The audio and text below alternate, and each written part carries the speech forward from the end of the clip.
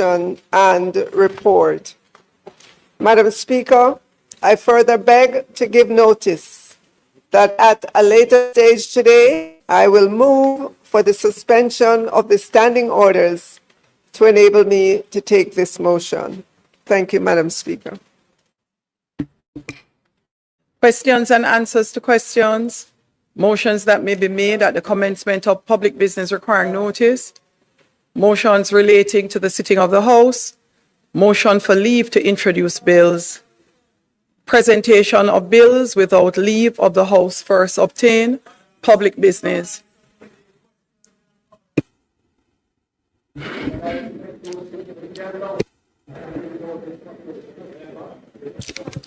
I'm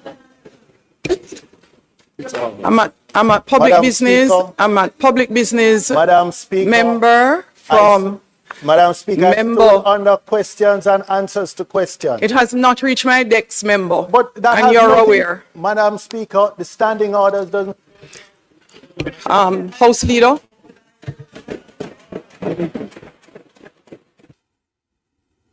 House Leader, turn your mic on. Come.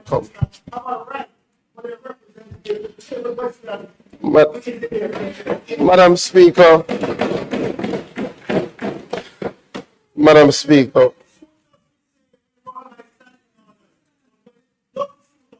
Member.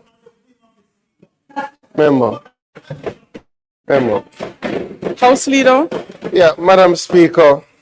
Firstly, let me join my own welcome to the students from the Northern Caribbean University, an excellent institution in Manchester. They have done extremely well, especially in relation to research and areas like robotics and entrepreneurship. And I'm very happy that they're here sharing in the House today.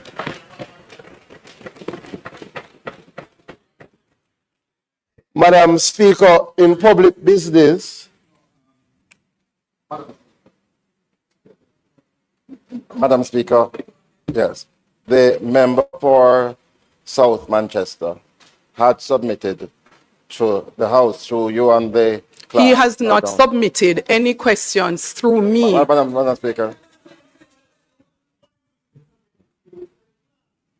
The questions, when submitted through the clerk, will still have to come to the attention of the Speaker. Madam. The Speaker cannot. Madam Speaker.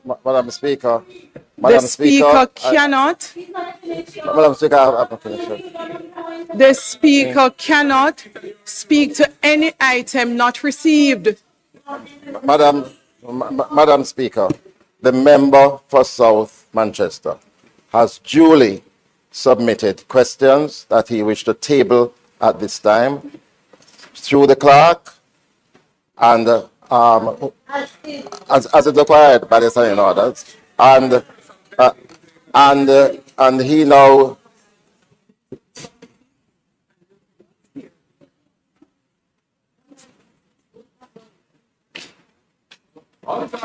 yeah.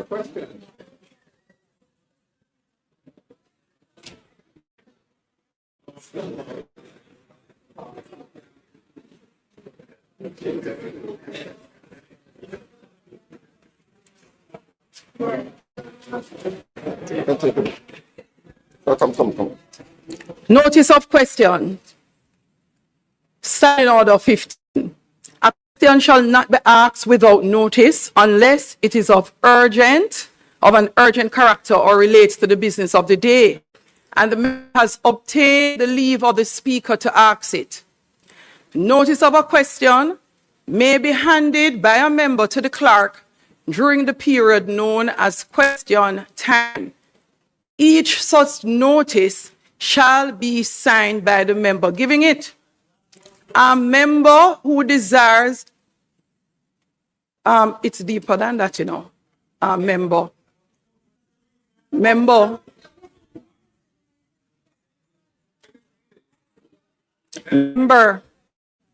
The standing order goes on in detail to contents of questions. The right to ask a question under Standing Order 16.1 shall be subject to the following general rules as to the interpretation of which the Speaker shall be the sole judge. Subsection A. The proper object of a question is to obtain information, and it continues. A question shall not include names of persons or any statement of fact unless they are necessary to render the question intelligible. If a question contains a statement of fact, the member asking it shall make himself responsible for the accuracy of, and it continues. I'm not going to read all of the 20 points. The Speaker cannot accept and table questions that have not been read at all or received by the Speaker. That is why the standing order requires and leader of opposition business, you are fully aware. Yes, but Madam Speaker. There is no but. Madam, of course there's a but, Madam Speaker. If, for example, the Speaker refuses to accept and to read... This is not for example. I just got the question on Dex 1 second ago. The member came to the office of the Speaker at approximately 15 minutes or so after 2. He said he had submitted some questions. Have I seen it? I answered him. I told him no. He said he would go and get it and he would give me a copy. He just did. Yes. But, why can't you just have a look at them? Yeah, but it's this morning. It's this morning. Madam Speaker, and House Leader. if the leader of opposition business would just allow me, I would pray in these matters we don't have to be contentious. The questions were sent to the clerk today. There is a requirement that the Speaker must review the questions before the questions are tabled. Because before the questions are tabled, the Speaker must review, because if the questions do not accord with the rules, if they include statements of fact, etc., that cannot be verified, hold on. The Speaker shall be the sole judge. So, members, allow us to be reasonable. If the Speaker, if the clerk gets the questions today, the Speaker has to review the questions.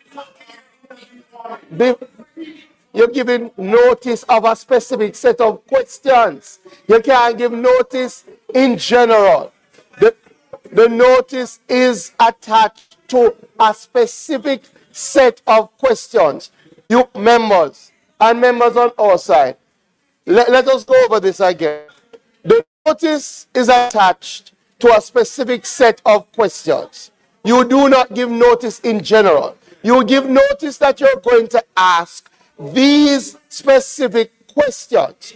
Before that can be done, the Speaker has to review the questions to ensure that they accord with the standing orders. The questions came in today, the Speaker will do her review and will revert to the member. House Leader, I will ask you not to take your seat as yet. Let me read further for the member. Subsection 2 of same Standing Order 16, which is why you are sure the Speaker is required to review before just putting a document forward. If the Speaker is of the opinion that any question of which a member has given notice to the clerk infringes the provisions of any standing order or is in any way an abuse of the right of questioning, he may direct A, that the member concerned be informed and that the question is out of order, or B, that the question be entered in the order book with such alterations as he may direct. We have never had, even in practice, outside of the standing order, this approach that you are attempting to take. Thank It's out you. of order. Thank you, Madam Speaker. We will proceed to public business. We will start with the Minister of, you want to go? Minister of Finance, the supplement. Okay. Where you coming from? Madam Speaker, as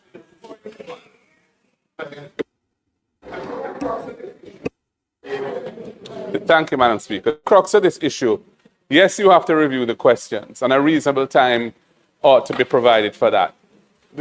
These particular questions were submitted by email before 10 a.m., we're told, today. So they've been at the Parliament for 4 hours. You're saying that you've just got them. So a member could reasonably expect that those questions, which may not be lengthy, could be reviewed and approved so that they could be tabled today, given that there's a 21-day notice period before whoever those questions are directed at has to answer.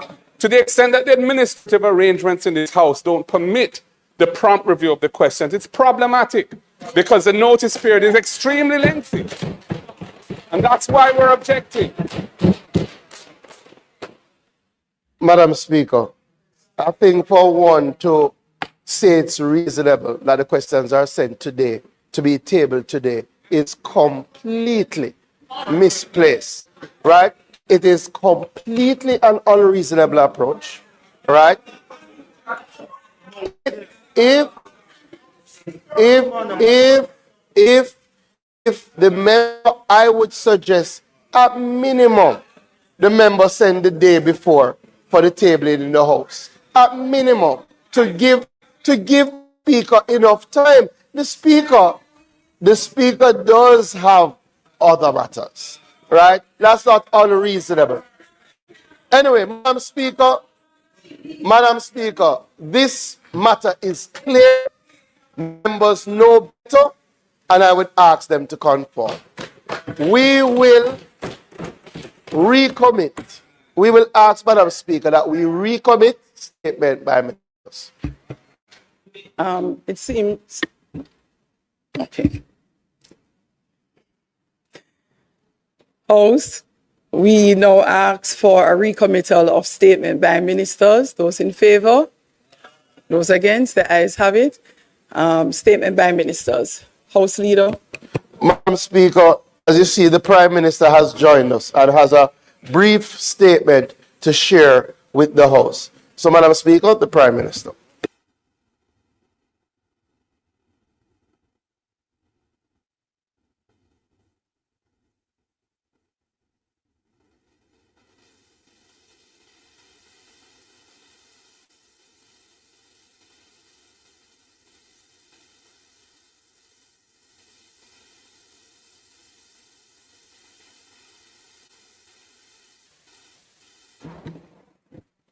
Copies will be circulated shortly. Thank you, Madam Speaker. I rise today to update this Honourable House on the unprecedented level of international financial support mobilized for Jamaica following Hurricane Melissa, and to outline how this support aligns with our structured, disciplined, and forward-looking national reconstruction strategy. Madam Speaker, the international community has responded to Jamaica with remarkable solidarity, urgency, and confidence. Yesterday, the 1st of December 2025, the international financial institutions, the IMF, the World Bank Group, the Inter-American Development Bank, the Development Bank of Latin America and the Caribbean Development Bank, jointly announced a 3-year coordinated financing package of up to $6.7 billion to support Jamaica's US dollars, to support Jamaica's recovery, reconstruction, and long-term resilience. Madam Speaker, before the announcement of this substantial international financing package, we already had in place a multi-layered disaster risk financing framework, which was the product of years of strategic planning, disciplined financial management, and proactive investment in resilience. This framework enabled rapid early response and the immediate mobilization of liquidity to meet the most urgent needs following Hurricane Melissa within days. Jamaica activated several instruments across our risk financing architecture. We had approximately Jamaican 5.3 billion in the contingencies fund and 1 billion in the National Natural Disaster Reserve Fund. We received US 91 million from the Caribbean Catastrophe Risk Insurance Facility, CRIF, one of the largest payouts ever made in the region. And then we had the US $150 million under the catastrophe bond, triggered immediately based upon parametric thresholds. In addition, we had US $285 million available through the IDB's contingent credit facility for rapid liquidity support, which was upsized to $300 million, and US $42 million scalable to US $84 million available on request under the World Bank's catastrophe deferred drawdown option. Madam Speaker, this totals approximately US $662 million in liquidity that was available almost immediately following the hurricane. This is the very definition of planning, preparedness, and responsible governance. Our multi-layered approach ensured that Jamaica did not wait helplessly for external support. We were prepared and ready to act, ready to deliver, and ready to protect our people. However, Madam Speaker, the scale of the disaster is without precedent in our history. The widespread infrastructure damage, displacement of thousands of families, the destruction of livelihoods, and the long-term economic impacts mean that additional financing is required to support the reconstruction effort and to build a more resilient Jamaica. It is against this backdrop of strong national preparedness that the international community has now rallied behind Jamaica, recognizing that we are not merely seeking help. We are ready to lead, ready to rebuild, and ready to transform. Madam Speaker, the US $6.7 billion financing announced yesterday has three main components. US $3.6 billion in sovereign debt financing. This is for the government to execute the National Recovery and Reconstruction Program over the next 3 years and includes up to $1 billion each from the World Bank, IDB, and CAF. US $415 million from the IMF under the large natural disaster window of the RFI, and US $200 million from the CDB, the Caribbean Development Bank.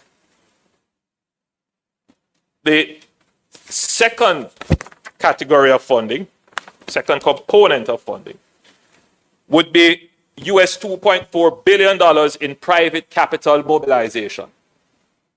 IDB Invest, the International Finance Corporation, and the Multilateral Investment Guarantee Agency will mobilize private investment through public-private partnership models. Madam Speaker, it is important to note that mobilizing private capital will be critical not only to scale up recovery efforts, but also to preserve fiscal space. It is not intended for the sovereign debt pool. This is not intended, Madam Speaker, for the sovereign debt pool, and the private financing pool will operate independent of each other. The plan is to use innovative public-private partnership solutions and structures that blend public and private finance and expertise throughout the recovery and reconstruction process. The third component would be grants and technical assistance. The third important component of the overall financing package would see the 5 institutions committing to provide technical assistance and policy advice services. This would include, they would provide Madam Speaker, policy advisory services, which will be funded by grants that draw on global experience and best practices in disaster response. So far, US $12 million in grants would have already been mobilized from the IDB, the World Bank Group, and the CAF, with more to come. Madam Speaker, these three components, in addition to the US 662 million that was already available, is what makes up the overall financing package of 6.7 billion US dollars. This is the single largest and most comprehensive development financing package ever assembled for Jamaica.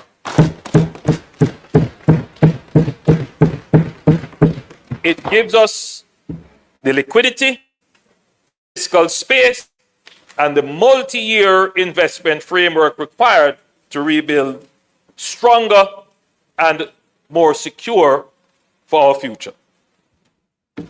Securing support of this magnitude within 1 month of Hurricane Melissa is nothing short of historic.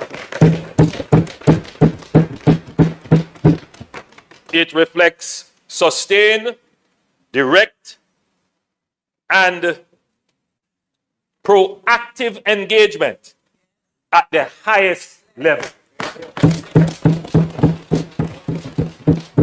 Over the last several weeks, we have had extensive engagements with the heads of the IMF, the IDB, the World Bank Group, CAF, and the CDB, as well as other leaders at the G20. But, Madam Speaker, let us be clear. Engagement alone would not have produced this outcome. The swift, coordinated response from the IFIs is a direct vote of confidence in Jamaica's governance.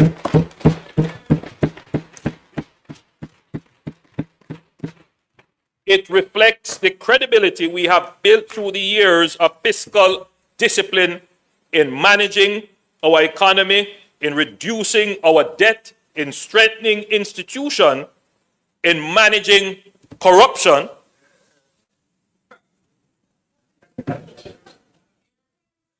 which is the lowest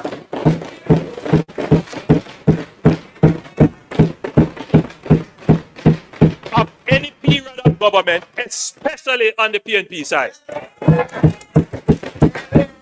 By any measure of any index that has been used, it is the lowest.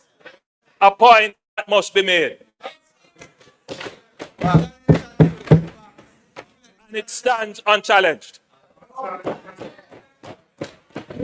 So,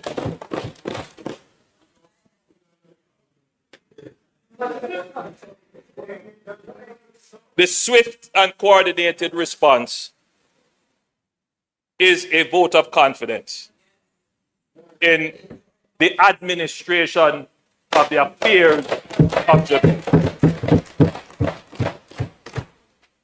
Madam Speaker, Jamaica today stands as a credible, responsible, and trustworthy sovereign. And it is that credibility which unlocked this extraordinary level of global support at our moment of greatest need. This morning, the Minister of Finance and myself, we met with the heads of the institutions to outline the next steps, align implementation pathways, and prepare for rapid disbursement. Madam Speaker, the message from the IFIs, that is the international financial institutions, could not have been clearer.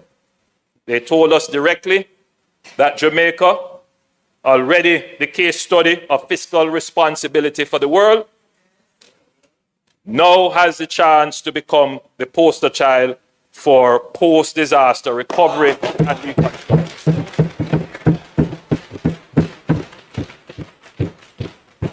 They commended the government for the decision to establish the National Reconstruction and Resilience Authority, NARA, noting that few countries act so quickly to set up a modern, best practice central coordinating body to drive recovery with discipline, transparency, inclusivity, and a long-term vision. Madam Speaker, these institutions are not looking at Jamaica as a country in crisis. And for that matter, it should be said, neither is the government. House Leader. Madam Speaker, with the Prime Minister's time for speaking having expired, we ask that he be extended to complete his presentation. 10 minutes. Question is that the Prime Minister be allowed 10 minutes to complete his presentation. Those in favour? Those against? The ayes have it. Prime Minister. Madam Speaker, these institutions are not looking at Jamaica as a country in crisis, and for the record, neither is the government. We see this as an opportunity. They are looking at Jamaica as a global standard setter. The world is watching Jamaica, not just with empathy, but with admiration, respect, and expectations. We now have a rare opportunity to show what a small nation, united in purpose and confident in its future, can achieve on the global stage. Madam Speaker, the resources being mobilized are aligned with clear, disciplined, multi-phase national reconstruction strategy. Phase 1 of the strategy is the stabilization and the provision of essential services. The first phase of the strategy is focused on the restoration of electricity, water, connectivity, food, shelter, and key transportation links. As these stabilize, relief, which is the provision of the food and the water and other such items, will transition in December, or probably a little later, maybe early January, from physical distribution to targeted financial support through a system, whether digital or physical, restoring dignity, autonomy, and choice to affected Jamaicans. Yeah. Phase 2, which is the economic and social recovery. So that next phase will be the reopening of schools, restoration of health facilities, support for farmers, small businesses, and tourism operators, and the reactivation of the local economy. Already we have begun that, Madam Speaker.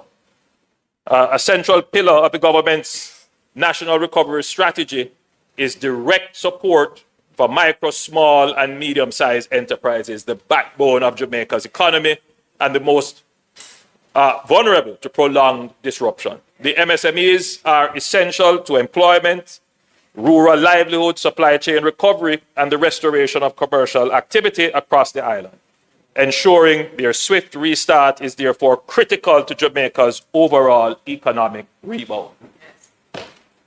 In this context, the Development Bank of Jamaica has launched its Business Recovery Program, a comprehensive package to restore operations across agriculture, manufacturing, tourism, and health, with a strong focus on MSMEs. To capitalize this program, Cabinet has approved $3 billion Jamaican dollars in funding for the remainder of the 2025-2026 fiscal year. Further allocations will be made for the coming budget. Then phase 3, resilient reconstruction. Madam Speaker, this third phase will focus on resilient considerations. This is the heart of our long-term strategy. Every major investment will reflect stronger engineering, climate-ready design, and future-proofing. This includes resilient housing, rebuilding schools, hospitals, and public buildings to higher resilient standards, including relocating them where necessary. Climate-smart roads and bridges, coastal and river defense systems, including natural defenses, strengthened public utilities and grid resilience, digital and transport infrastructure to support productivity. Our reconstruction is not merely about restoring what was lost. It is about building a stronger, more competitive Jamaica capable of withstanding future climate shocks. Madam Speaker, we will approach reconstruction as a growth-inducing strategy. I know from this that the question will be asked, why are we celebrating more debt? We are not celebrating more debt. What we are celebrating is the opportunity to make a massive investment in our infrastructure, in our people, in the services that improve productivity. And it is that investment, Madam Speaker, that will expand our economy relative to our debt, and therefore, in short order, you can look forward to growing, increased revenue, and a relatively smaller debt to the size of your economy. We have never before had an opportunity to spend $6.7 billion relative to our GDP. We have never had that opportunity. US and our GDP is somewhere in the region of about 17 to 18 billion dollars, $19 billion, thereabout. The Minister of Finance reminded me, $20 billion. You're proud, as are we, proud of the fact. Yes, $20 billion. So you get an opportunity to, within 3 years, to deploy $6.7 billion relative to your $20 billion GDP. So you can see the opportunity to expand the economy. And that's what the strategy is. And I'm encouraging all Jamaicans, regardless of political persuasion, to embrace this opportunity, to shift from crisis mode, to move from disputes over the distribution of a care package here or some lumber there, and start to think, how are we going to play our part in the new possibilities provided here for all Jamaicans to benefit? So, the reconstruction effort being deployed across infrastructure, housing, digitalization, logistics, agriculture, and energy will create thousands of jobs, crowd in private investment, improve national productivity, protect fiscal sustainability. Because make no mistake, there will be those looking on at our currency and say, can the central bank defend? Do we have reserves? Well, with this, we will be in a superior fiscal position to give confidence and certainty to our business sector. We will turn this moment of crisis into an opportunity to transform. Madam Speaker, Jamaica has never lacked ambition. What we have lacked for decades is the financial wherewithal to match that ambition. Today, that has changed. For the first time in our history, our national development vision is backed by a robust, multi-year, multi-partner financing envelope. Madam Speaker, we now have a clear reconstruction strategy, an empowered institutional framework, unprecedented international support, and a united national will. This government will move forward with urgency, discipline, and transparency as we lead Jamaica into a new era of resilience, recovery, and growth. I thank you, Madam Speaker.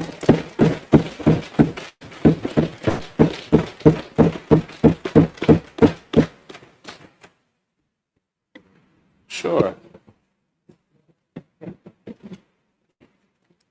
Leader of the opposition Thank you. will respond.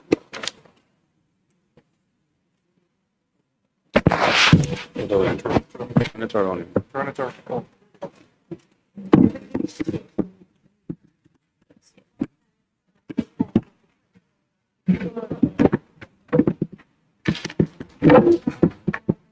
Thank you.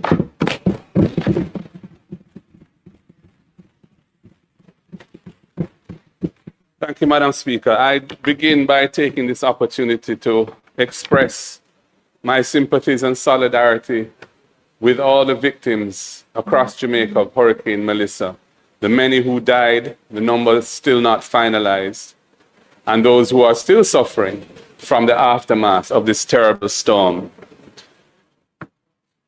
Madam Speaker, it is a sad situation in the configuration of the affairs of this world that we, living in a small island developing state like Jamaica, are the recipients of the increasingly vicious effects of the climate crisis, a crisis which we did very little, if anything, to cause. There is the global warming as a result of the excessive use of carbon and emissions from carbon fuels over the last few centuries since the Industrial Revolution. That global warming has largely been driven by the wealthy economies of the world.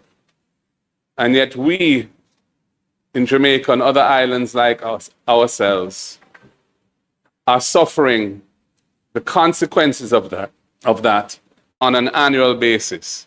We were hit by Beryl or scraped by Beryl. Last year, it was a serious hit. And this year, we got walloped by Melissa. It's really a shame that the international financial community is still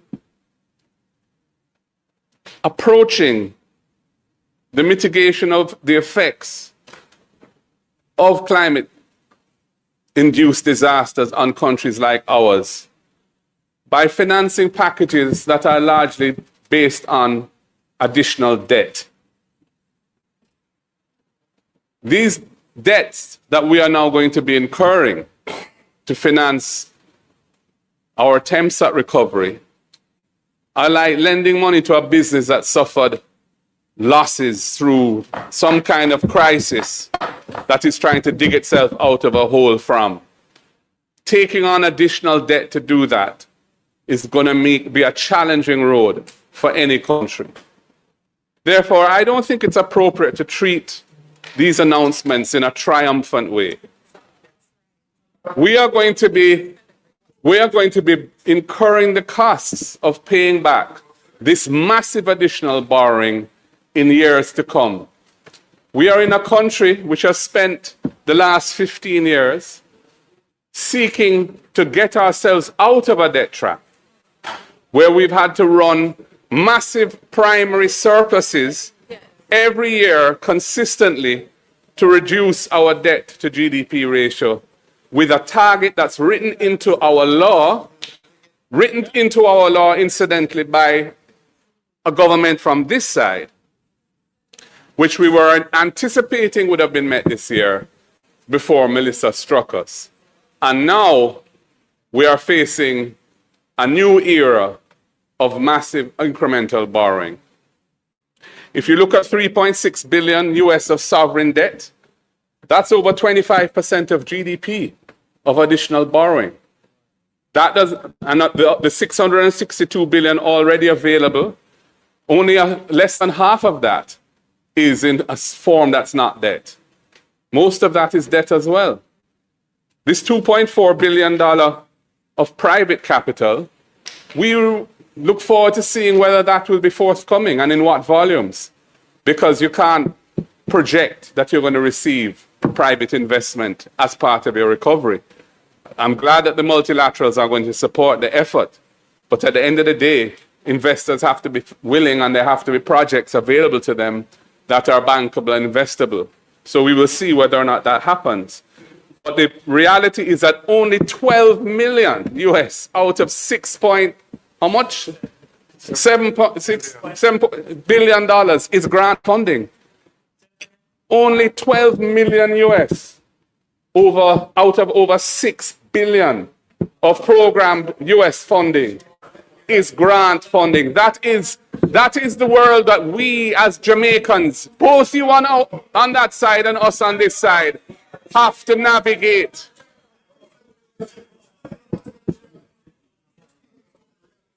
Procedo, members' time for speaking has expired.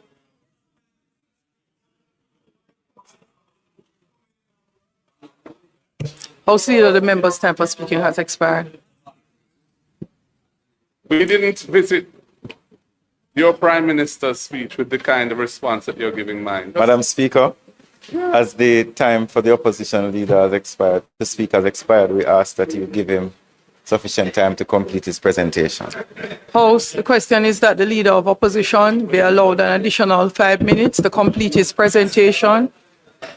No, members, I am going to ask that no one asks for sufficient time to complete, because those words can mean a 2-hour, 3-hour presentation like the member from St. Andrew South. Yes, Angela, you know it's you, who spoke for hours.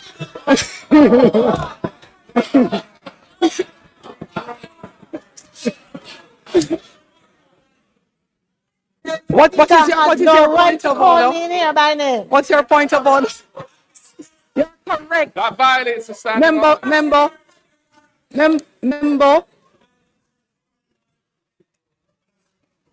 Member, you're correct.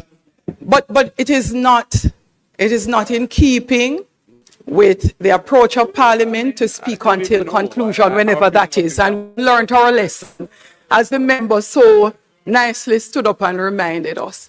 So she knows who we're speaking of. So 5 minutes, House. Those in favor? Those against, the ayes have it. House Leader?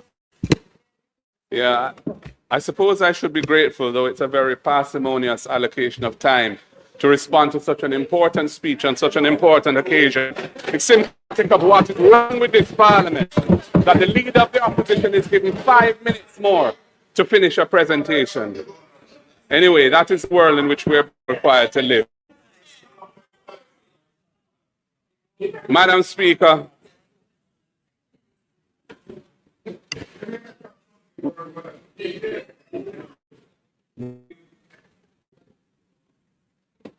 institution which has been announced to oversee the recovery process, which does not yet exist.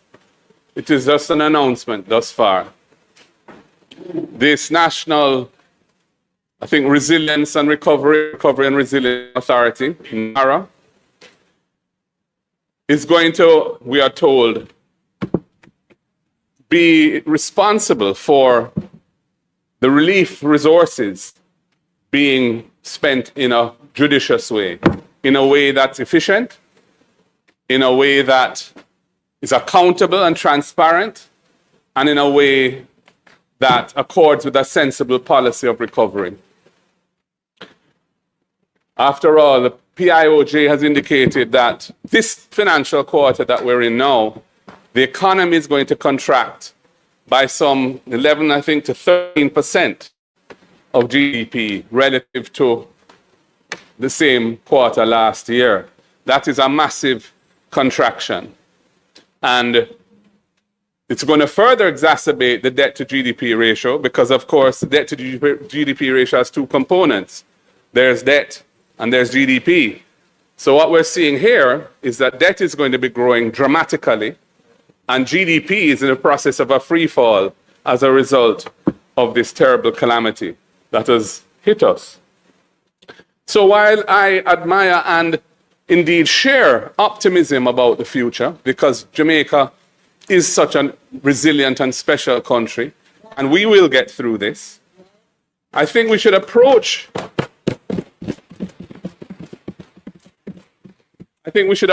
an announcement like this with some sobriety, where this event has caused us to retrace our steps substantially from the economic path we were on, and which the nation incurred substantial sacrifices to get to where we were. I'm not blaming the government for Melissa. That would be absurd. I'm not blaming the government for seeking resources to fund the recovery. It's going to be necessary to get those resources. I am just making the point that this is not something to celebrate. This is not something to gloat about. This represents a substantial setback for Jamaica, and it represents if it's not administered properly, it could permanently weaken our future prospects and damage the country's future. Which is all the more reason why the composition of this recovery authority is important. I wrote to the Prime Minister on the day after the hurricane to suggest the establishment of a task force with broad-based representation, leaders from the private sector and business community, leaders from the churches, leaders from the NGOs, and representatives from the government and the opposition. The concept of NARA is consistent with that. However, I've heard nothing from the Prime Minister as to the role of the opposition in NARA. We heard it will be broad-based, but there is no inclusivity in the dialogue around how it is to be constituted. And I can hear from the barbs that are flowing from the other side that the likelihood is that we will not be included in it. That is what I'm hearing from the other side in their responses to me, their sotto voce remarks. All I can say is, Prime Minister, the opposition represents some 400,000 voters who voted for us, 28 constituencies, and our presence in the recovery and our participation in the recovery, you'll be well advised to seek in a genuine... House Leader, the member's time for speaking has expired. Members. Thank you. As the member's time for speaking has expired, I ask that you put to the House that he be allowed an additional 2 minutes to complete his presentation.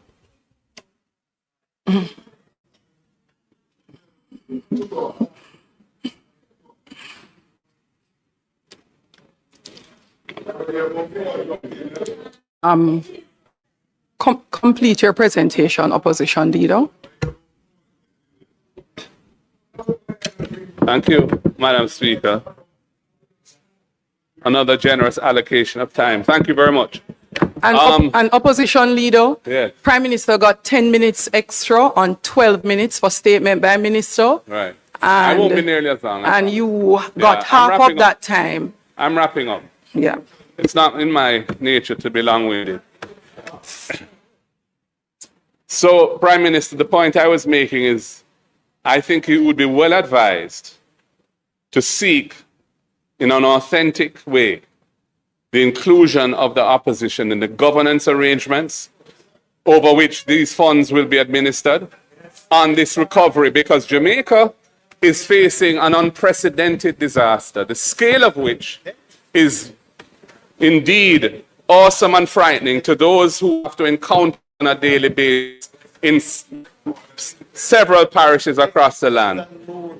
So, Prime Minister, I wait to hear your thoughts on this. I have asked you about it for a month now.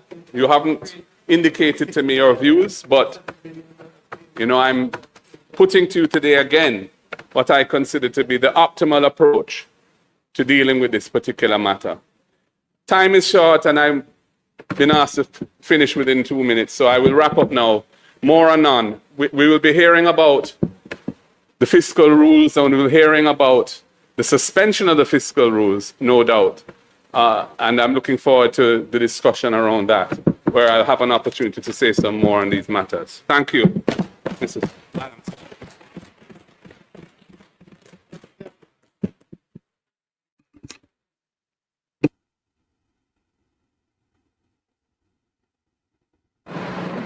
Madam Speaker and Prime Minister, you can guide me here whether you will deal with these questions or the Minister of Finance. But I certainly would like to know the terms and conditions of the loans that we're getting from the various multilateral agencies. The 6.7 billion US is over 3 years. What we intend to draw down in year 1, year 2, year 3, whether there are conditionalities tied to these loans, whether the monies have to be used specifically related to rebuilding exercises or whether it can be used more broadly. So you can guide me as to whether you will answer or the Minister of Finance will provide those details when she speaks later. Any other questions? You may go ahead, member from Portland Eastern. Mr. Prime Minister, thank you, Madam Speaker.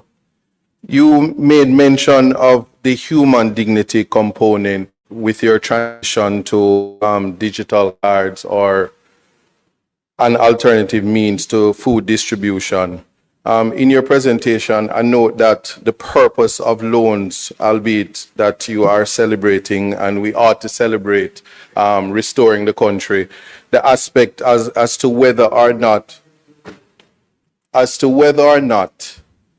there was any consideration of persons who simply won't be able to access your electronic system to access basic necessities for the food and anything else that comes with it.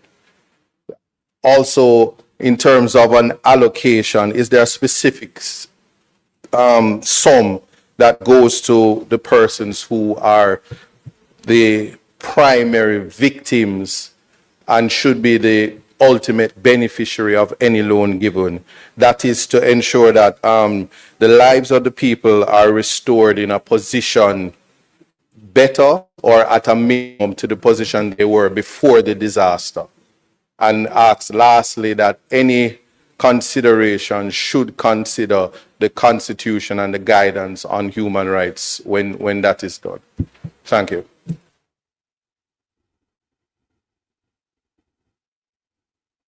Minister, I was just making sure that there were no other mics on. The member from St. Andrew Southwest. Right. Thank you very much. Prime Minister, in speaking about the next phase, and in particular moving from relief to recovery, I had a question in terms of, I think you had mentioned something about cash transfers earlier, though not specifically in here, but it ties in.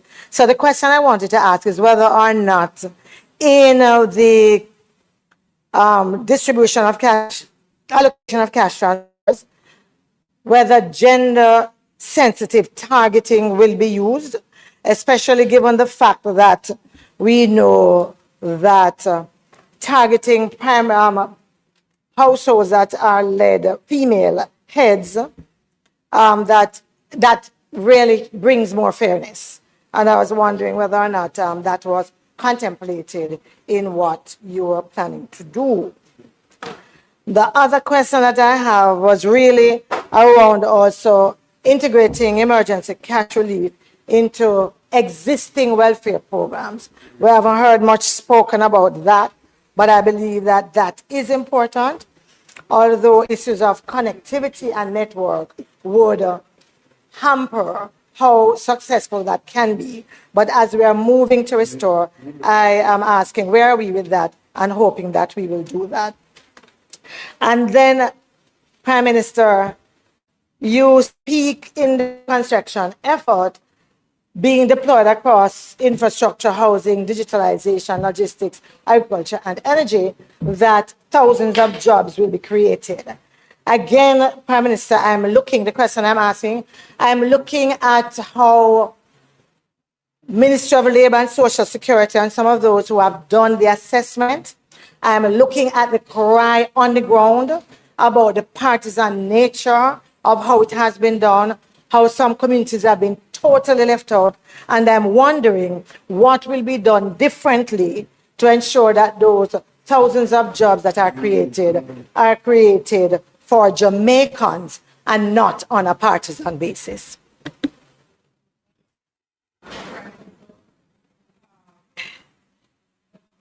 So members, I'll remind you that you should indicate wanting to ask a question instead of turning on all the mics, and you would have observed the effort to put it back in order. So as appropriately done, the member from St. Catherine Southeast will now ask his question.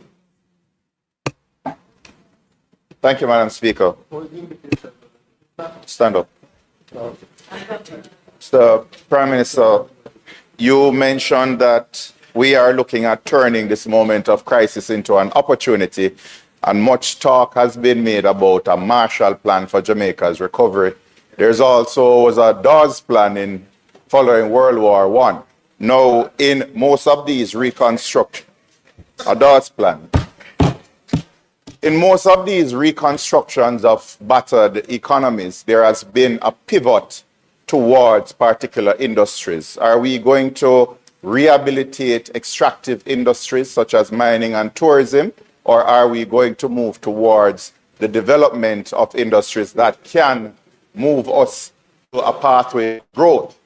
For example, when the Minister of Energy spoke, there was not much discussion as to moving towards green energy, and we don't even know to this day the status of the wind turbines that we had invested in so much. So the question is, when we are reconstructing, are we going to be building a future through new enterprises and manufacturing, or are we going to go through the Spring Plains project and the Garmex fiascos of the 1980s, which we ended up paying for, as the leader of the opposition said, for years later? Thank you.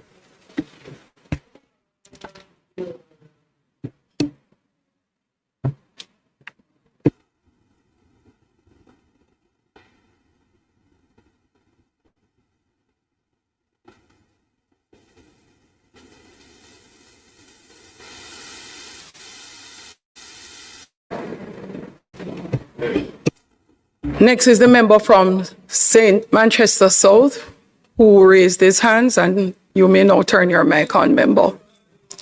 From Manchester South. He stood up. You know the rules, you can choose to follow them or not. I don't know, honestly don't know, because I still want to stand up. I don't know.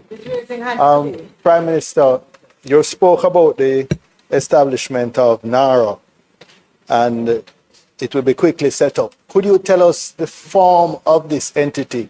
Is it going to be, okay, I'll just repeat, what type of entity will NARA be?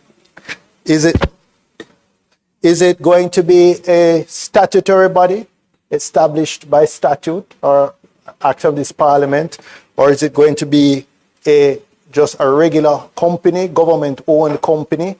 I assume that you're well down the wicket in terms of determining the form of this entity. That's one question. And the second is, I noticed that the 12 million in grants that you mentioned, it's all for technical and policy advice. Do we know if any of this will be spent with Jamaican professionals, or will it all, as usual, go to foreign entities? Next person is the member from St. Catherine Northwest.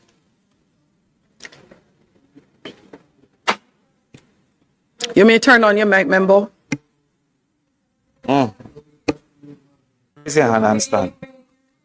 So, Prime Minister, I have one question.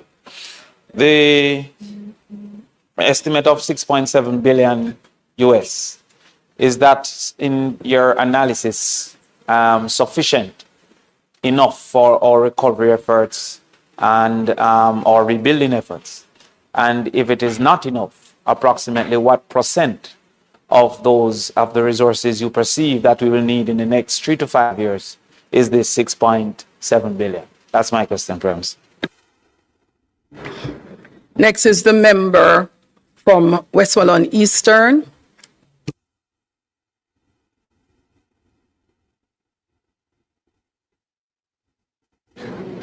Thank you, Madam Speaker.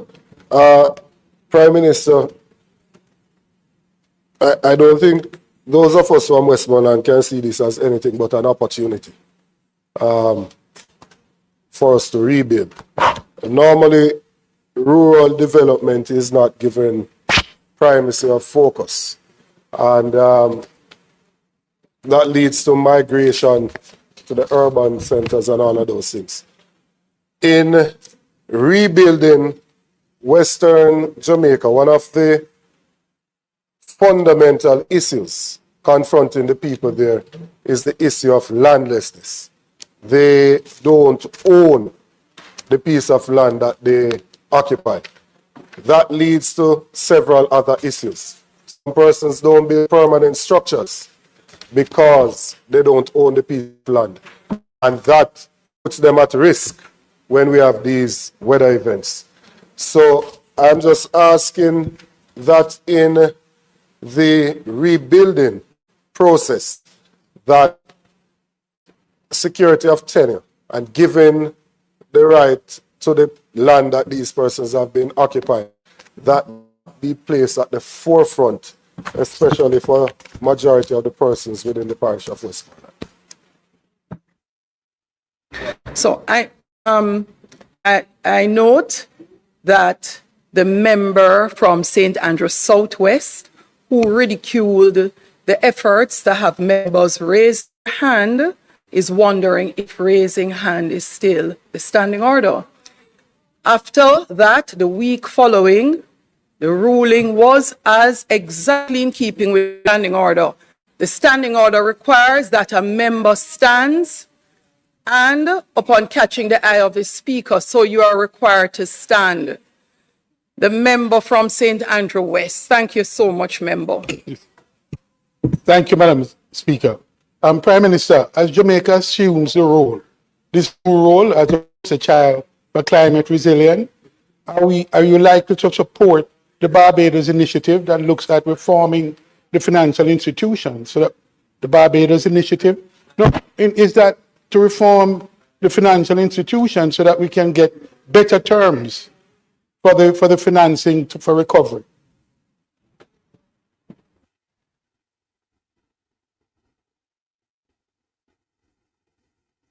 You may turn on your mic, member from St. and Southeast. Prime Minister, thank you. And just one question from me as well. It relates to time frame, and you spoke about the 3 phases. However, since the different sections of the country were differently affected, will the strategy also take that into consideration so that those that can get up and go a bit faster get the support that they need? Because as you said a couple of sittings ago, we do need to make sure that those that are able fill the gap that is left by those that are now, I guess, a bit less able. So will the approach in moving forward, approach in implementing, also take that into consideration? Because there are some sections of the country that can go faster than others. Minister. Thank you, Madam Speaker. Let me just try and move through very quickly because we do have an extensive agenda, including the supplementary. Let me start with the last question that was asked, which would give some context. Jamaica's approach to disaster has 3 distinct lines of effort. Lines of effort 1 is relief. That is relief from the humanitarian displacement that has occurred. And that primarily has food, temporary shelter, water, that kind of support, care support. Then there is the recovery. And the recovery focuses on getting back electricity, water, hospitals, schools, access to roadways. And then we have reconstruction, which focuses on taking a longer term view on what we rebuild, where we rebuild, and how we rebuild. All three are happening simultaneously. It is not a sequential undertaking. The intention of the government is to mainstream the relief effort. It is going to be necessary that this be done because the relief effort is mainly supported by our philanthropic partners who have come, many of them have come into the island, and indeed the ordinary Jamaicans who have been supporting. In another 2 or 3 weeks, you're going to see many of our relief partners take up and leave. It is natural. That's how it has happened all around the world for a long period of time. Some have longer staying capacities, others come for a specific purpose. So the government can't continue to have a special relief effort. A principle that this parliament must appreciate, or I'm certain that we all do and understand, is that there is a government, and yes, the opposition is a part of the government. And the government has ministries, agencies, and departments that are established to provide support through the regular social safety net system, whether it be PATH, whether it be rehabilitation grants, which we do normally. So the government will transition the relief effort into a more mainstream response stood up by the ministries, departments, and agencies.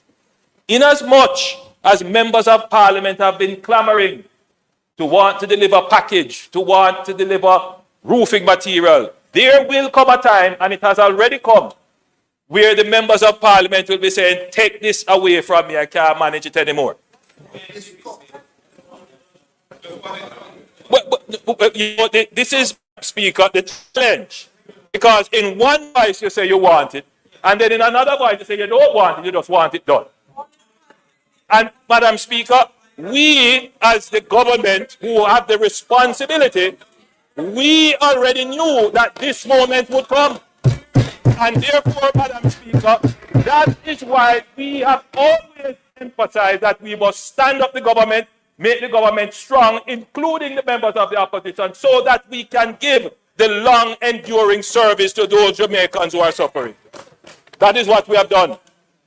So, Madam Speaker, the idea that somehow the relief effort has been partisan, unfairly distributed, the main proponent being my sister and neighbor from St. Andrews South West.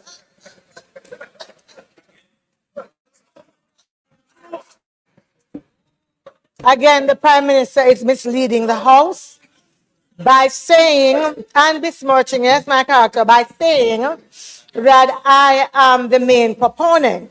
Obviously, he's not on social media. He's not reading what others are saying and writing. I am only bold enough to say it to your face.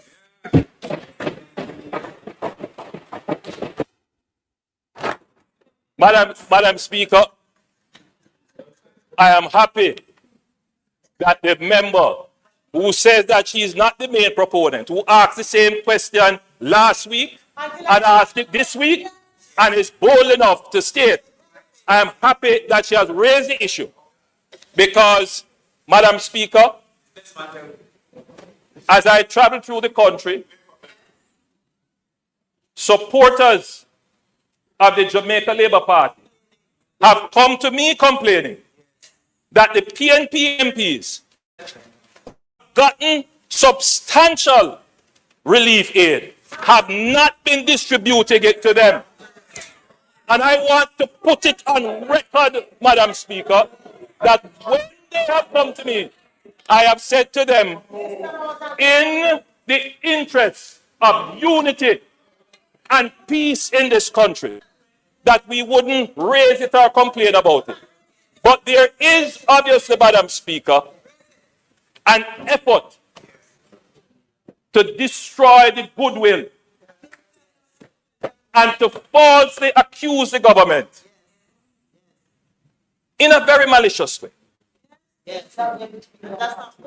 And we have, Madam Speaker, made every attempt to be fair in how we have distributed the public's resources, not our resources, the public resources.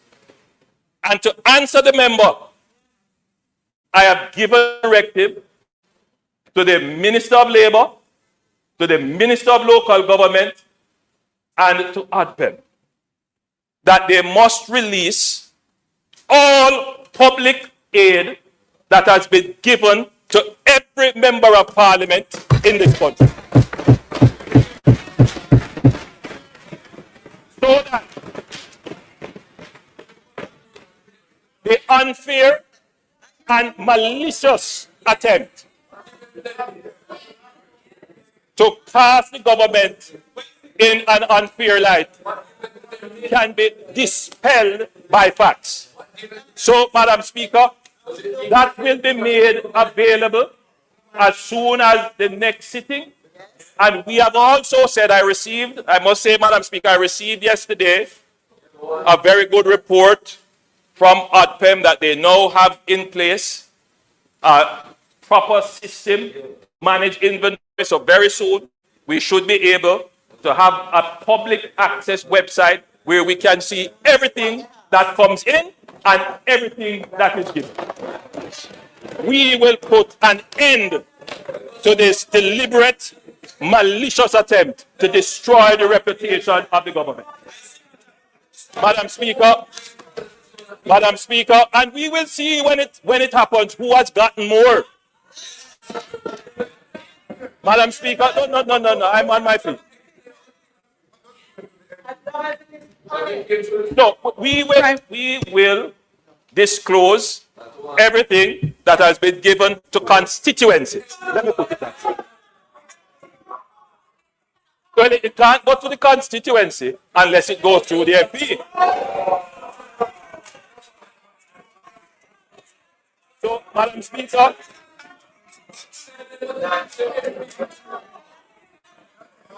I know what has fallen over there and why everybody is all of a sudden getting hot under the collar. Madam Speaker, let me continue.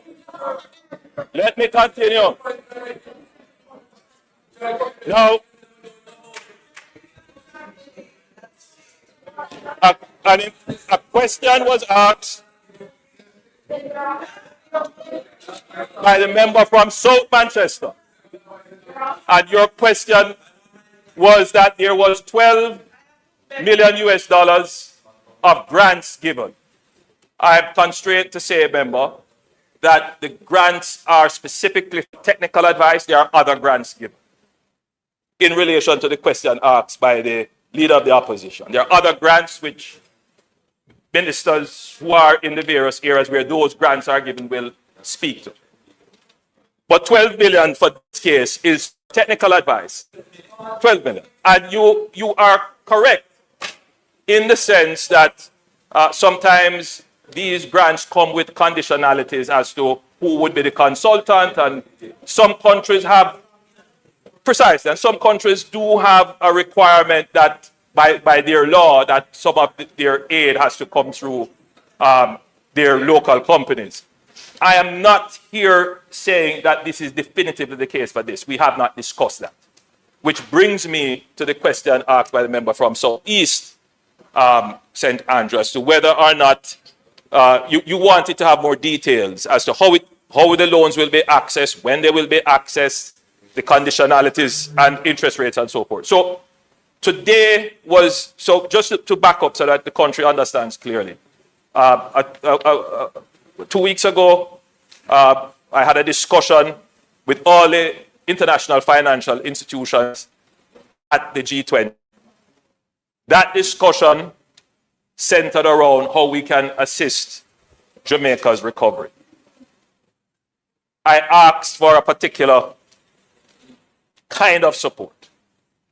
It was considered by the IFIs, and they came together and they made their release on Monday.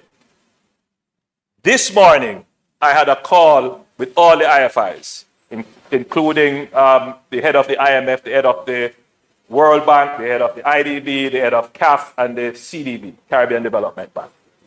And we worked out in broad outlines how the program will work. So I don't have for you as yet the details.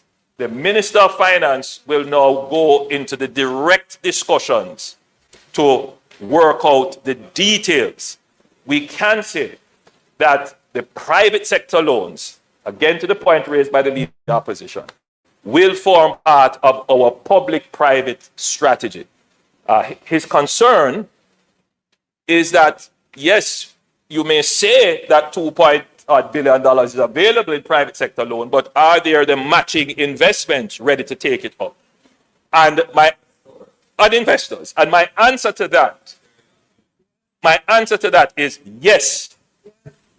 Because the government of Jamaica was already in the process, because of our public investment appraisal process, where we have to develop projects way in advance.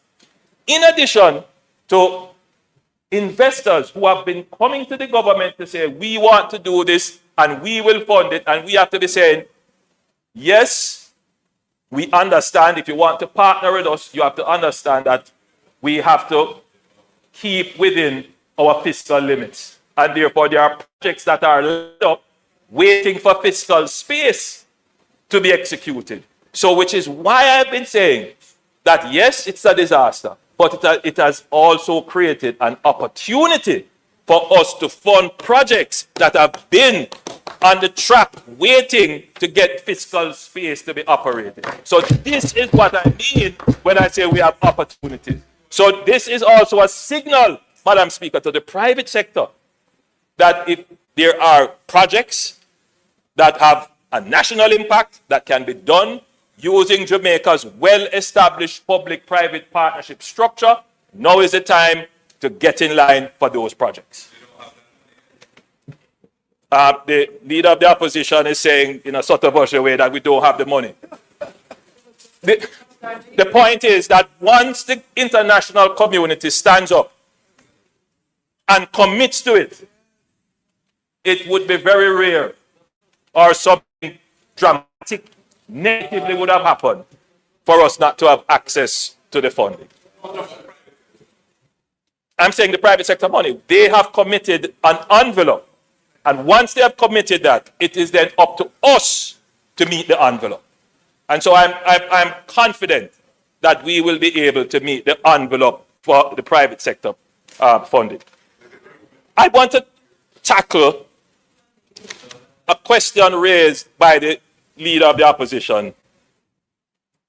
And in some ways, it's a philosophical question about climate justice, where the leader of the opposition said, as I have been saying since I was co-chair of the Committee for Climate Financing with Prime Minister Trudeau, appointed by the Secretary General to deal with this issue of climate change, that, of course, small island developed countries like Jamaica are not the main contributors to the issues of climate change, but yet we bear the cost of it.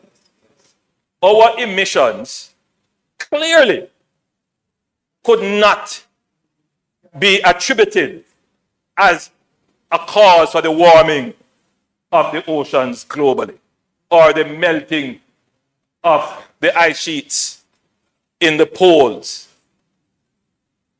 or the destruction of corals, or rising sea levels.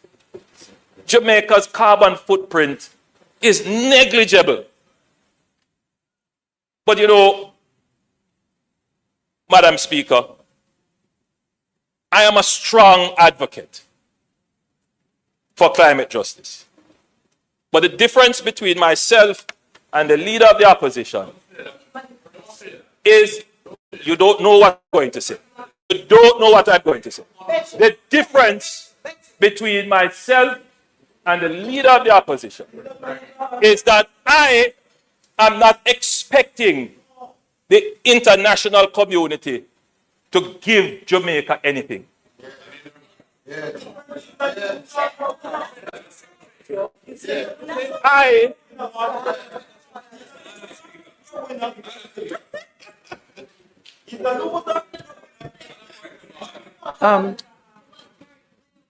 The Prime Minister is attributing a point of view or a remark to me, which is false.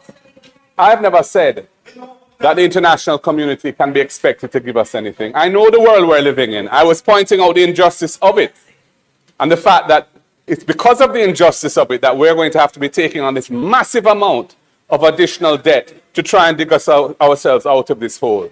That's the point I was making. Madam Speaker, accept the point of clarification, but there was no point of order. But the clarification attempted by the leader of the opposition. Madam Speaker, my recollection of the leader of the opposition statement is that they are only giving us $12 million in grants.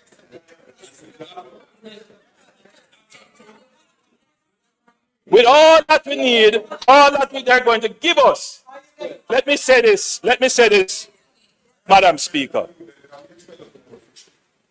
Yes, there is an injustice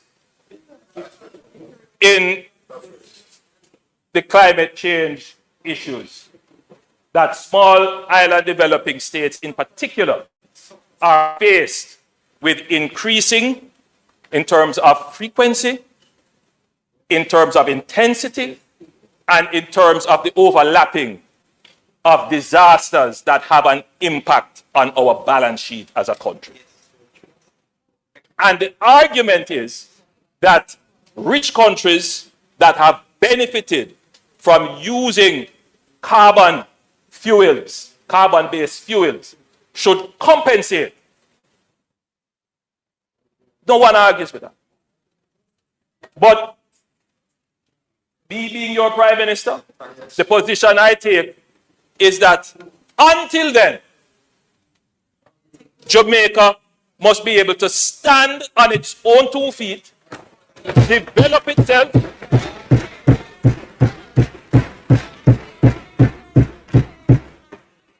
and how do we as a small nation, Madam Speaker, stand on our own 2 feet?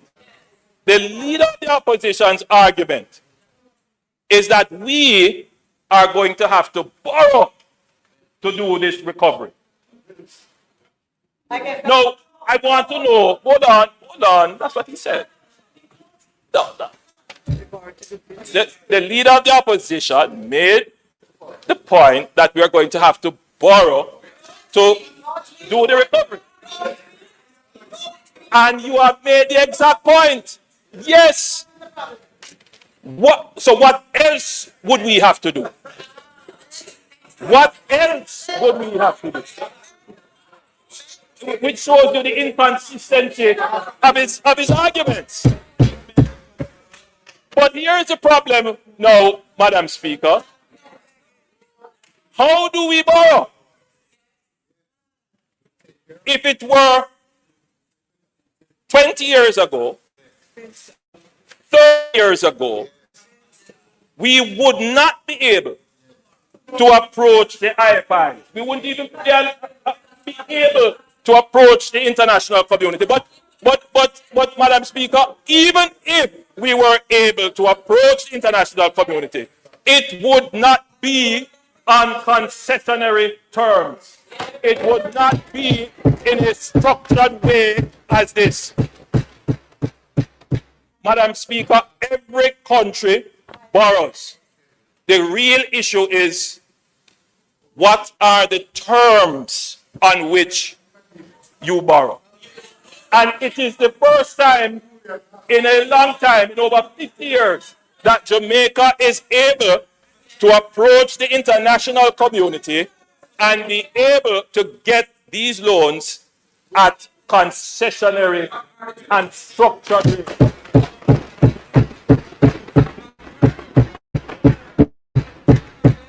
Madam Speaker, I can be clear.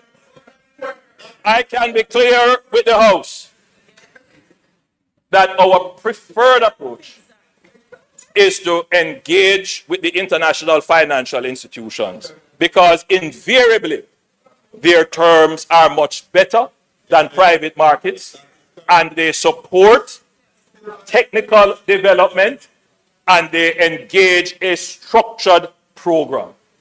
So it is better for Jamaica to engage the financial community in this way.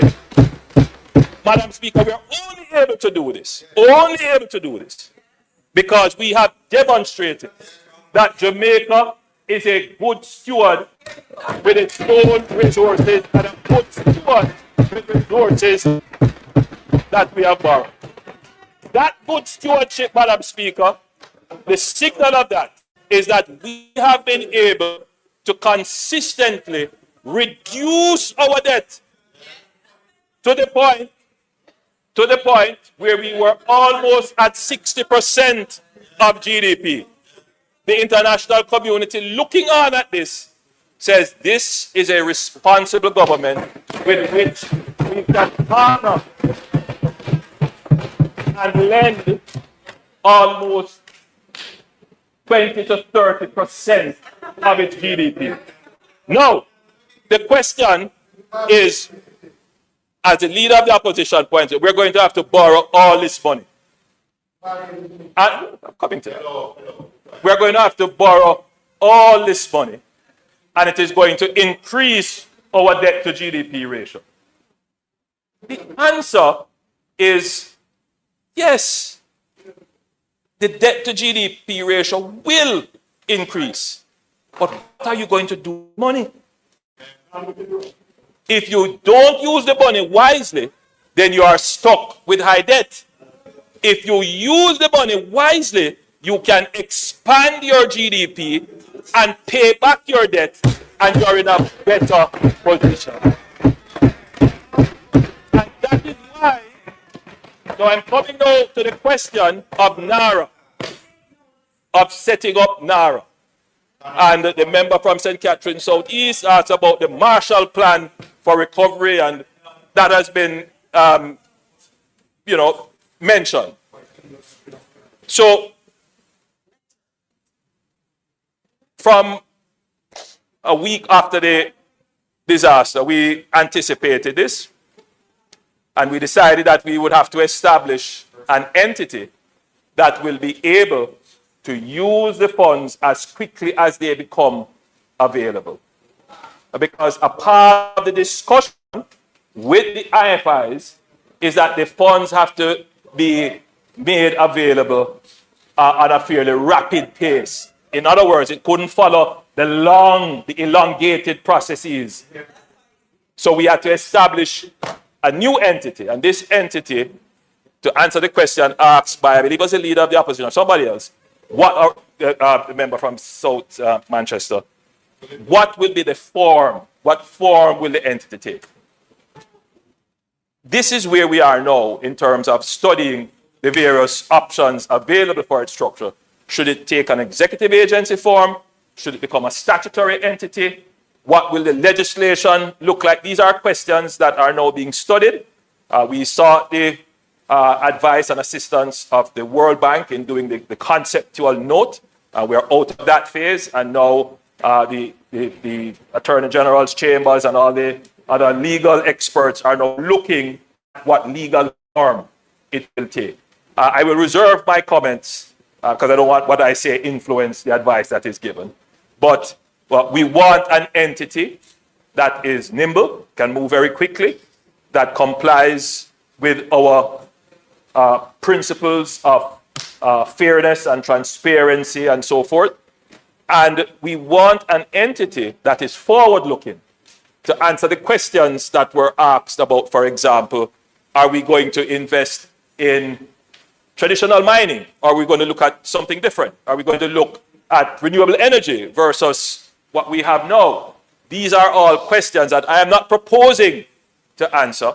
What I am proposing is that we set up the technical entity, which will be the NARA, to guide the decisions in that regard. Now, the question is, what role will the opposition play in all of this? And this is a matter that I've tried very hard to, again, not respond to some of the things that have been said, but I believe that it is important for public discourse that I share my mind with the public. Now, during the pandemic, I had the awesome responsibility of using executive powers. And I made it a practice that for every executive order that was given, I brought it to Parliament, though it was not required, and it was debated here, and parliamentarians had an opportunity to vary or change. It worked quite well. And I think we could say that we had the cooperation of the opposition in the management, largely, of the pandemic. We established a joint select committee where the Minister of Health was at the disposal of a selected number of members to question him on the management from the health side of things on the pandemic. When the leader of the opposition and myself met, he expressed to me that he would want to have a role in the recovery, and that was not something that I objected to. I still, however, have to figure out how does that work. The framework of our system is we have a parliament. This is the ultimate forum in which we meet and debate. And I have said, hold on, I've said, listen, let us establish a special committee. It wouldn't be under the strictures of all the other rules of how the standing committees and other committees work. Could meet when it wants and have that robust discussion, ask questions, oversight, and you meet. And it's under the rubric of Parliament. I was a bit disappointed that that effort was rejected in favor of going to the PAAC. But I understand, because it is my view as well, that if you have a government and the government has a structure, why go outside of the structure of government? Allow government to work. On the one hand, you can't reject what I have established based upon your advice and request. You have established it. Then you reject it. And then you come here and say, you want to have a role. Make up your mind.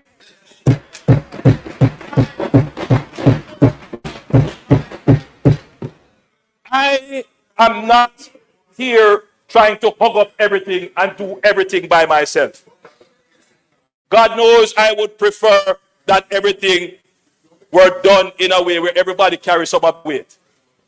But let's not try to make political mileage and gain out of a disaster. Let's not do that. No, the establishment of the NARA, as spotted by the member from South Manchester, has to be within a legal framework. And I have to go figure out now how that legal framework can incorporate a member of the opposition or members of the opposition. Hold on. in how that is administered. No. Hold on, member. There is a precedent which I have been thinking about, but I don't know if it has worked. Again, the member from Manchester South would immediately recall that the National Security Council was established in this way, where a member of the opposition from time to time was invited to sit on the National Security Council. Hold on, man. The Disaster Risk Council is an established position, and we have always said, let us use that. You won't want the Disaster Risk Council. You want me to go now outside of the established structure and set up another structure. That's what you want me to do. No, I am making my point. You have a point about the opposition leader? No, opposition leader. Your mic is not on as yet. Okay, thank you. The Prime Minister is again misleading the House. We have never objected to the use of the Disaster Risk Management Act and the Disaster Council, Risk Management Council, Disaster Risk Council, as the framework for dealing with disasters. We have perhaps objected to some of the things that happened during the pandemic in terms of the use of orders to create criminal offenses, but that's a different matter.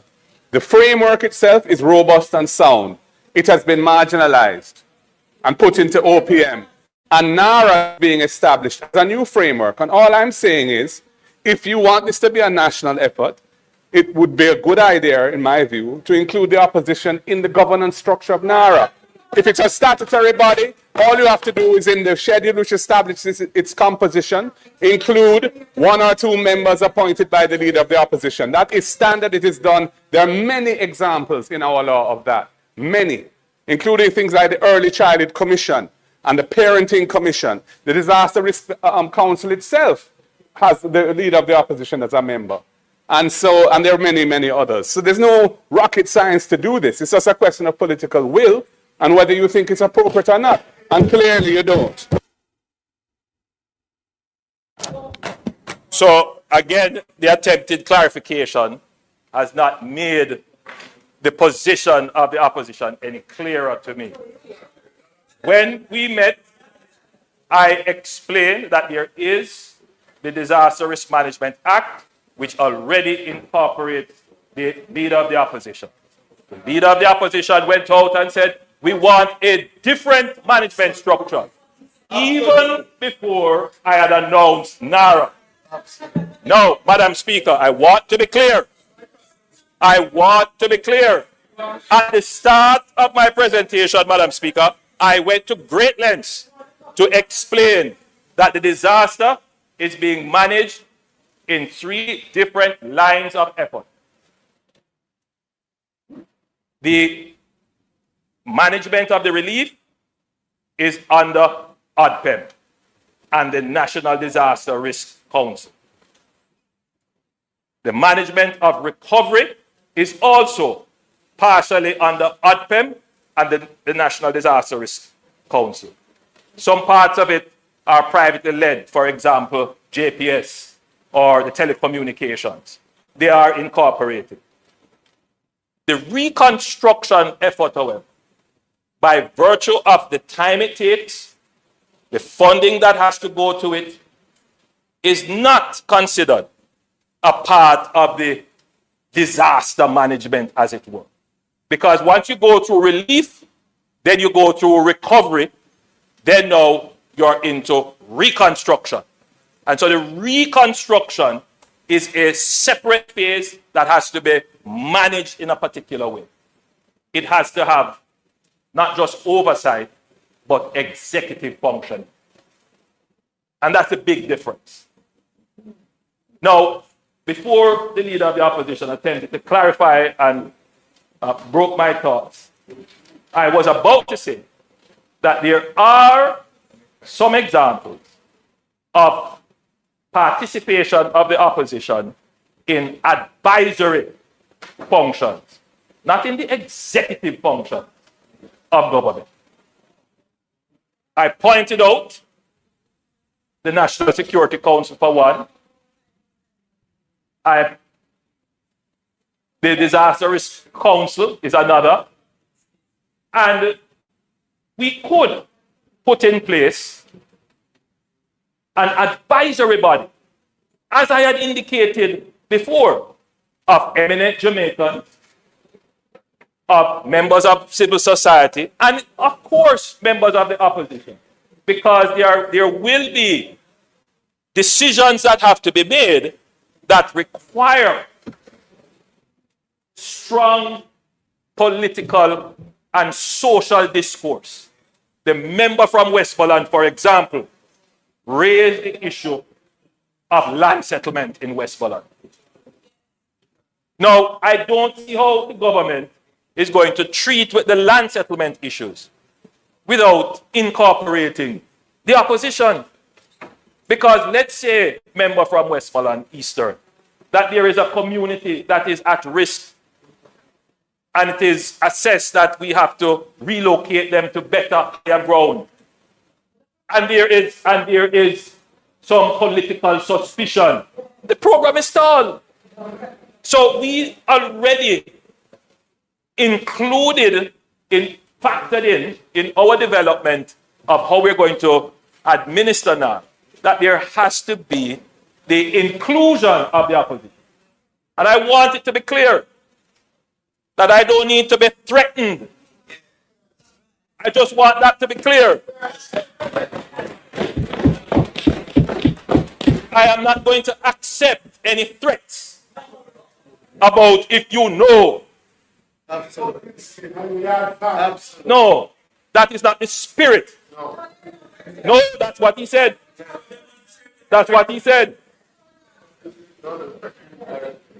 If you are genuine, if you are serious, then let us, as leaders of the country, let us as leaders talk one-on-one without our conversations. I mean, look, let me be clear. Any lies, any misinformation, we have stood by and we have allowed it. That's fine. Now is a disaster. The consequences of misleading people in a disaster is a disaster in itself.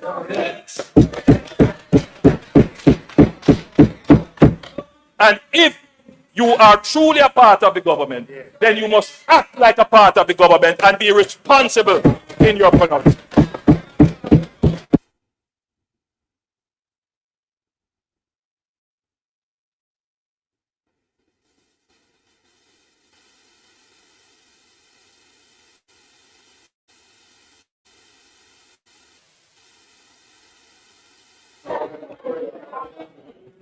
No. House Leader. Oh, You can point up all after. Madam Speaker, we will now have a statement by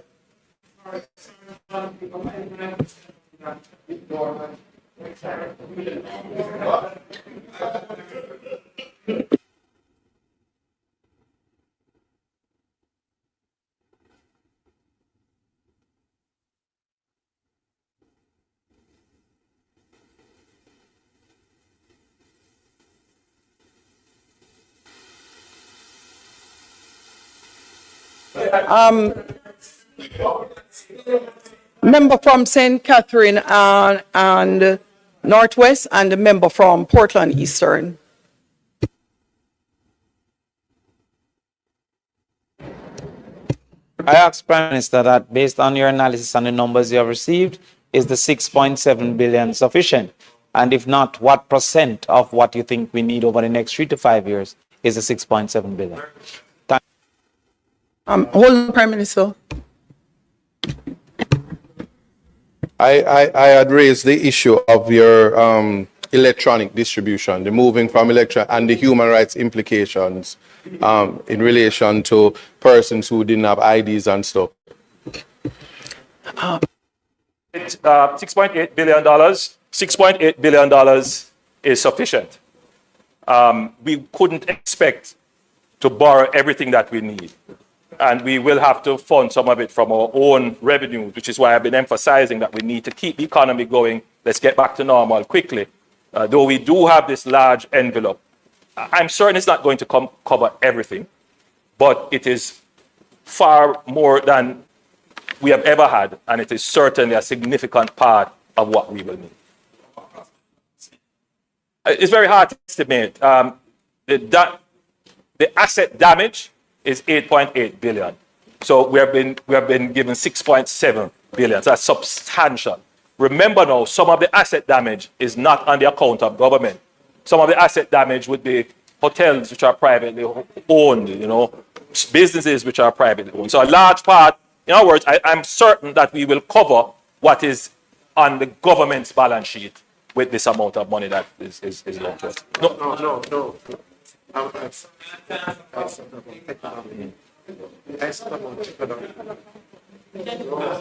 I would love to allow you. However, there's a member on the government side who would like to ask a question after the questions were responded to, and it is not being allowed. So I will turn over to House Leader. House.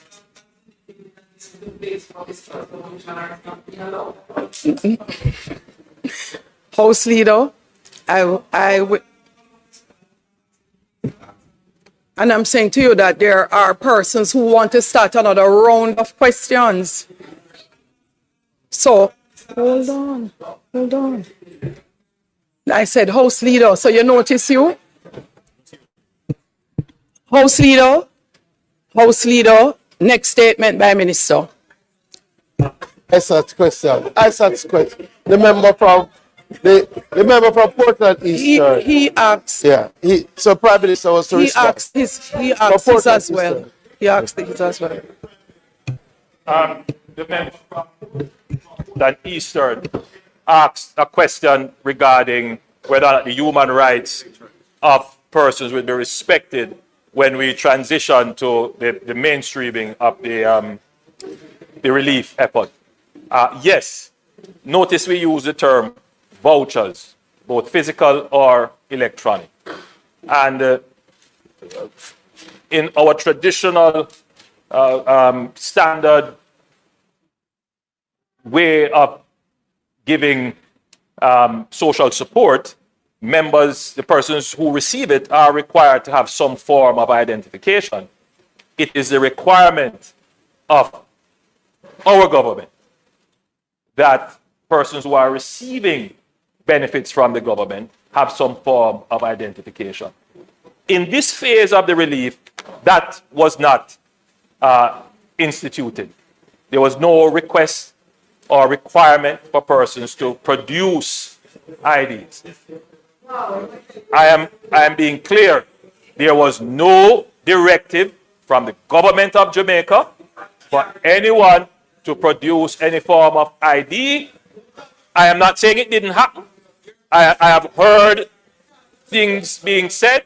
We have not received any formal reports of that, but we were very clear to the agents, including the JDF, including the Ministry of Labour and Social Security. No.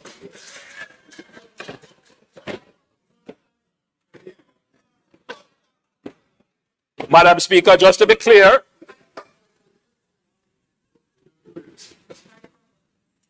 in doing this, we always have a provision where we enable persons to be properly documented. As is the case with, for example, the Solidarity Program. When persons are applying, if they don't have the requisite identification, we support them in getting the necessary identification and documentation. So yes, we want to support and we do protect the dignity of all Jamaicans, and the dignity of all Jamaicans include that they have some form of identification as required. Thank you, Madam Speaker. We do have significant ground to cover today, so I'm going to ask that the Minister of Water, ask the members to appreciate when we go through the questions time and you close and give the Prime Minister a chance to answer. that we know there may always be more that arise, but we ask that we get the understanding so that we can move to the other matters. And we do want to take Minister's Chuck to end that debate today as well. So, Minister Sabudo.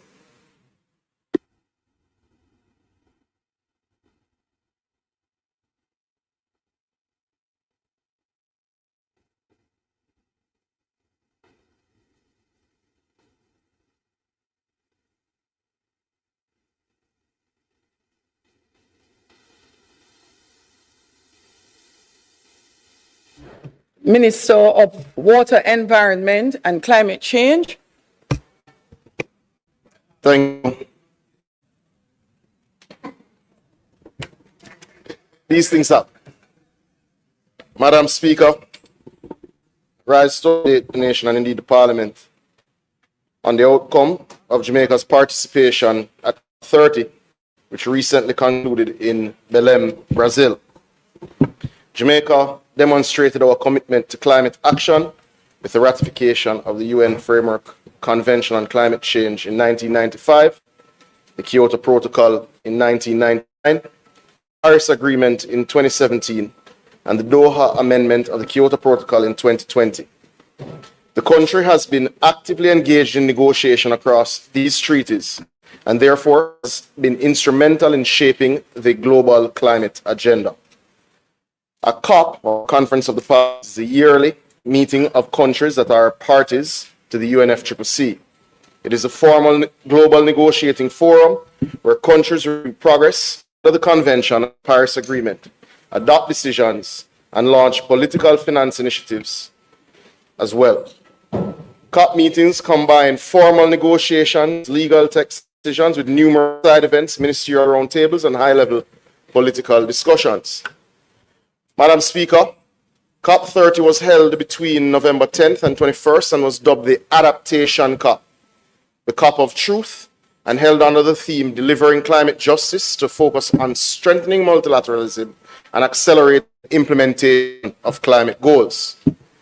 This event and its related sessions provided an opportunity to continue the call for urgent actions needed by the global community.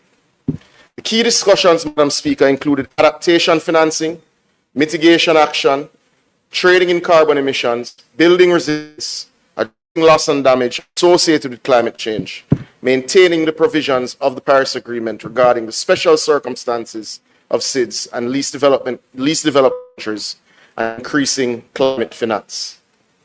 Madam Speaker, I was honored to have led Jamaica's delegation, supported by Ambassador Dale Webb, Special Envoy for Climate Change, members of the Climate Change Branch and the Attorney General's chambers, and other members of the government, as well as academia. Madam Speaker, Jamaica's participation in the sessions provided an opportunity to champion and advocate for the country's national climate change priorities in the deliberations.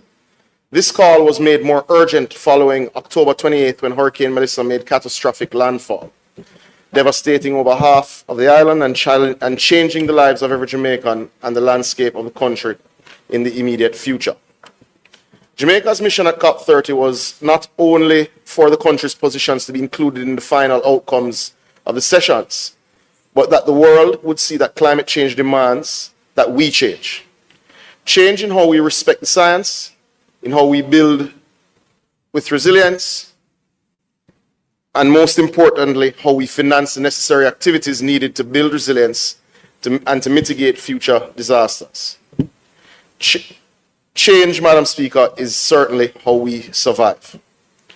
Jamaica's key objective at COP30 was to secure operational, predictable finance for adaptation, resilience, and loss and damage, certainly including access modalities appropriate for SIDS. Anchor and defend the 1.5-degree limit with clear plans and milestones, while also pushing for quicker grant-based adaptation finance and simplified access procedures. With this goal in mind, Madam Speaker, several working meetings and bilateral engagements were undertaken with the following entities to further this target, including, but not limited to, the Fund for Responding to Loss and Damage, the Climate Investment Fund, the IDB, the Caribbean Development Bank, the Global Environment Facility, the NDC Partnership, the Green Climate Fund, and the Coalition for Disaster Resilient Infrastructure, otherwise known as a CDRI. Madam Speaker, I met with the Fund for Responding to Loss and Damage and their team. For note, for colleagues, this fund is housed at the World Bank as per the COP decision of 2028 in Dubai. Of note, the FRLD has a current total of $250 million for disbursement in its first installment commencing December 15, 2025. And each country is able to access between 5 and 20 million with a maximum of 2 projects. Discussions were successful and concluded with the following expectations. An invitation has been extended to the FRLD Executive Director to visit Jamaica on a working mission. A notification was formally given of Jamaica's intent to submit 2 projects to the FRLD, one for budgetary support to government through programs, and the other through a direct access entity, which is likely to be JSIF. These projects would be for water and agriculture sectors. Madam Speaker, these meetings were highly successful. They have agreed to come on that working visit, and they have indicated in writing that they will be minded to support Jamaica's application for $20 million, which is the maximum allowable by country from the fund, and we'll be submitting on December 15th.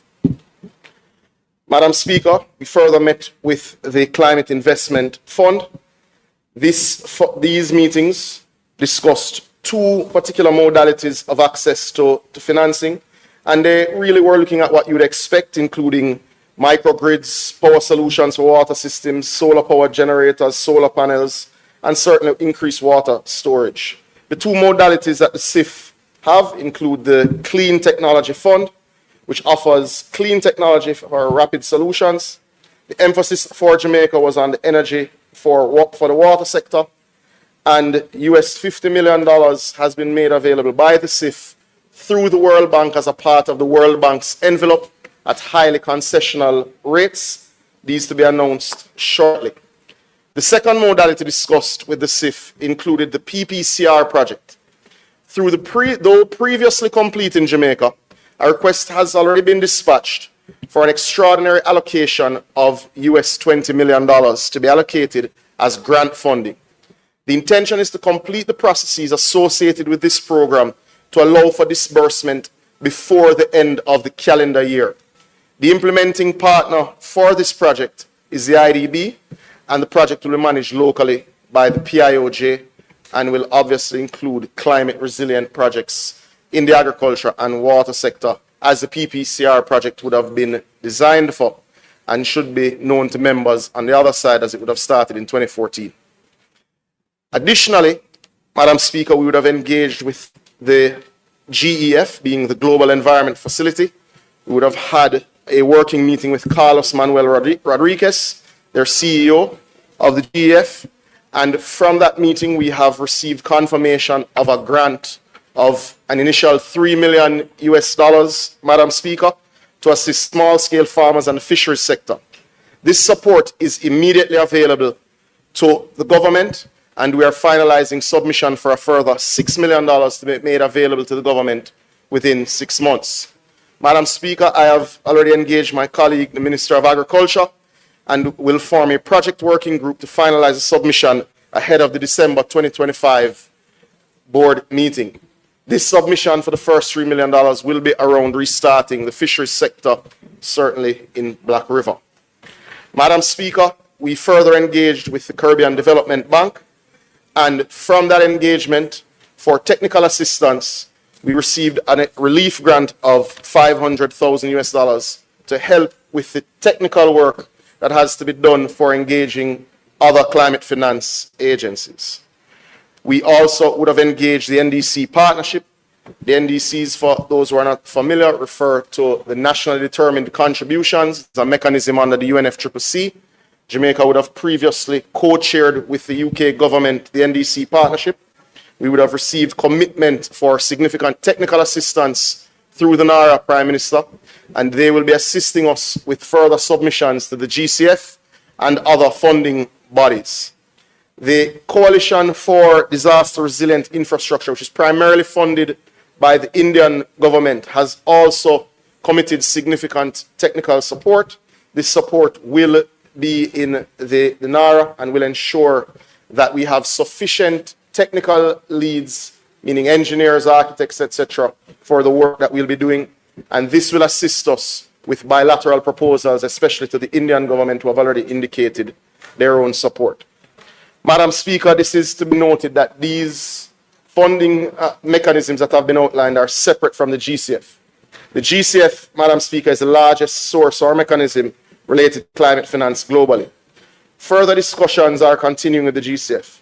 Of note, we have confirmed 2 working visits with GCF executives to finalize submissions to the board that analyzes GCF projects.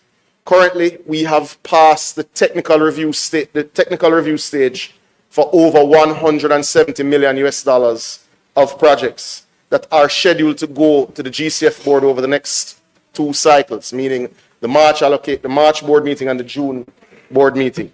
We expect to complete that work through their 2 technical working meetings. Madam Speaker, the Jamaica delegation to COP30 successfully advanced discussions with key international partners, securing significant financial and technical support opportunities for climate resilience and post-Melissa recovery. The meetings resulted in potential commitments for additional grants, significant offers for concessional loans through the World Bank envelope, and technical assistance.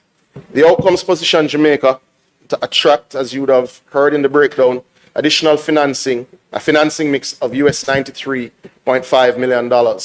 And to the Leader of the Opposition's point earlier, that is $23.5 million in grants and $20 million of drawdown from the Loss and Damage Fund, with $50 million being absorbed in the World Bank's. Yes, correct.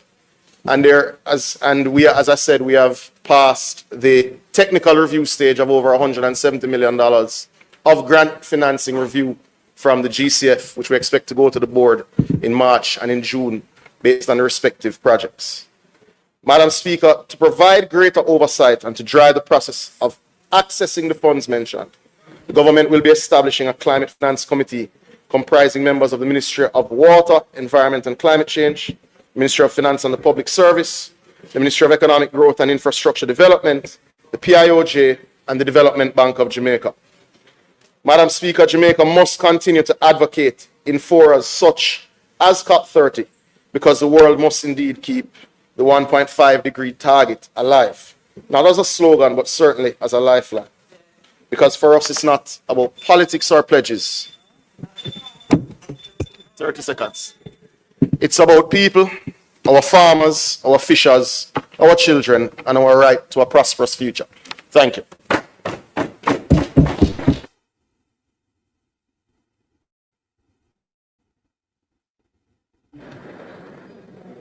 Is there anyone from the opposition responding?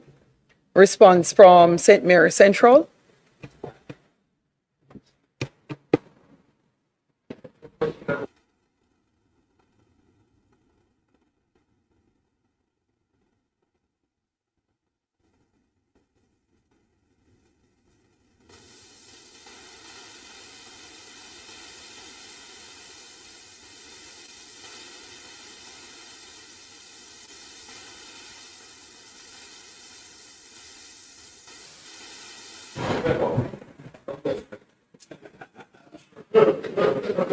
Thank you, Madam Speaker. I thank the Minister for his report on Jamaica's participation at COP30. Climate change is no abstraction for us.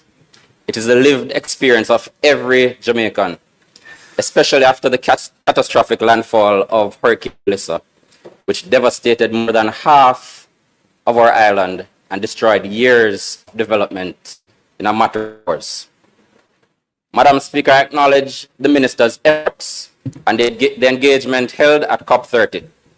But with the scale of destruction we face, the country needs clarity, not just contact. We need measurable outcomes, not only meetings, but we need a plan to ensure and fully maximize possibilities. COP30 was the adaptation COP, yet we have no updated national adaptation plan. The minister reported extensive bilateral meetings, but I haven't heard a word about our national adaptation plan, which is a foundational instrument required under the global goal on adaptation. Madam Speaker, Jamaica's national adaptation plan is overdue. Without it, we cannot maximize access to loss and damage.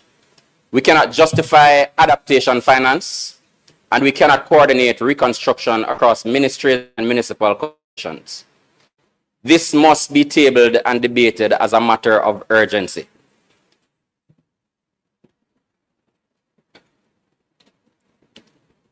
I quote the IMF's assessment of Jamaica's preparedness. Madam Speaker, in 2023, the IMF, in their Climate Public Investment Management Assessment, stated that progress has been made in the development of a comprehensive climate change policy framework and in planning for disaster risk financing. However, coordination across the central government and with municipal corporations is weak, with the institution positioned strategically to lead either adaptation or mitigation-related investments. This is not the opposition posturing. This is a direct quote from the IMF. It underscores, Madam Speaker, a structural weakness that the minister's presentation does not address. And now that Jamaica has access to $6.7 billion in reconstruction financing, coordination is not optional. It is urgently required.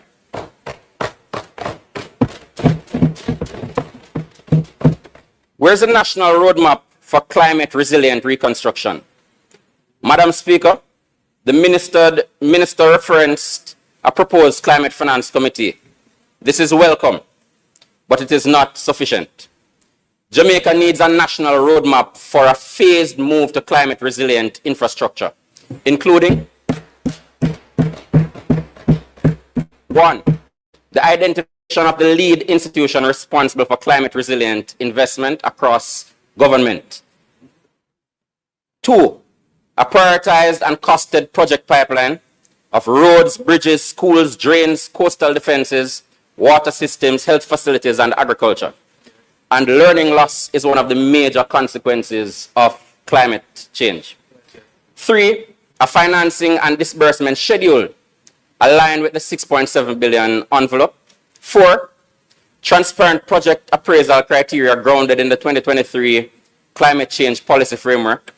And 5, periodic reporting to Parliament on the progress and measurable resilience outcomes. The minister may argue that these do not fall within his portfolio. I disagree. Every vulnerable institution falls within the portfolio, and it is the responsibility of the minister to hold his colleagues accountable to ensure that climate considerations are taken into account every time a policy decision is made. Madam Speaker, without a roadmap, the country will rebuild vulnerable, and this House cannot allow that. The minister reports that Jamaica intends to submit 2 projects to the Loss and Damage Fund. But, Madam Speaker, the fund begins disbursement in 2 weeks. We need confirmation of the project concepts, the submission dates, expected timelines for approval, clear identification of the direct access entity. We cannot rebuild homes on intentions. House Leader, the member's time for speaking has expired. Madam Speaker, we ask that the member be given 2. 3 minutes to complete his presentation. The question is that the member be allowed 3 minutes to complete his presentation. Those in favor? Those against, have it? Go ahead, member. Madam Speaker, the minister ended his speech by saying climate action is about people, or farmers, or fishers, or children. On this side, we're in full agreement. That is why we ask, how many schools will be climate-proofed this fiscal year?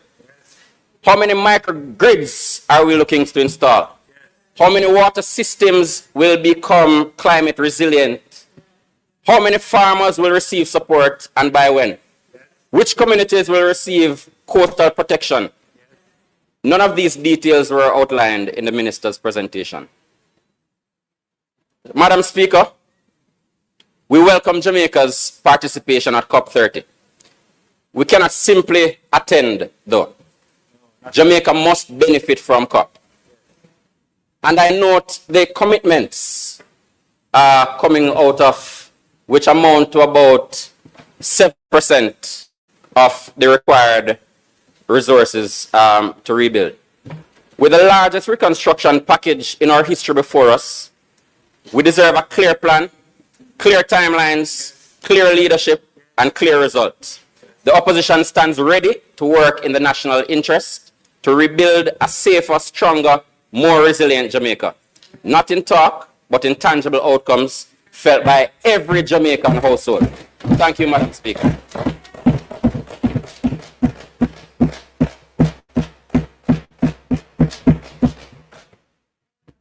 Any questions? Member from Port Royal East and a member from Westmoreland Central. I have not seen anyone else. Go ahead, member from Port Royal. No, it is East Kingston and Port Royal. Kingston and Port. Minister, just two clarifications. And just want to be clear that you mentioned that $20 million will be available by the 31st of December under the PPCR project. This is definite, not the financial year, but the end of December. All right. Secondly, in relation to the institutional framework, we're still not too clear of the role of the Development Bank of Jamaica and the JCIF. And probably you could use this opportunity just to explain how they fit in to the matrix, and in that regard also to be specific about the role of the ministry as part of the implementation arm.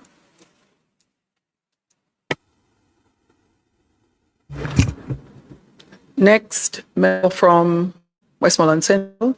Turn your mic on. Thank you, Madam Speaker. Just one question, Minister. As it relates to the Clean Technology Fund, I notice it states that US $50 million has been made available by the CIF at DP concessional rates. It goes on to state that opportunities exist for Jamaica to obtain a portion of the funds as grant based on the exceptional circumstances of Hurricane Melissa. What I want to know is what portion can we obtain as a grant, and what do we need to capitalize on the opportunities to obtain such a grant?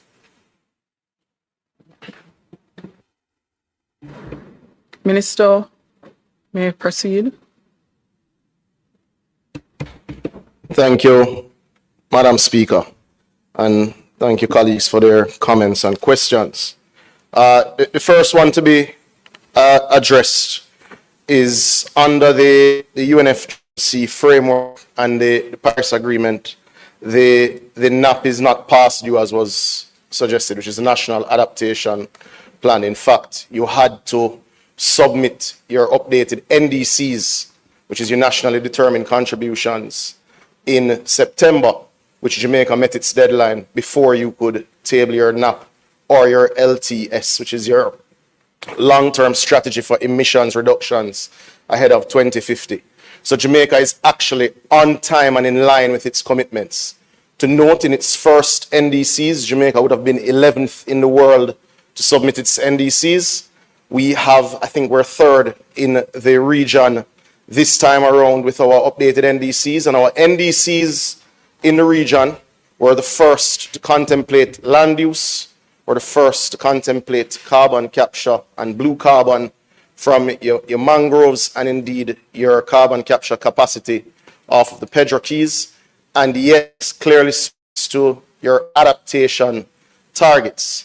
But Madam Speaker, it's important for those watching both in the House and at home to understand that this was a statement about Jamaica's participation in COP and not a broader thesis on Jamaica's climate change realities, which I'm happy to give the member at the appropriate time.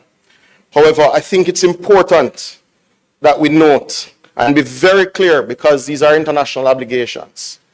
Jamaica will meet its SNAP timelines and obligations, but Jamaica's NAP, being its National Adaptation Plan, will be better informed than the rest of the developing world, because Jamaica has spent the time to develop what's called the JSRAT, the Jamaica Systemic Risk Assessment Tool, where through a supercomputer, we've analyzed tens of thousands of data points and the entirety of Jamaica's broad-based infrastructure, meaning housing, the JPS grid, the water network, and we are designing our national adaptation plan based on a full analysis of all of our infrastructure weaknesses, of all of our sector realities, whether it is the agriculture or fisheries sector, whether it is our tourism sector.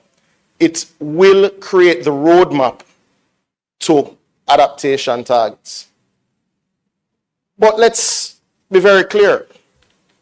In our public investment appraisal process for infrastructure, Jamaica is the only country in the region that analyzes all investment through the climate lens.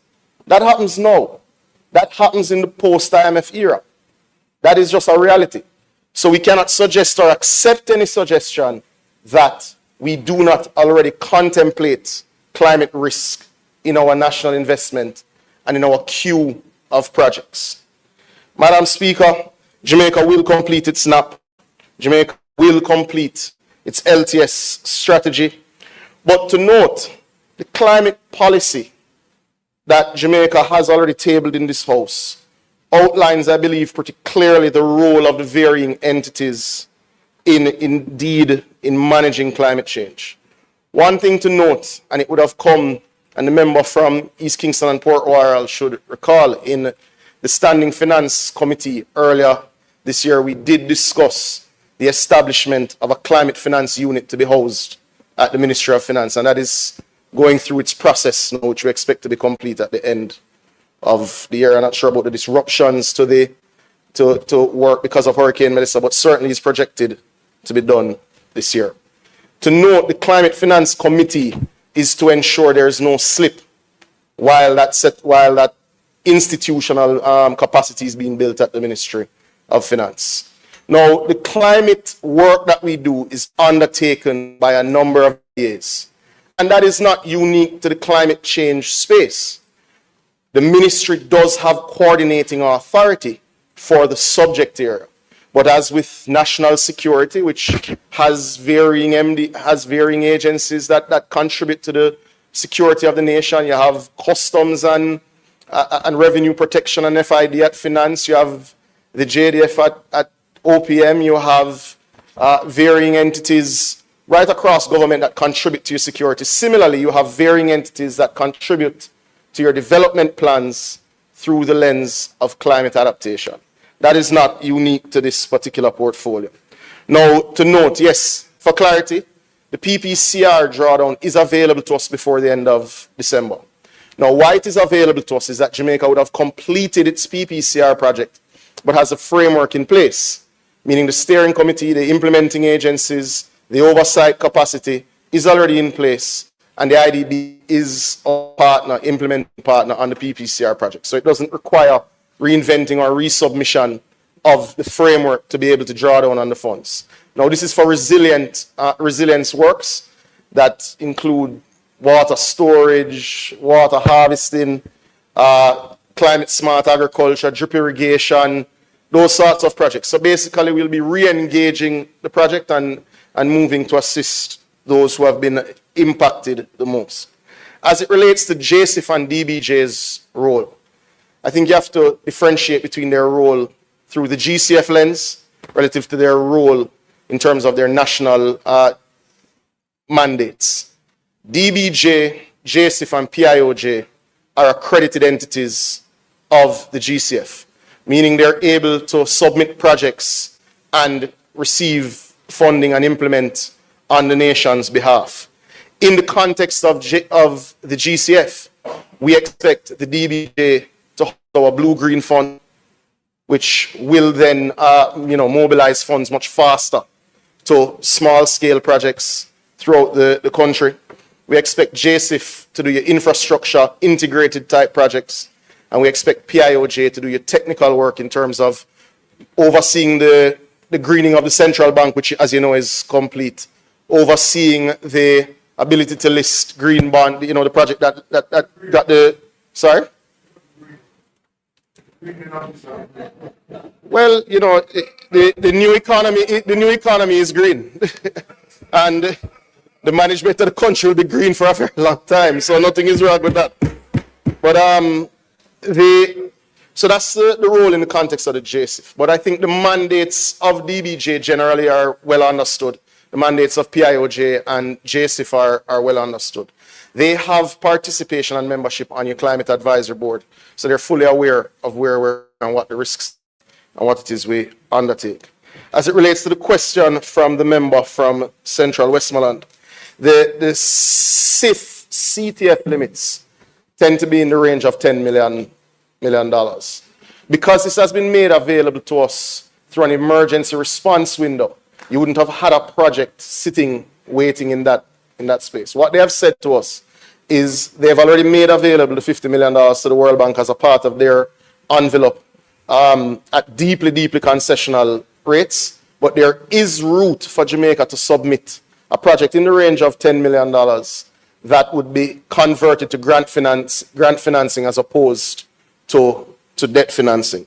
I think that answers the questions, Madam Speaker. I thank you.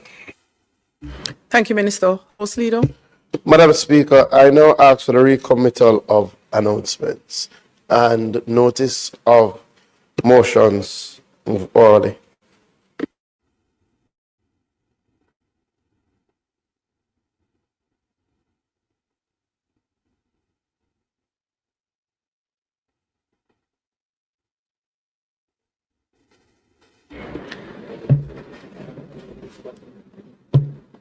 Announcements? Oh, sorry, the question. Members, the question is that we recommit announcements and notices of motions given orally. Those in favor? Those against? The ayes have it. Announcements? Also laid on the table are the following.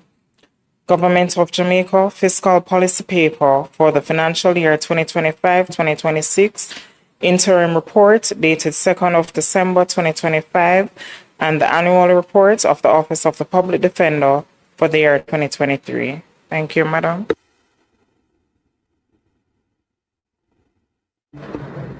Notices of motions given orally. Finance.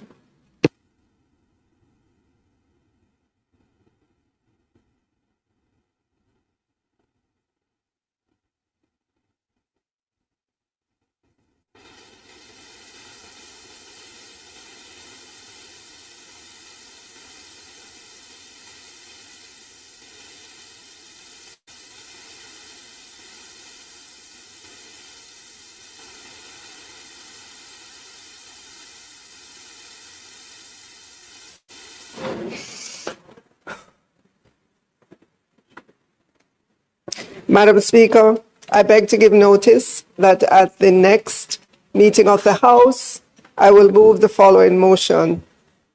Be it resolved that the fiscal policy paper for the financial year 2025-26 interim report as laid on the table of the House on the 2nd of December 2025 be referred to the Public Administration and Appropriations Committee of the House of Representatives for consideration and report. Madam Speaker, I further beg to give notice that at a later stage today, I will move for the suspension of the standing orders to enable me to take that motion. Did she? Public business. Madam Speaker, in public business, we will hear from the Minister of Finance as she tables the third supplemental estimates.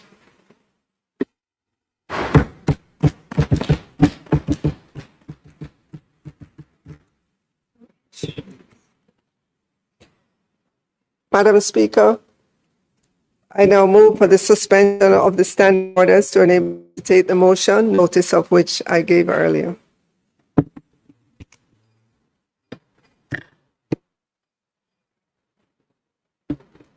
Minister?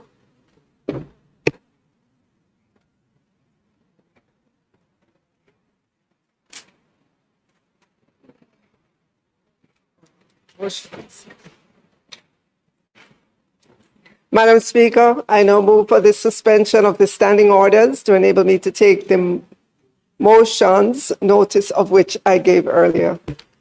Question is that both motions, the standing order be suspended to take both motions. Those in favor? Those against? The ayes have it.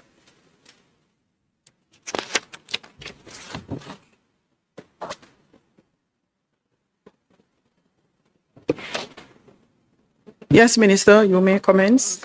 Bill.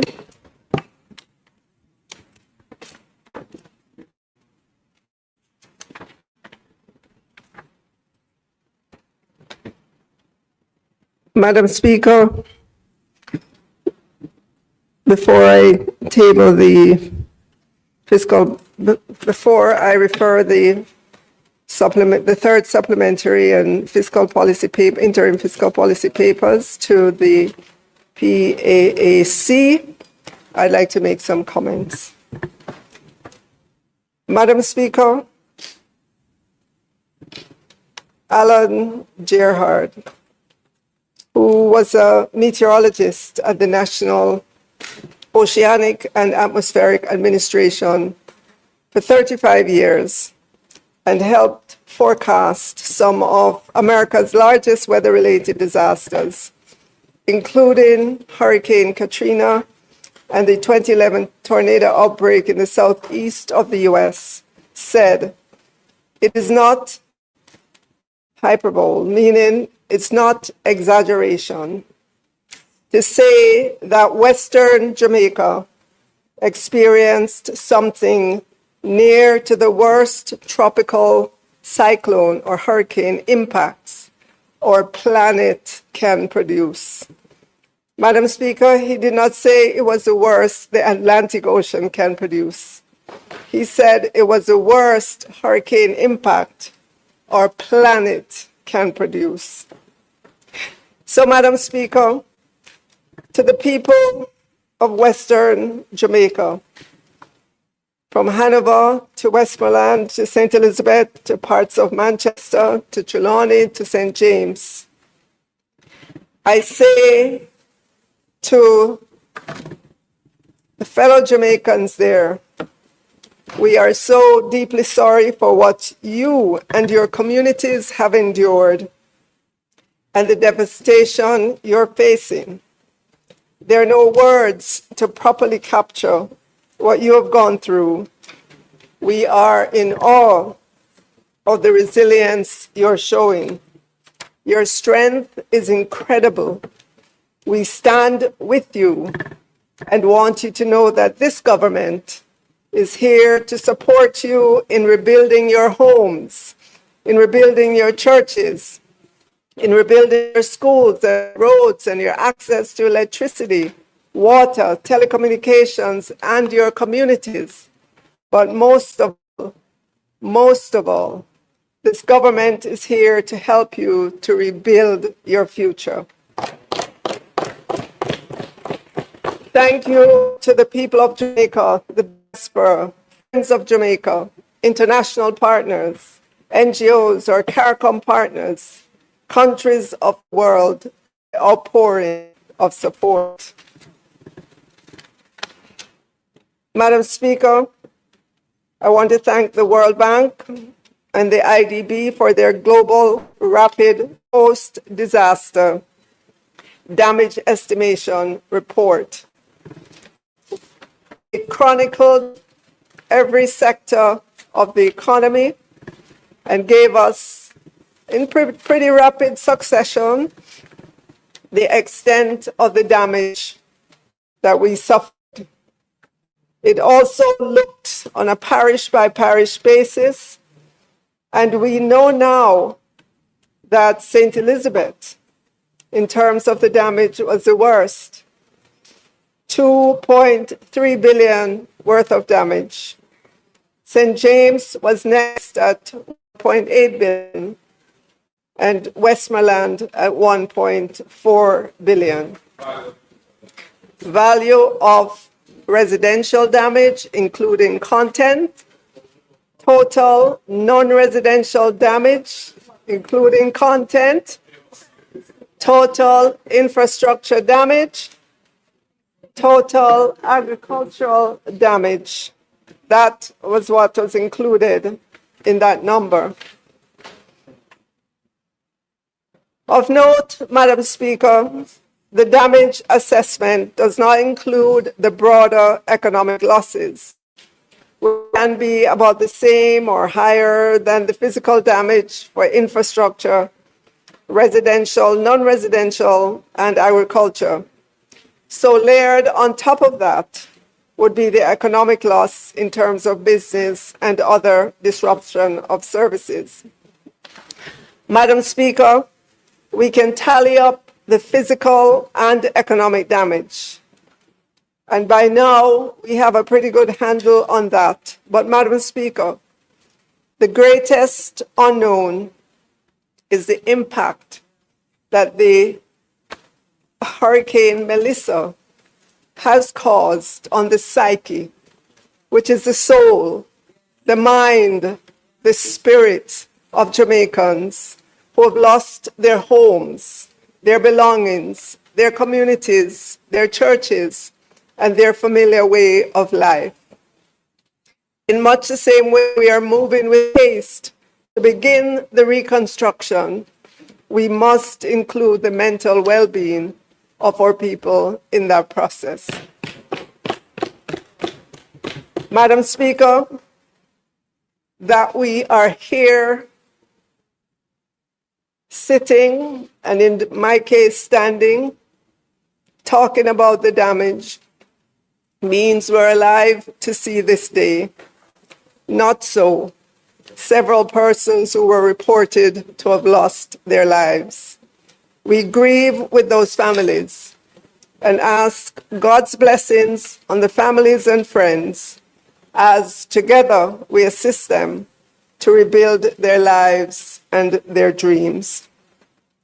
Madam Speaker, this government's steadfastness in remaining true to fiscal prudence, despite the siren song of some who wanted profligacy and run with it budgets, or steadfastness has served us well. For 10 straight budgets, we have demonstrated a resolve through different ministers of finance and different administrations of over on this side. Jamaica must emerge from being always in need of a program to keep its finances on the straight and narrow. Madam Speaker, there was a particular chart that I had in my budget speech in February of this year, and it had to do with our framework for national natural disaster risk financing. And at the time, I said, Madam Speaker, the commitment of this government is to continue strengthening our multi-layered national natural disaster risk financing and to fill in any gaps that we have. And at that time, in February of this year, I announced that by March of this year, we would add another instrument for an amount of Jamaican 6.5 billion to bring the total of what would be available to Jamaica to 130.6 billion at that time when I addressed the House in February of this year. And I also said, of course, how much we can access will depend on the severity of the disaster. Well, Madam Speaker, we know now how much was available and how much we were able to access. Madam Speaker, as I said then, that we're continuing to expand our disaster risk financing. Now I'm already speaking with our international partners, and I can report that our disaster financing with Caribbean Catastrophe Risk Insurance Facility was already reinstated, Madam Speaker, up to the US 91 million, and we are discussing increasing that coverage. Of note, Madam Speaker, CRIF, which is what we call them, will be launching a micro home insurance product through Guardian this month in Jamaica, designed for workers. This is the beginning of building a culture within our population of having insurance for their homes. The microinsurance market is developed and is cost effective. We will begin that journey with Jamaicans, and we will begin developing that culture. Madam Speaker, the World Bank and the IDB in their report said that Jamaica maintains one of the Caribbean's most advanced sovereign disaster risk financing system, including contingency funds, parametric insurance, and a US 150 million World Bank supported catastrophe bond intended to provide rapid post-disaster liquidity, which was triggered on November 7, 2025. Madam Speaker, Jamaica's resilience is often described as legendary, not because the country avoids natural disasters, but because of the remarkable speed, spirit, and consistency with which its people and economy recover from devastating shocks. This characterization stems from several key historical and cultural factors. Madam Speaker, the speed at which Jamaica has historically bounced back is a primary reason for this reputation. If you recall, Madam Speaker, Hurricane Gilbert in 1988, despite it being one of the most powerful and destructive storms ever at that time to hit the island, the tourism sector, for example, largely reopened within weeks or months, demonstrating an immense collective effort in cleanup and repair. Recall as well, Madam Speaker, the Herculean collective efforts during COVID 2020, 5 years ago, and how quickly we bounced back from Hurricane Beryl in July of last year. Within 2 quarters, our economy had begun to rebound. Our resilience, Madam Speaker, is also in the sectoral bounce back. In particular, our economy has shown an ability to activate the construction sector quickly after a storm, channeling rebuilding efforts into immediate economic activity that aids recovery. Additionally, Madam Speaker, in the agricultural sector, the Minister of Agriculture, Fisheries and Mining has reported that farmers are back in the field already. Yes. Madam Speaker,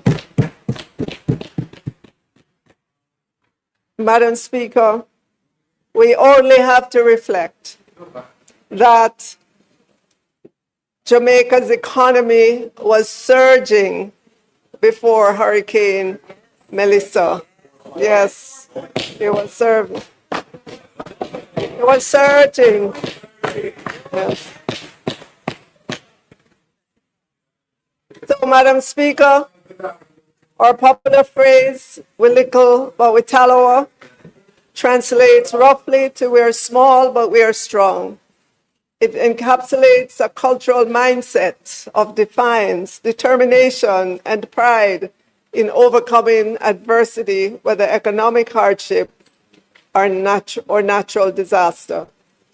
Madam Speaker, at the economic and institutional level, Jamaica has built systems to manage disaster risks that reinforce this resilience.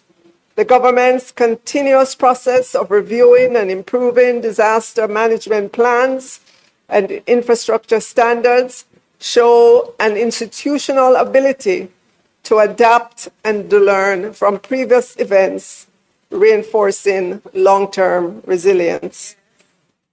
Madam Speaker, the legendary nature of Jamaica's resilience lies in the combination of the indomitable spirit of its people, strong community bonds, rapid physical recovery times, and proactive financial management strategies for managing risk. I have no doubt, Madam Speaker, that all of us will come back from this. We will rebuild together. Madam Speaker, the Bank of Jamaica recently reported that Jamaica's gross international reserves remain robust relative to the assessing reserve adequacy benchmark. At end of October 2025, the gross international reserves amounted to US $6.2 billion, which was US $487 million higher than the outturn at the end of October 2024. The central bank said that looking ahead over the near term, gross reserves are likely to remain robust. Madam Speaker, I quote the Bank of Jamaica's report because this Hurricane Melissa has demonstrated beyond a shadow of a doubt why we must have strong foreign currency reserves. In periods of disaster, whether that disaster is external to Jamaica but has an impact on Jamaica or natural disaster, having strong foreign currency reserves gives us flexibility. We don't have to worry as to whether or not we can pay for medicines, building supplies, equipment, or anything else needed to quickly get Jamaica and its people and the businesses back up. Madam Speaker, the foreign currency reserves is like your rent money. You should not party with that rent money. And so my message today, Madam Speaker, is one of hope. We will rebuild homes, churches, schools, businesses, lives, livelihood, our telecom network, our electricity grids, hotels, roads, our produce, our vegetable crops, fishing villages, animal farms. Today, we construct temporary containerized homes because we must move fast to put those who are still without any place to go into a safe place with a roof over their heads. Some place for them to cook their own meals and some place for sanitary convenience. But even as we build temporary structures, we're planning the work to build permanent houses on lands that are not swamplands or vulnerable to slippage. Today, Madam Speaker, we give food packages and hot meals to those who have lost everything, but alongside that, we're helping to restore livelihoods and put persons in a position in which they can begin life anew. Today, Madam Speaker, clear roads and replant the electric poles that have been scattered by Hurricane Melissa. Tomorrow, we build highways that are climate resilient, promote efficient connectivity, and have underground conduits for electricity, grid, and telecommunications network. And so, Madam Speaker, in my message of hope, I say to Jamaicans, especially the West, never will we leave you, never will we forsake you. Yeah.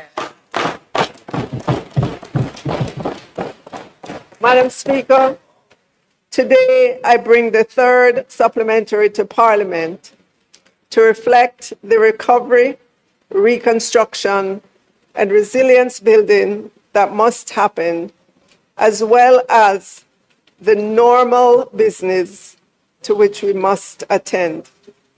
The good order of government dictates that the Planning Institute gives its estimate of GDP growth, and the Bank of Jamaica also gives its outlook for inflation, net international reserves, the balance of payment, the status of the financial sector.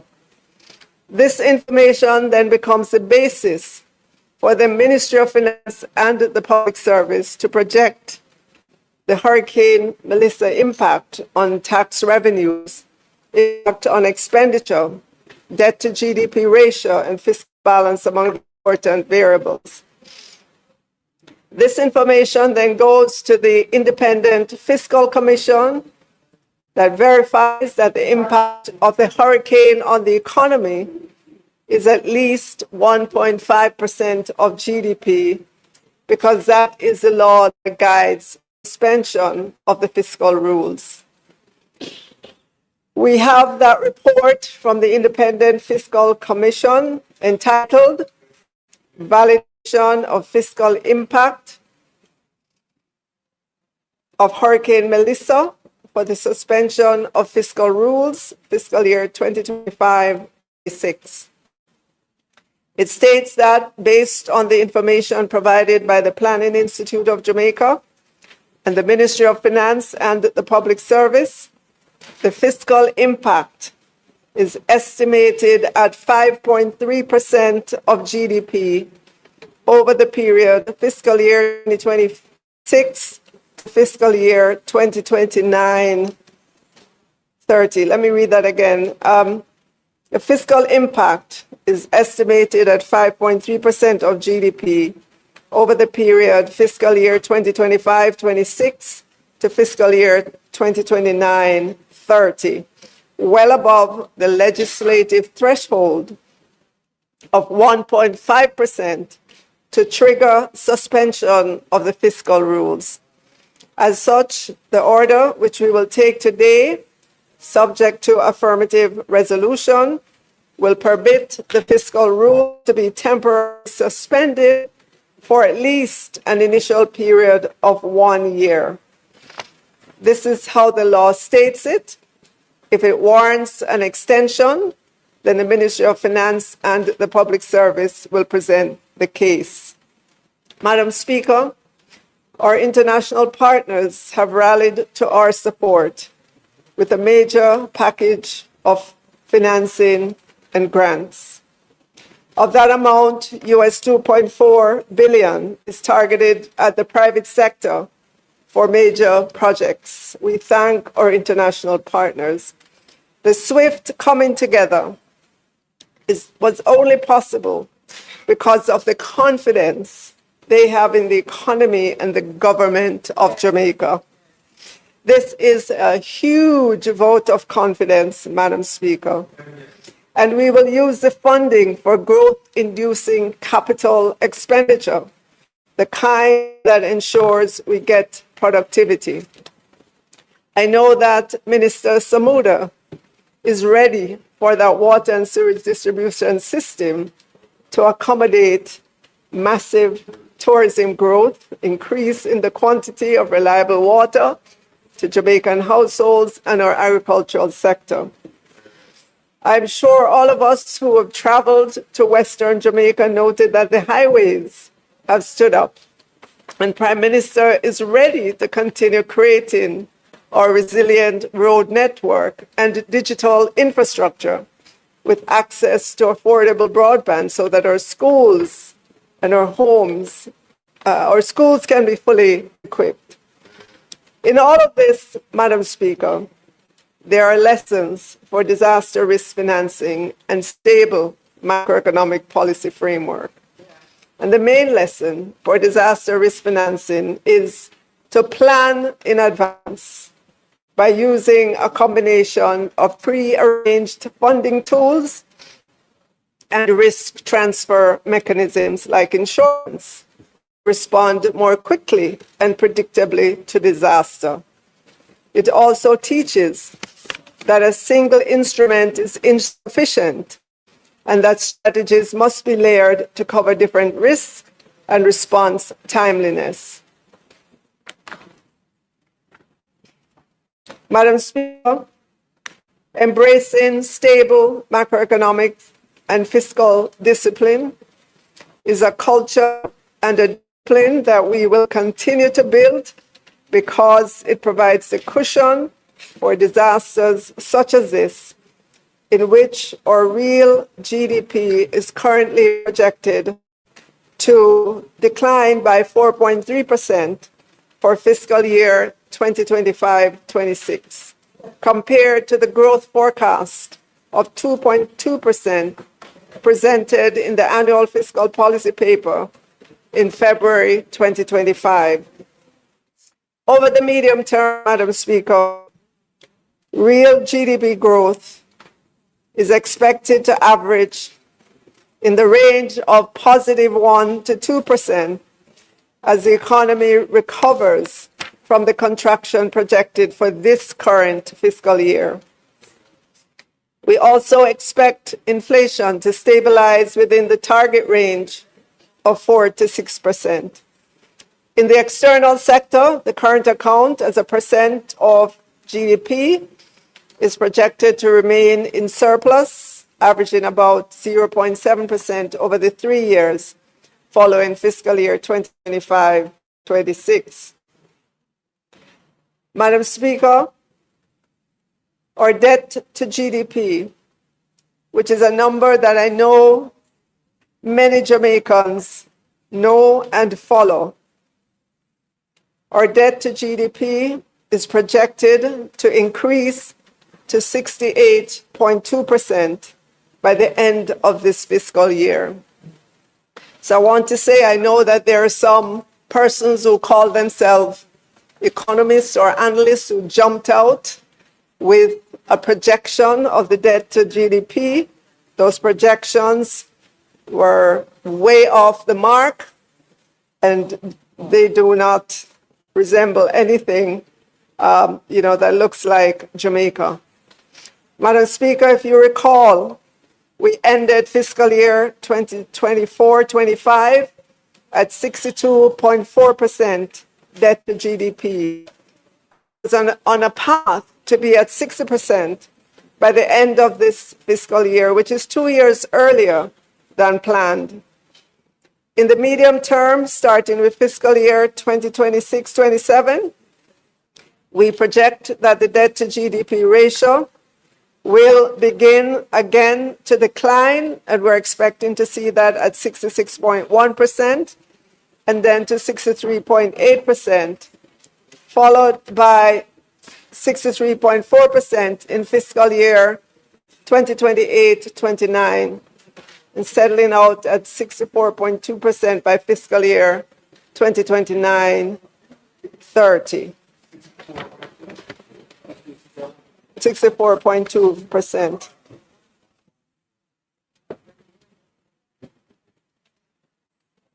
So, Madam Speaker, with the announcement yesterday from our international partners, you heard the Prime Minister say of a virtual meeting this morning, in which they heard from the Prime Minister and other conversations that we've been having.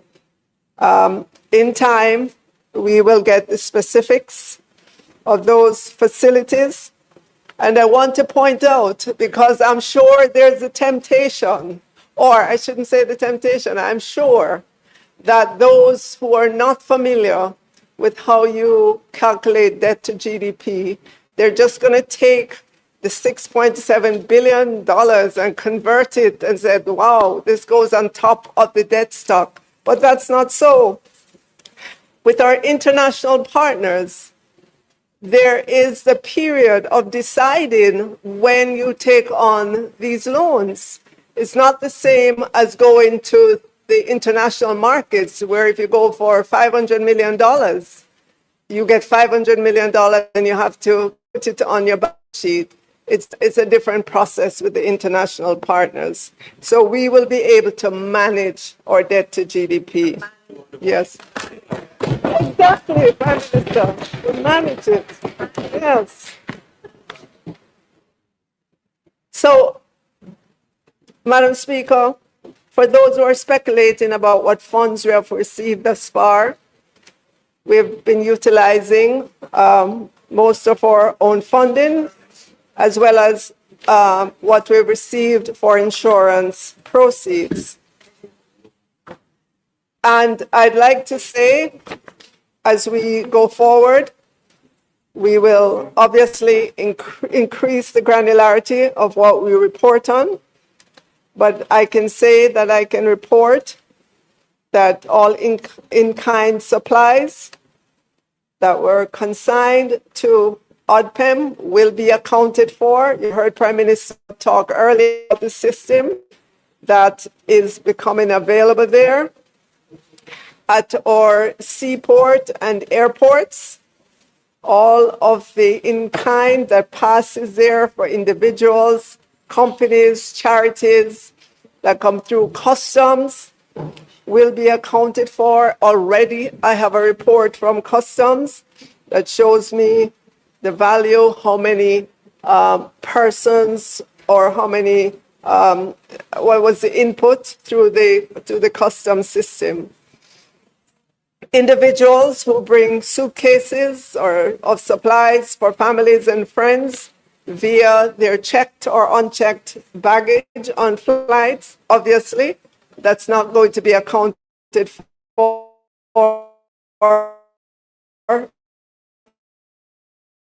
by the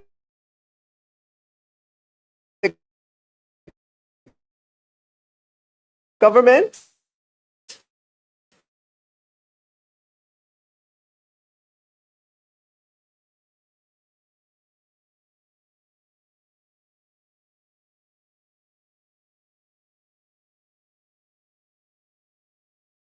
Opposition, families and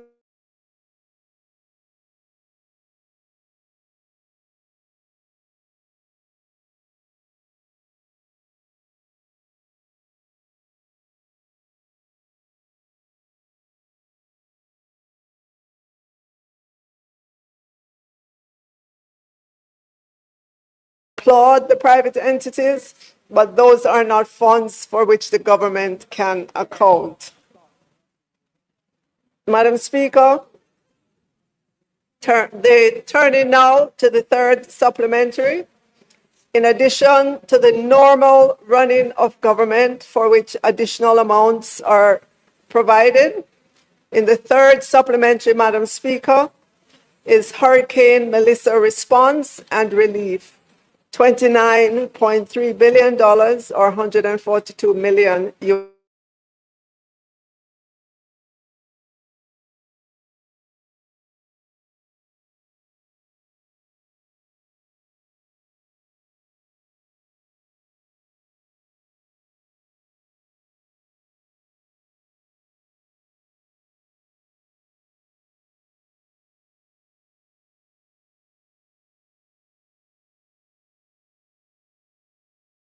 efforts fund the National Solid Waste pre and post hurricane cleanup. And it has gotten some support as well to the municipal corporations in that allocation. The Ministry of Tourism will receive $3.4 billion to support recovery of the tourism sector. As you know, many workers have been let go. Is that a good word, Minister? The Ministry of Water, Environment, Climate Change is being allocated $3.2 billion to continue the restoration work of water and sewage network. The Ministry of Agriculture, Fisheries and Mining will also be allocated $3 billion for relief and recovery within the agriculture and fisheries sector. And the Ministry of Energy, Transport and Telecommunications, $1.5 billion, repairs to government buildings and other critical infrastructure. Alongside those Melissa-induced spending is the government's own spending to keep government going. But Madam Speaker, that's the power of preparedness and fiscal discipline. In the face of nature's law, we are reminded of our vulnerability. but also the incredible strength of the Jamaican people. We thank those who rallied by our side, our diaspora, Caribbean brethren, the international financial community, the government, and people of the many countries who did not wait for an invitation to help. They saw the catastrophe and rallied to bring whatever assistance they could. By standing together, supporting each other, and working as one, we can face any crisis with courage and rebuild our lives and our communities. Thank you, Madam Speaker.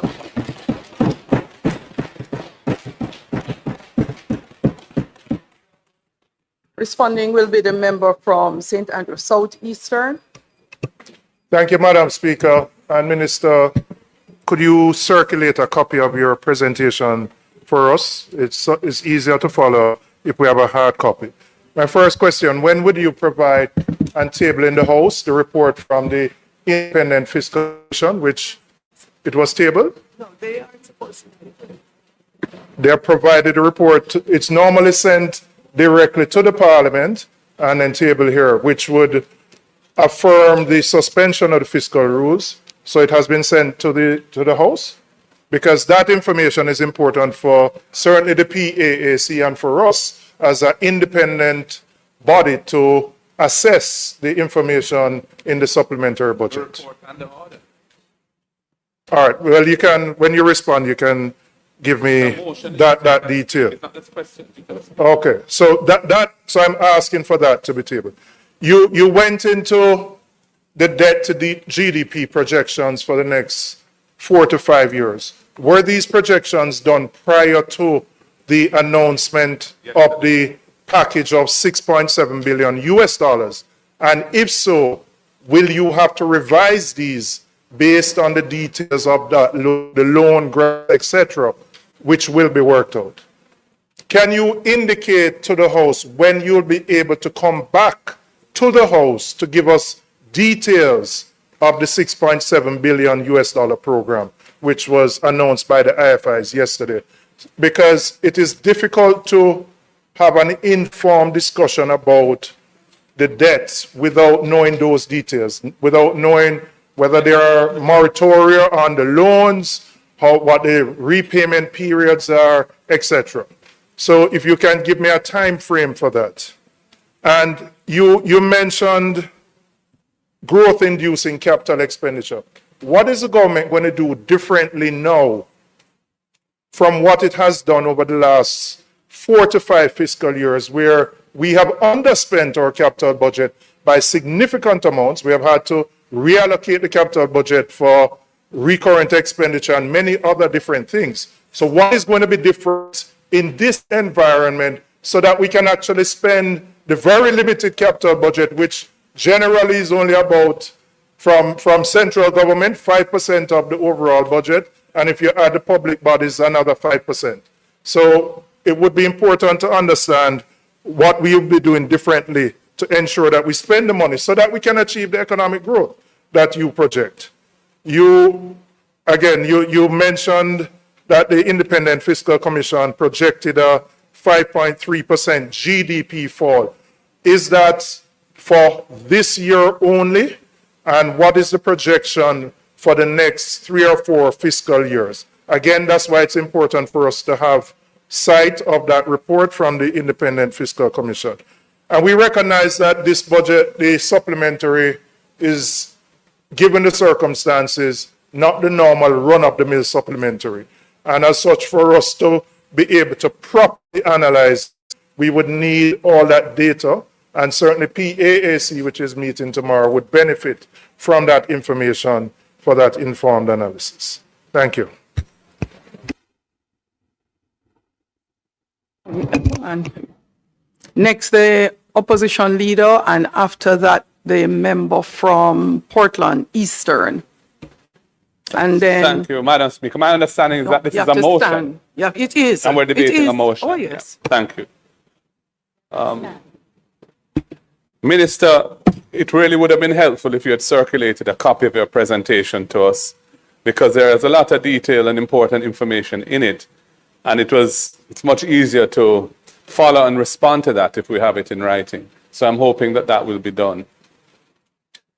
Minister, first of all, when we're discussing the disaster risk financing framework, I think it's important to recognize the work of others who helped to put that in place. In particular, I want to acknowledge the work, the seminal work that was done by then Minister of Finance, Dr. Omar Davies, in the development of the CRIF as a Caribbean model, a regional model of parametric insurance, which has, we have been able to benefit on this occasion by some over 90 million US dollars.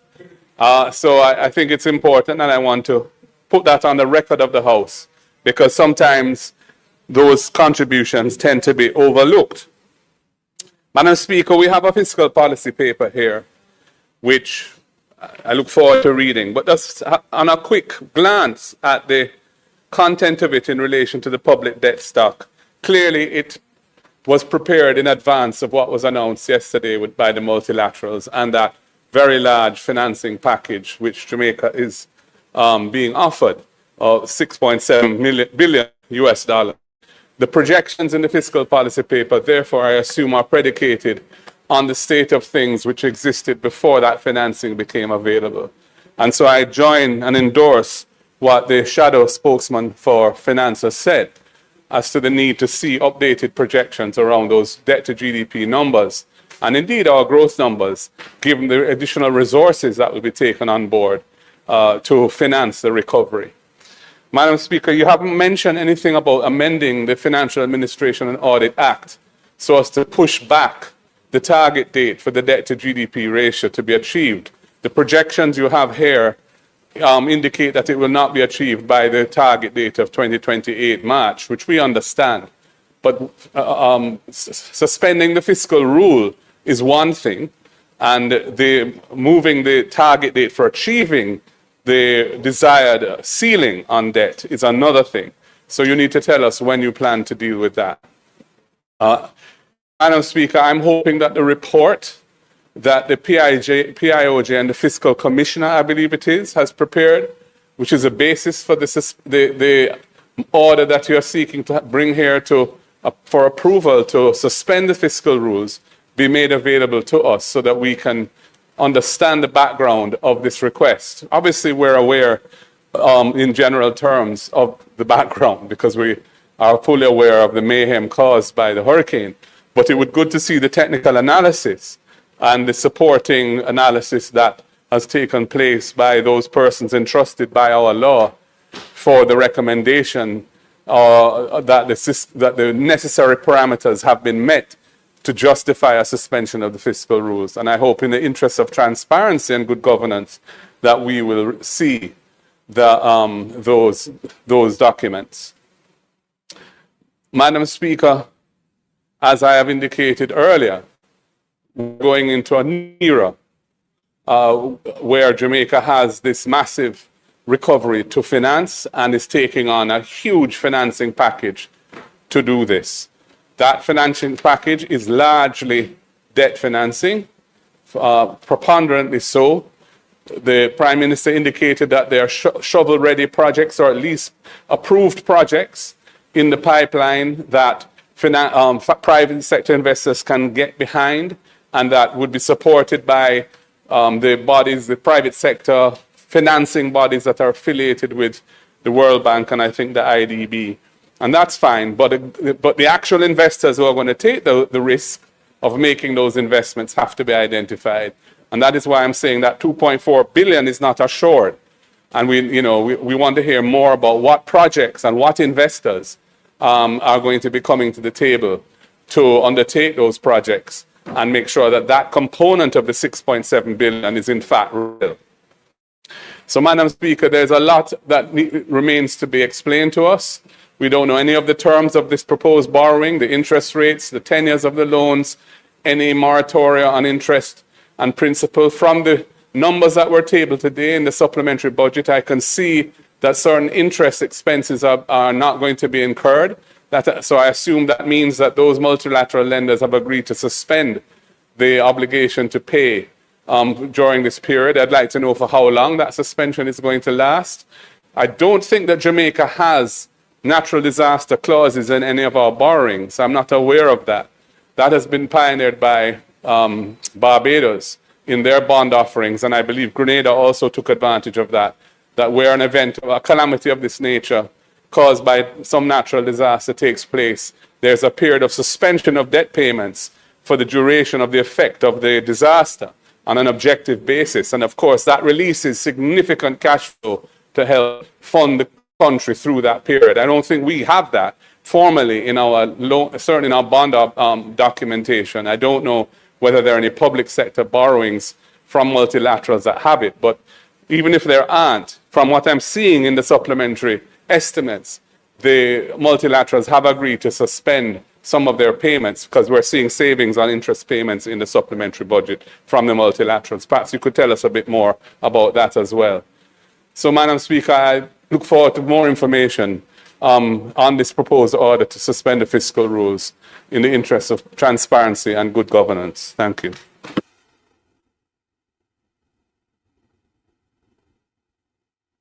Before you is the member from Portland Eastern, and then the member from East and Port Royal, Kingston, East and Port Royal. Go ahead, member.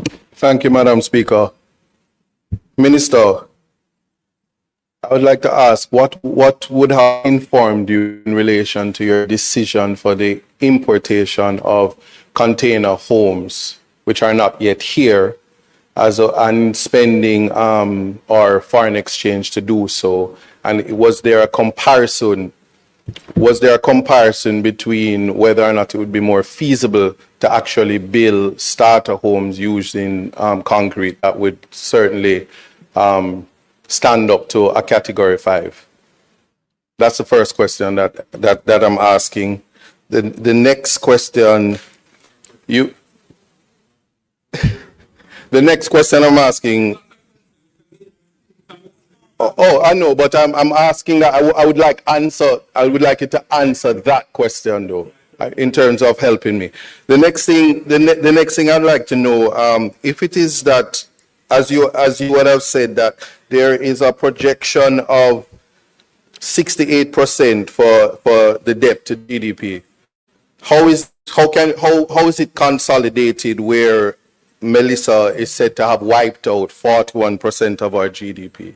How can you consolidate that? And the next thing that I would like to know in terms of a contribution to what you're doing, there was a mentioned last week in relation to the use of a loan to JPS. Minister, is there a decision on your part in the event that JPS is unable to come up with the remainder, if the government is prepared to lend JPS the entire amount so as to ensure that we're not at a loss? And that I'm asking you, Minister, to just give me some clarity on that. Thank you.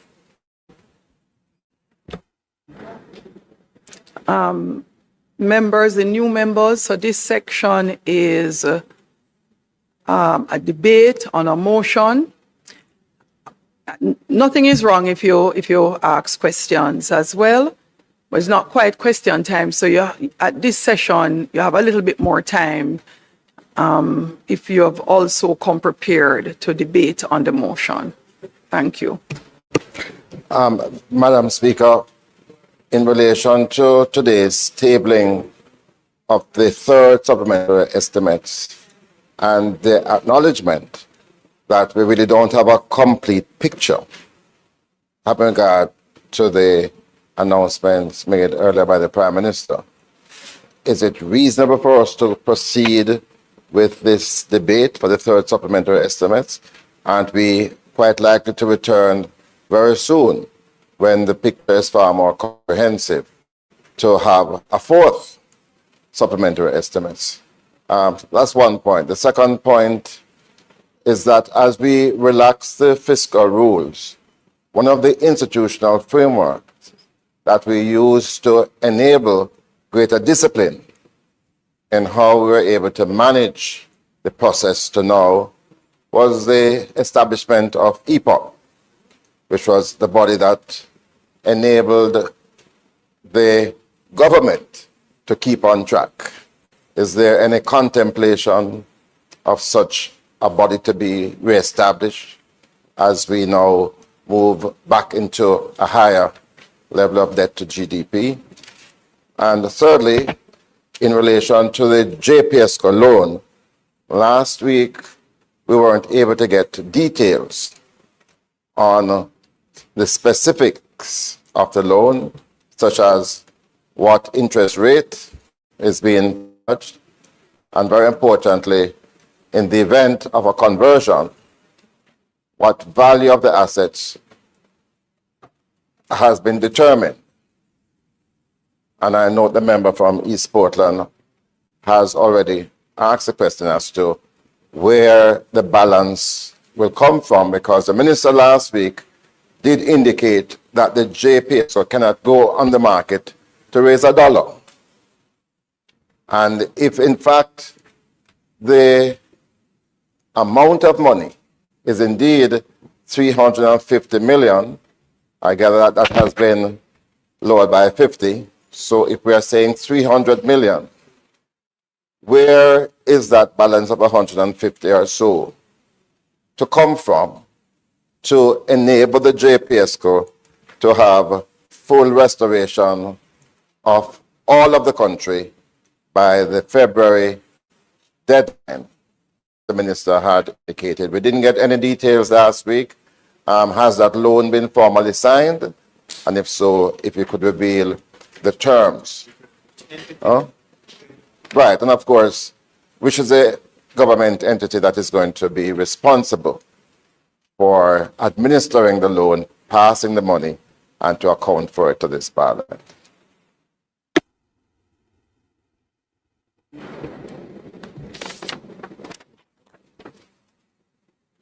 Member from Westmoreland Eastern, you're next.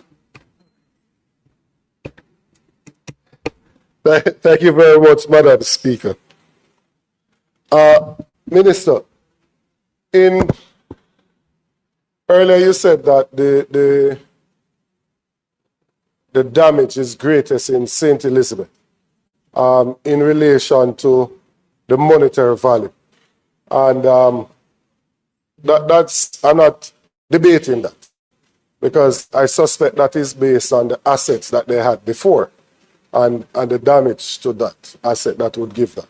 What I wanted to know was more about the number of persons that were damaged, because the fact that Westmoreland had a greater number of board houses would put a greater number of individuals being displaced, and the value of the board house would be cheaper than the more permanent structure. So it's easy to get a figure that suggests that the damage is greater in that parish. However, the impact may be greater, or from what I'm seeing, is greater in Westmoreland.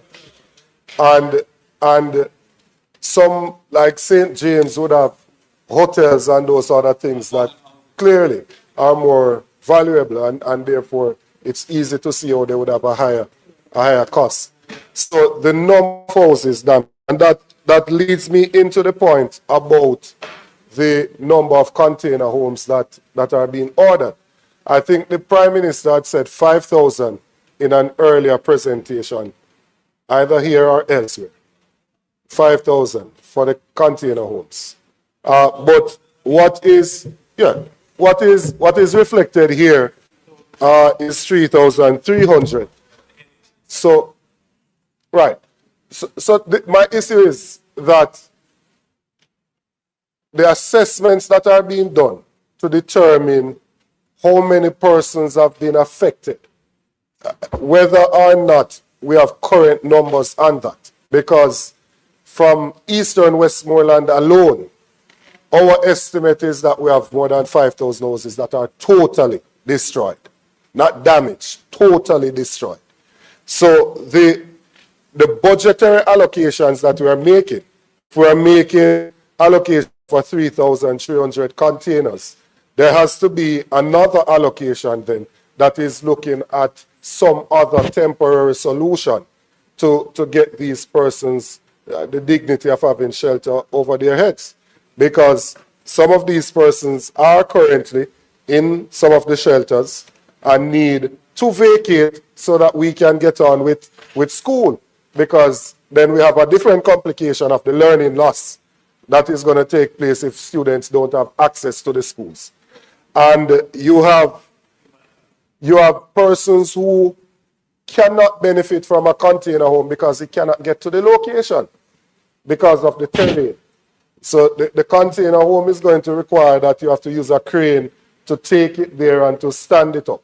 If the crane can't gain access to where their piece of land is, their plot of land, then they wouldn't be able to benefit from that. So there has to be a different solution to give a temporary solution, which needs to be budgeted for, which I'm not seeing here currently. So I'm just saying that I think we need to get more up-to-date numbers so we can get what the true dislocation is of the persons in those 6 parishes. And then we can make adequate provision for temporary shelter for them, because it is a pressing issue.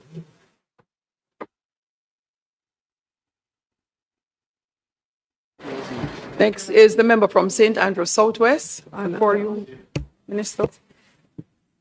Thank you very much, Madam Speaker. Minister, I wanted to follow on from where the member from Westmoreland Eastern was talking, the last point made. I was intrigued by the metric you used to value the damage. And I was thinking that if we look at the total damage, what metric are we using? All the metrics that we can? For example, what is the value of a board house versus a concrete house? What's the value of any house totally destroyed? How do we value that? What is the value we put to the trauma of the number of individuals in a parish, which would then be subject to more people, a higher level of trauma? How is that valued and how is it compared? What is the value of lives lost? There are some parishes, some constituencies where more persons have died than other places. How do we value those? Yeah? And I guess by now you realize that what I'm saying is that there are different ways of valuing it. All of them valid.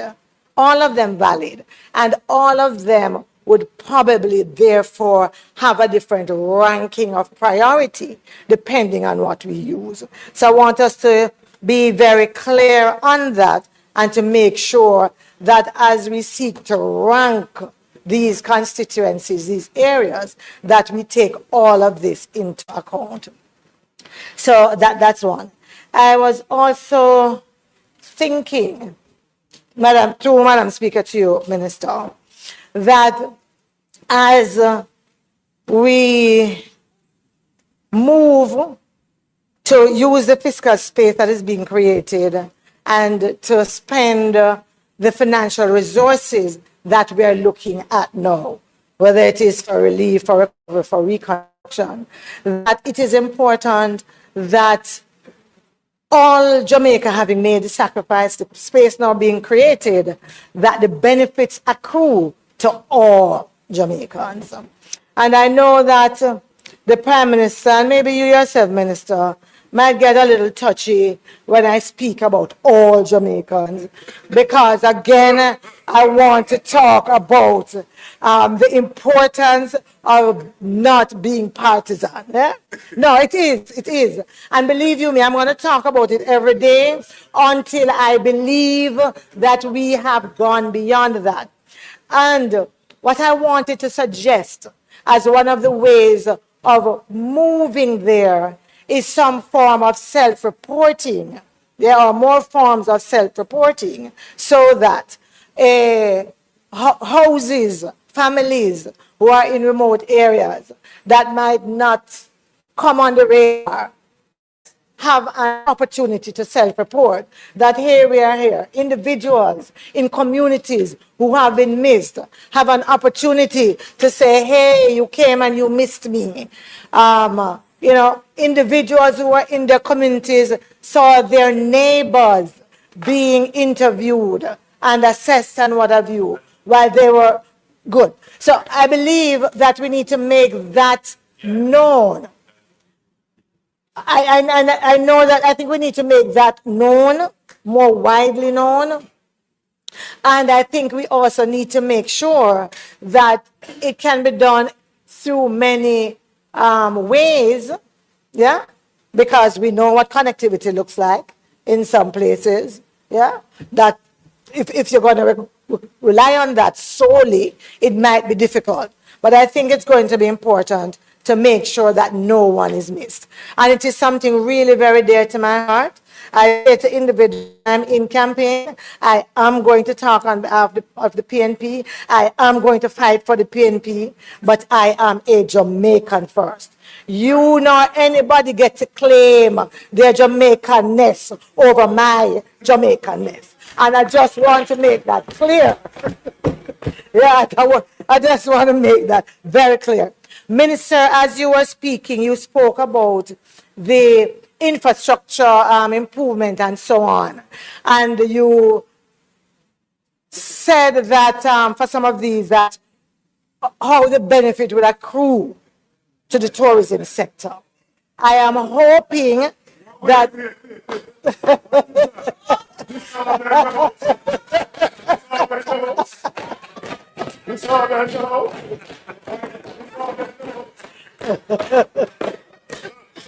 Mr. Speaker, I wanted Minister to ensure that the reconstruction that we're doing of our infrastructure is really not just about our tourists. It is as about them as it is about Jamaicans. So, for example, in all that we're doing, I am hoping that the sewage system in Greenwich Town, for example, there'll finally be space to make sure that it is done. That there will, yes.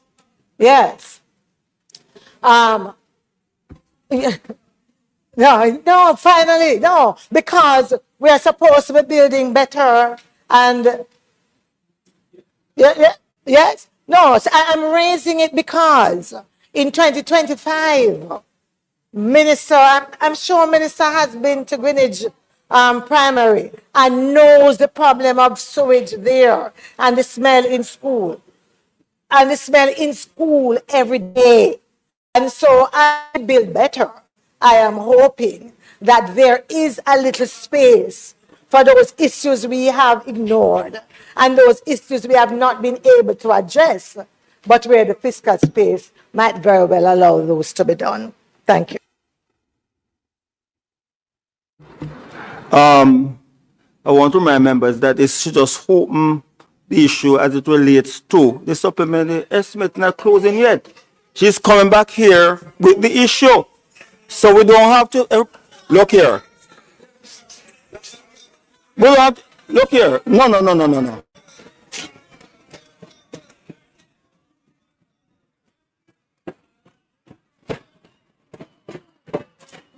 No. No. This is the introduction of the supplementary estimate. It doesn't mean that every member has to speak on it.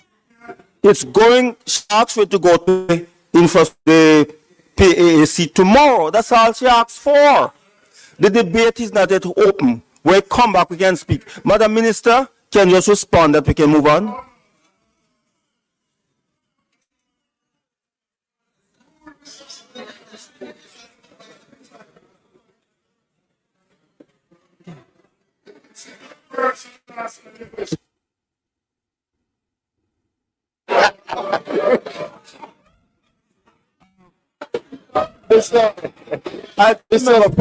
I'll take the member from Southeast St. Anne. Yes, that's good.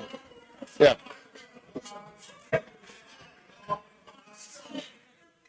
Thank you, Mr. Speaker. Madam Minister, Minister, there is a frustration among. I am the voice of the people, and so yes, from me, because that's what they are feeling. And that frustration, Minister, relates to in a constituency like mine and many of the rural ones that were not as affected. They want the opportunity to get back to work. They want the opportunity to be productive again. And they are not getting the opportunity to do so. So in constituencies like mine, we are still less than 60% in terms of the restoration of electricity. So the productivity and the standing up which we're talking about, we're not quite allowing those who can to do so. So when I speak of that frustration, it's because some of those industries, agriculture, which you spoke about quite frequently, tourism, which you also touched on, these are the sectors in which they work. But they're not being supported to continue, even though where they live is not as affected as some of the other areas. And so I want us to give consideration to that, because there's a mental health, a psychological toll which this is taking. And which, as we talk about the effect, we should not only look at the 5 or 6 Western parishes, but we need to look more broadly, because the effects are far-reaching. In the supplementary estimate, in the fiscal paper rather, mention is made of the claims by some of the private partnerships, the public-private partnerships, including NMIA and SIA, arising out of the COVID pandemic. Member. So the question I want to ask whether... May I remind that the debate is not yet open. She's going to introduce the stuff. Look here.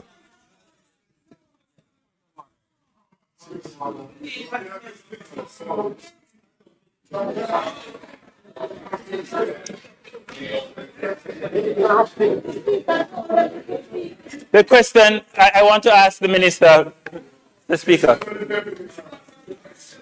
No, man, the question, Minister, relates to the claims that have been made. If you could provide some specifics as to the claims that have been made by these, as part of these public-private partnerships, namely the Sangster and the Norman Manley International Airports. So those are my 2 points. Thank you.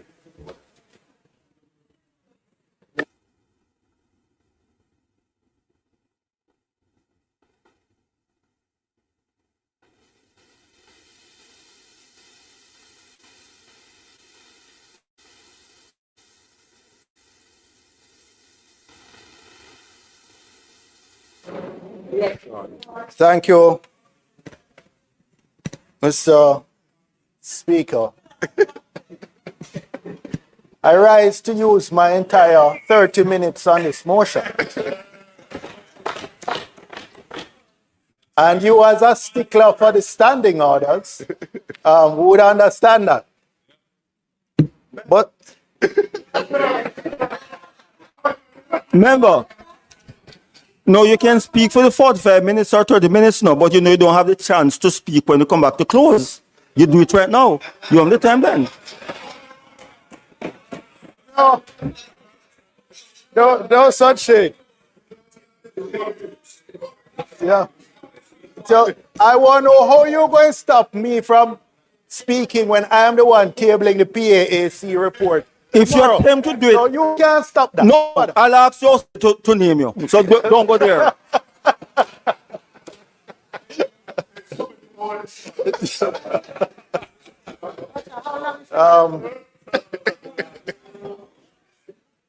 On the referral of these third supplementary estimates and the fiscal policy paper to, yeah, this,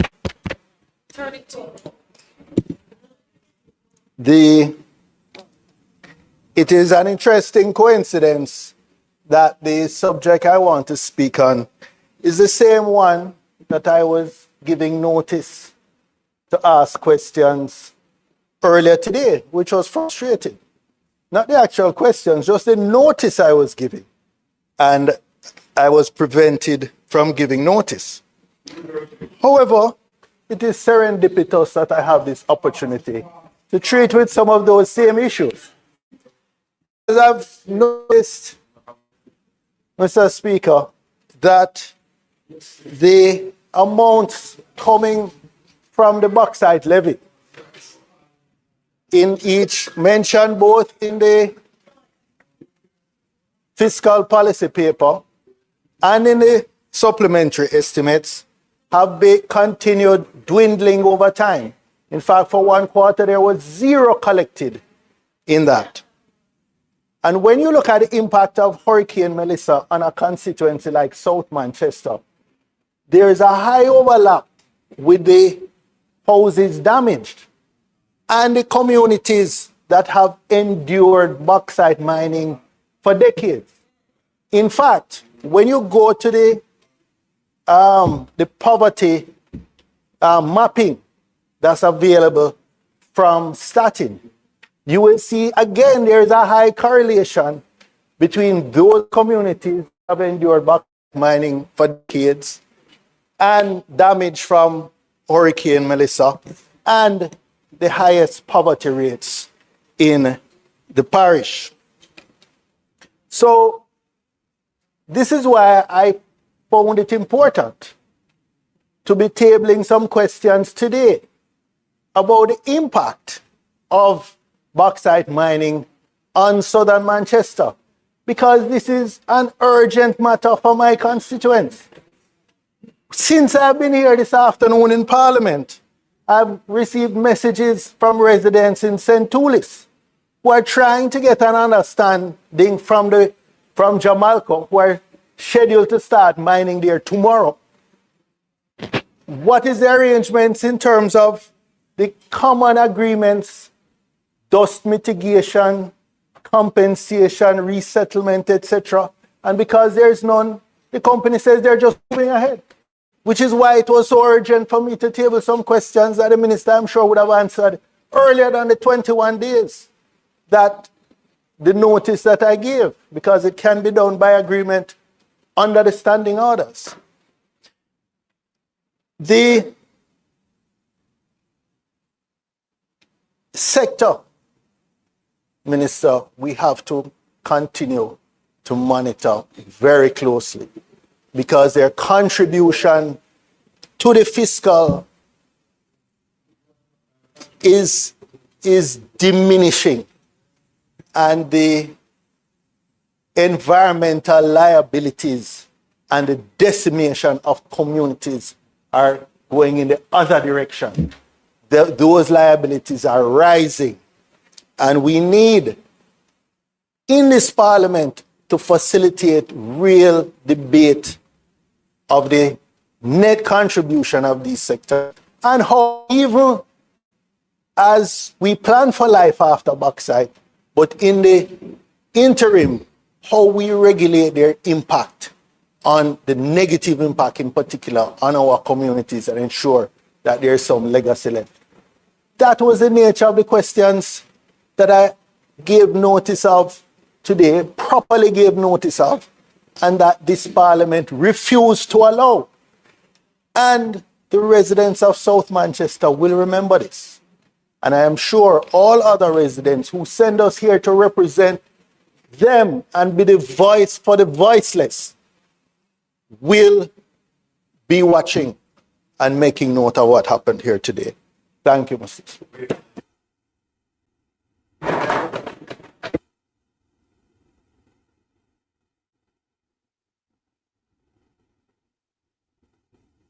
Speaker, just a completeness on a point of order. I believe that the member's assertion that he properly gave notice for the questions is false and is misleading the House. He now says he was not allowed to give notice. Both can't be true. So I have to record that the member did not properly give notice. That is all, Mr. Speaker. Thank you. You are correct.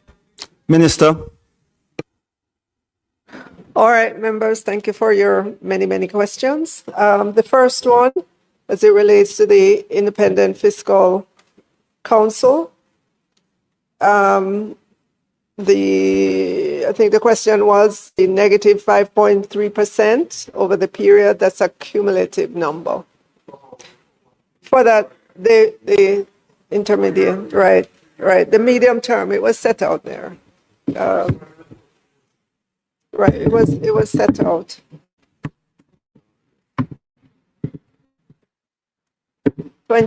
Fiscal year 2025 out to 26 is like the next 4 years. Yeah, 4 or 5 years. Hold on, I'm getting it right. I don't want to give you the wrong thing. But I'll sorry, I'll find it and come back to you. Number of years.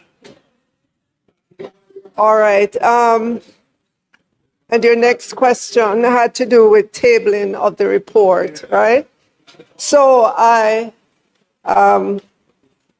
messaged the commissioner, and in terms of whether or not it was tabled in Parliament, and he said no, he wouldn't send it to Parliament. The law only requires him to send it to me, and upon my request, which he has done. But I am prepared to bring it to Parliament. I will make sure. Yeah, no problem. No problem. Yeah. All right.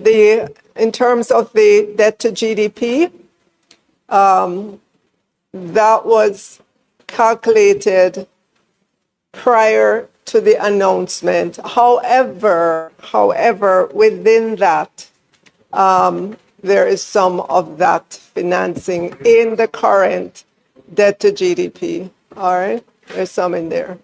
And remember, as I explained earlier on, just because you hear 6.7 billion, it does not mean that that is going to come onto the books of the government in one fell swoop, right? Right. So the projects associated with that have to be determined and over time, and as you draw down, it will come onto the government's books. So you have control over it. It's not, like I said, it's not like going to the international markets to raise 500 million, and the day you go is the day you get it, it's the day going to the books of the government. No. Yeah. In a reasonable time, I will. What are some of the growth inducing?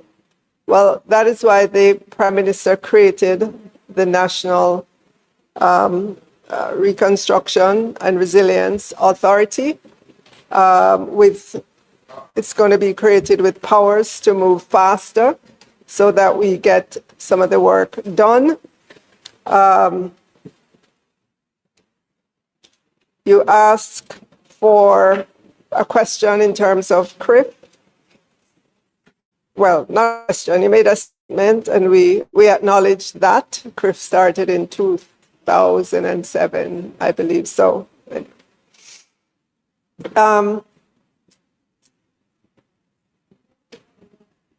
Right, so as I said again, we will table the report from the Independent Fiscal Council. I'll also add what we got from the PIOJ so that you have a full sense of what those two entities were saying.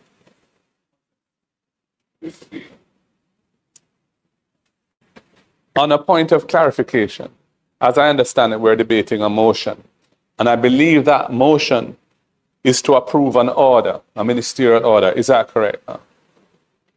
The order suspending the fiscal rule. Is that what we're debating? No, what are we debating? What motion are we debating?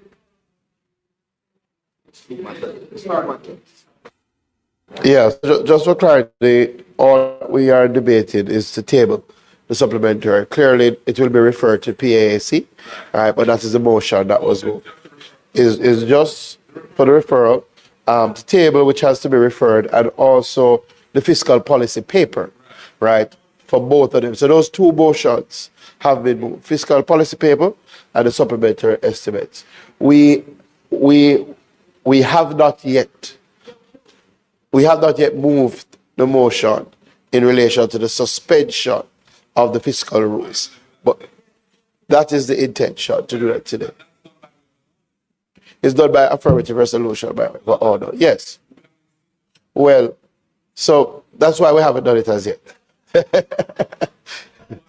just allow the minister to finish.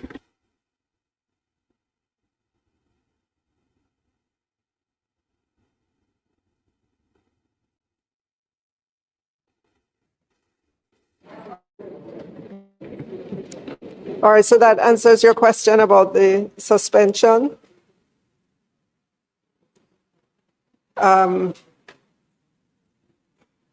What would have informed the number of containerized homes?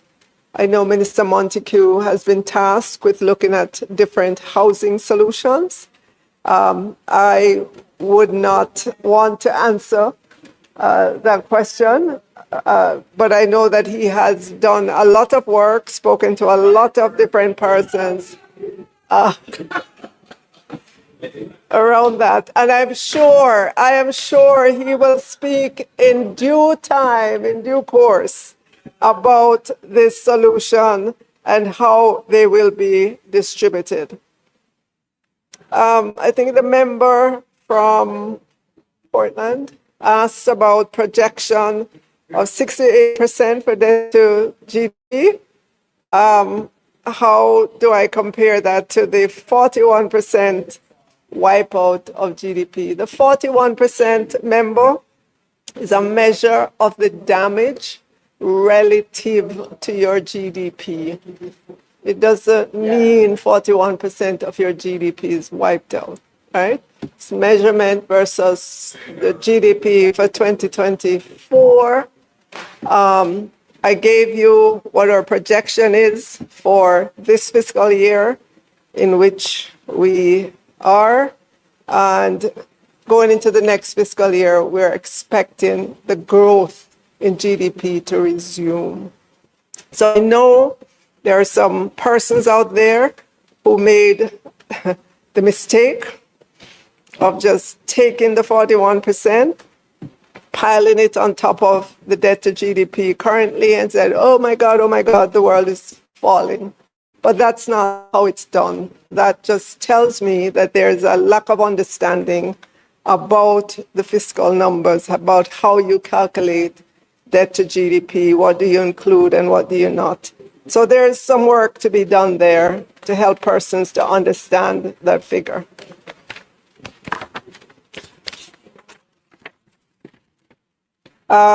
The question about the loan to JPS, is the government prepared to lend the entire amount? I think that was your question. So the loan to JPS was $150 million US, so that they could accelerate the pace at which Jamaicans get their lights back, which businesses get their light back. Madam Speaker, already I could say to you, you don't have to worry that the government is going to lend the entire amount, right? already our international partners have indicated that within that package that's announced, there is about 450 million for JPS. And what that will do is allow for our loan of 150 million to be repaid back to us, so we get back the liquidity. It didn't happen last Tuesday. It's happened after that.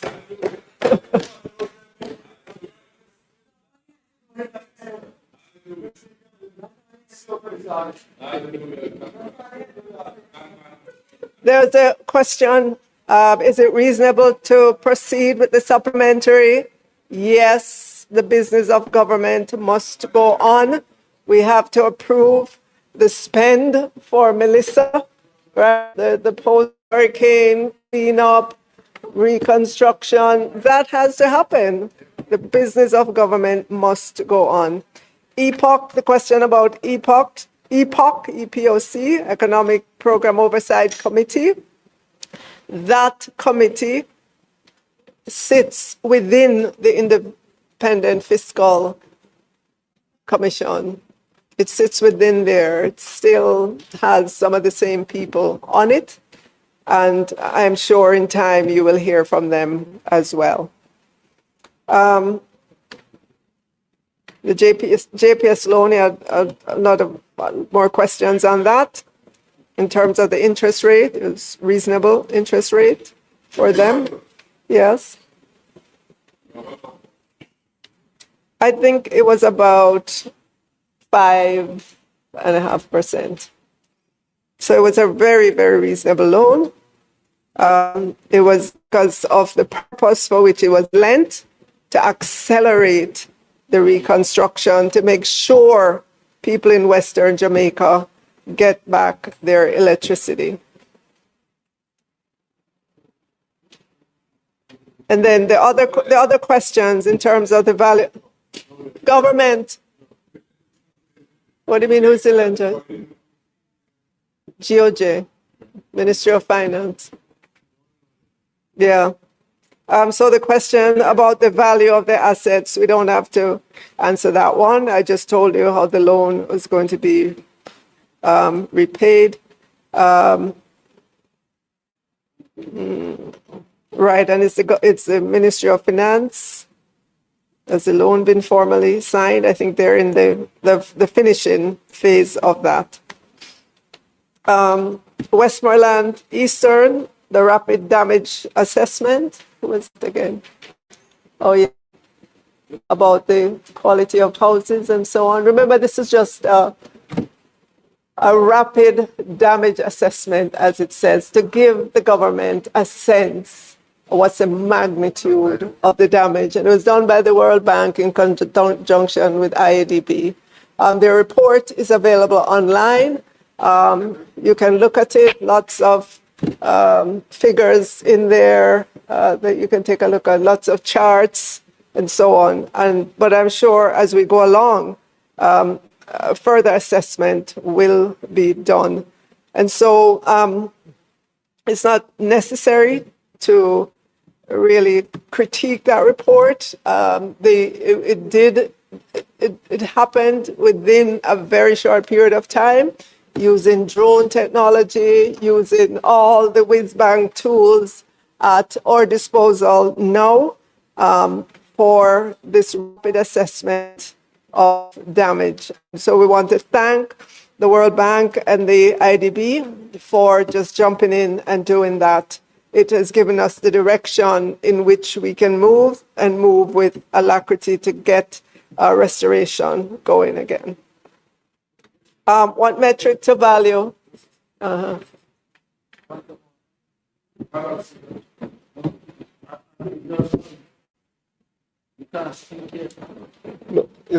have a point of order, member? Yes. I think there was a misunderstanding of the point that was made. Oh, clarification. I was not criticizing the assessment that was done by the World Bank. To the contrary, I was saying that That may be so based on the assets that were present in the different parish before the hurricane. Therefore, they were more valuable based on how the structures that were present in St. Elizabeth versus Westmoreland. And I was saying the impact of it. So you might have a greater dollar value to St. Elizabeth, but I was saying the impact of it. And if you look at JPS, when you look at JPS report as to the number of customers without electricity, 93% of Westmoreland, which is the highest in the country. And I was saying that in Eastern Westmoreland, 5,000 houses are totally flat.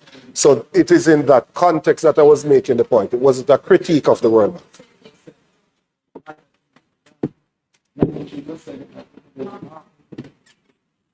Okay. The member asked about the metric to value the damage.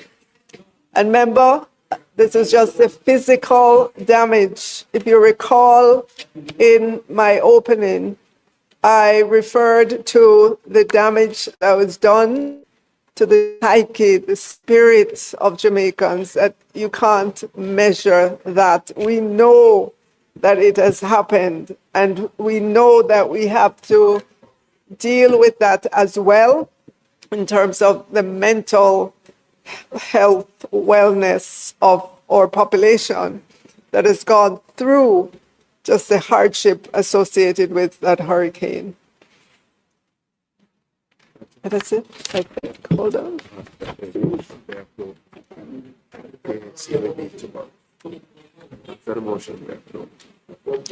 So, Madam Speaker, or yes, Madam Speaker, I now ask that the motion be approved.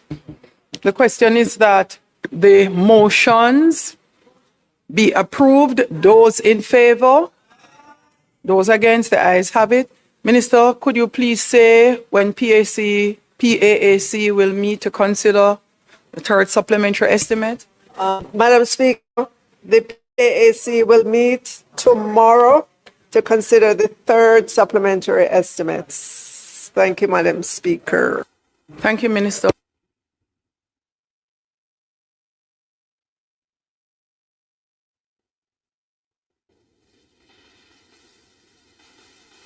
House Leader. Madam Speaker, we do have a few more items of business. I would like to now move to resume and conclude the debate on the Criminal Record Rehabilitation of Offenders Amendment Act. And then we have one more matter that we will treat with after that, after we conclude the debate.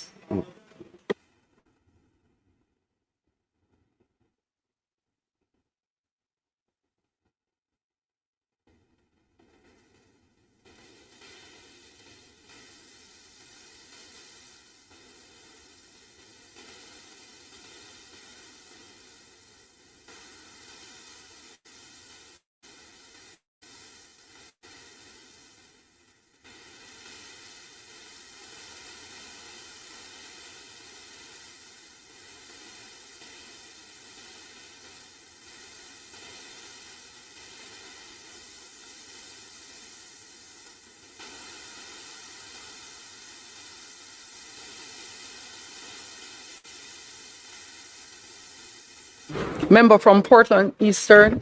Thank you, Madam Speaker. Minister, I first wish to applaud you for even any consideration to such an amendment. It is one that is welcomed, I'm sure, from the population and from certain members that sit in this House who is inundated with requests for a second opportunity at a normal life.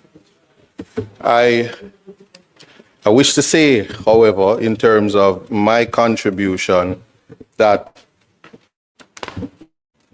when it comes to crime in this country, we do know that there is mala prohibita, crimes by prohibition, and mala non se, which is the crimes of moral turpitude or serious crimes that sometimes when we think of crime, what we find is we just lump everybody together and then there's a stigma that is attached to it that prevents many persons the opportunity to have gainful employment, especially in the security industry. Persons would have moved on with their lives from even minor crimes. And what you find is the requests for police record and the employment usually cease at that moment. Now, I raise the fact that I know that many of the sections, starting with the First Amendment 3A2, which is increasing the time, and we can lump them seriatim, deal with them in turn. I would say that I would have no objection to an increase, but to ask you, Minister, if there is any consideration as to appreciating that the threshold, the rehabilitation time I'm submitting to you is a little bit excessive.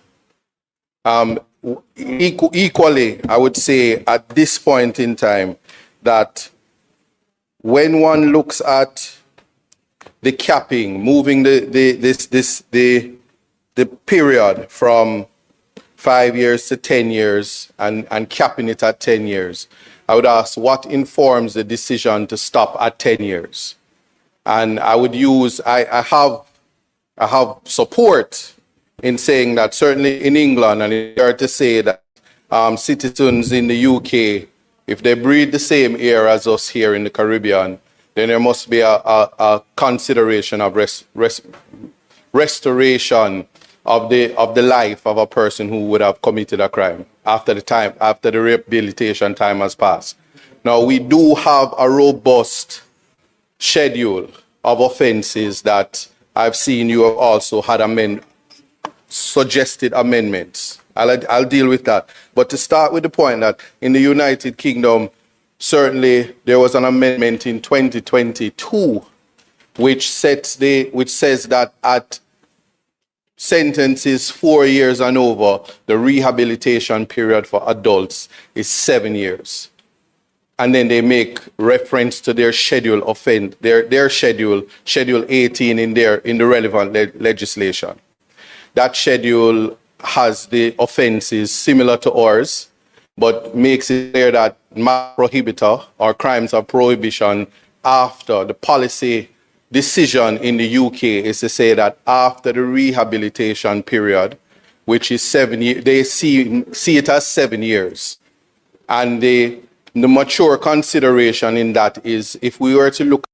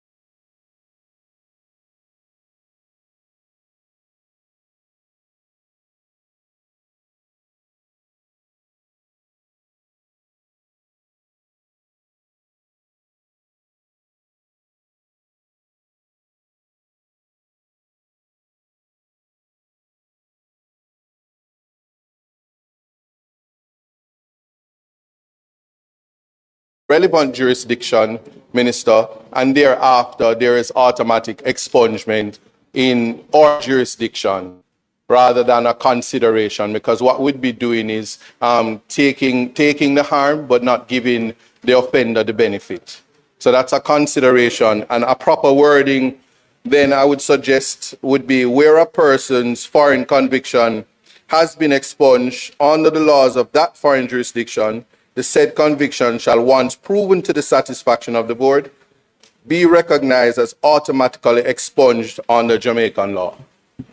And I would say in the that it cannot be correct that the offense is expungible. But I would go as far as saying if it is, because what happens here, what informs here is that if you manage to get the conviction expunged in the jurisdiction, and I'll stay in the Caribbean, throughout the Caribbean. If you go to Barbados or Trinidad and you get a conviction, it's recorded in Jamaica.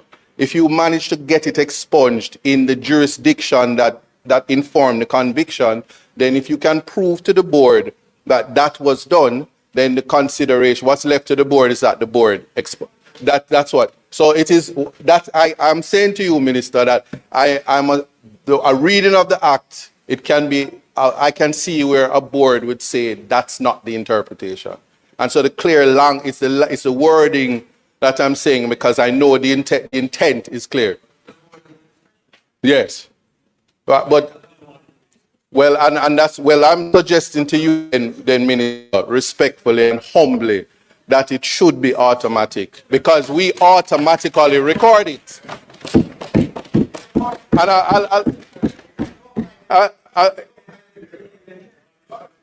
well, so that is just my humble submission, and I'll repeat for emphasis that a correct wording, so that there is no debate at a board with a colored panel with biases that we know not would be bound by a wording that says where a person's foreign conviction has been expunged under the laws of that foreign jurisdiction, then the said conviction shall, once proven to the satisfaction of the board, be recognized as automatically expunged under Jamaican law.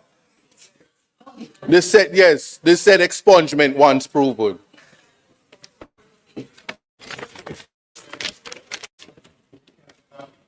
Yes. No, I remember. So, Minister, as I said, automatically recognized. The expungement, as in we're keeping with the mutuality of the agreement, the mutual assistance, the agreement, and the legislation. What informs us. Now, the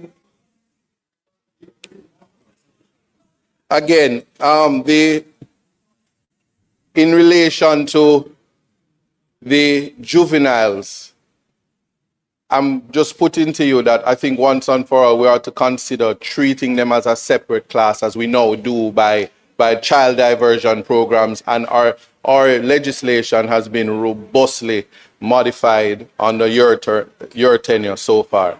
And so to separate them in such a class, a protected class which they are, treat them as delinquent, in keeping with the schedule, but in so far as that particular rehabilitation period for juveniles should remain no greater than 3.5 years. And I just would submit to you that a 5-year rehabilitation for a juvenile is significantly high in terms of the purpose of sentencing and the purpose of a judge's wisdom in terms of giving a juvenile a custodial sentence would seem to suggest that the rehabilitation would have taken place in the correctional institution, and then the quickest possible time for them to be a productive member of society would be to have the rehabilitation period significantly increased. So cut in half at 3.5 years. Now, the eligibility for expungement of offenses of sex with a person under the age of 16 sentence for less than 10 years. The amendment dealing with this section, the amendment of this section, there's a real concern in relation again to the juveniles. So I'm making an appeal in relation to them because my question to you and a suggestion is, do we need automatic expungement for juveniles? And there's a hot debate in Jamaica in relation to how we treat the sexual offences registry. I know your position now is to keep it private, and you'll correct me, but and the debate as to whether it should be open, my position notwithstanding the right to privacy and all the concerns in the Constitution that it should be a public, but not before considering automatic expungement for juveniles. And this is in relation to juveniles who are not using the child diversion programs because they remain today without the convictions not being expunged. So it's a short window for those juvenile persons. And I think the purpose and intention of this particular section was never made to cover juveniles. And that's clear from sending it to child diversion. So this automatic expungement would cure the persons who were not able to benefit from child diversion, which is what we're currently using for this section for juveniles. So we can identify those persons, do the automatic expungement, and they would benefit from a change in the legislation and what is our forward thinking currently in the legislation. I think on a roll. Wow. All right. So now in relation to, for once, I take it and I run with it. The factors to be considered by the board. This is, as I said, I raised it already, but I think that the board is where we are at. A national rehabilitation policy that can make clear what is our vision for our country. What's our vision for morality? What's our vision for corrective measures? So it would put the board in a place where they would have to give us annual reports. We would know when the applications are before the board, how many times the board sits, what informs their decisions to not allow the expungements and strengthen the appeal process to the minister. So I think we should consider that as a section that would then open conversations about the third schedule in the future. Now, in relation to automatic expungement, that's your 28A, and this provides for automatic expungement of convictions for which non-custodial sentences were imposed and completed prior to January 1st, 2005. Excellent idea. My question to you is, are we going to return for 2006, 2007, 2008, or are we going to put an amendment that would simply say that expungements that are at 20 years, so annually, when it gets to 20 years, the clause would allow Parliament or allow the legislation to, when the 20 years reaches and these offences arise, the automatic expungement where no clogs and fetters for the individual. It would simply prevent us from having to have discussion at 2006 every year, annually. So that would cure that mischief.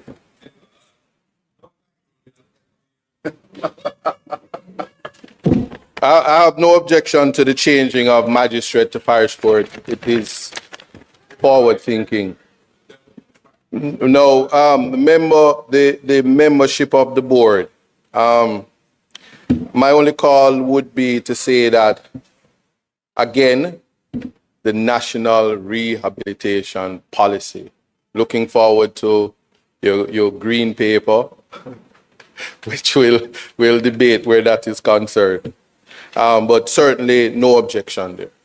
Now, deleting offences from the expungible list.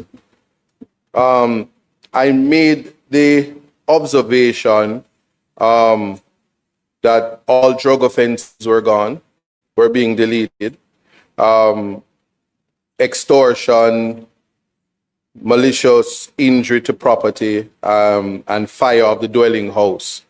My only question is that it's noteworthy that Section 39 and 40 of the Larceny Act remains unexpungible. That's burglary and housebreaking and committing a felony. I just want to know what informed you, or if it was something that was missed, because it appears to be a class of felony that could be removed.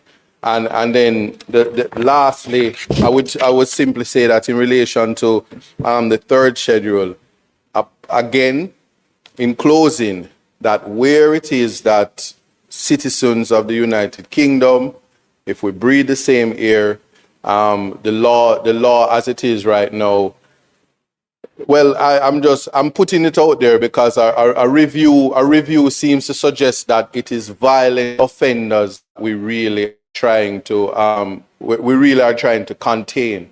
The Jamaica as a high crime society is plagued with violent offenses. And so because convictions on a whole is again lumped between mala prohibita and mala nonce, and there's no public education as it is, persons see crime and then job opportunities are lost. Without the expungement, the opportunities for some of the best and brightest of us who would have stumbled maybe once or twice, they are also unable to apply for visas, apply for work program, farm programs. Their life is stalled and they just simply don't have the opportunity. So a revisit of the third schedule more robustly, I would just humbly ask that is something to consider eventually. But if nothing else is now, before I take my seat, Madam Speaker.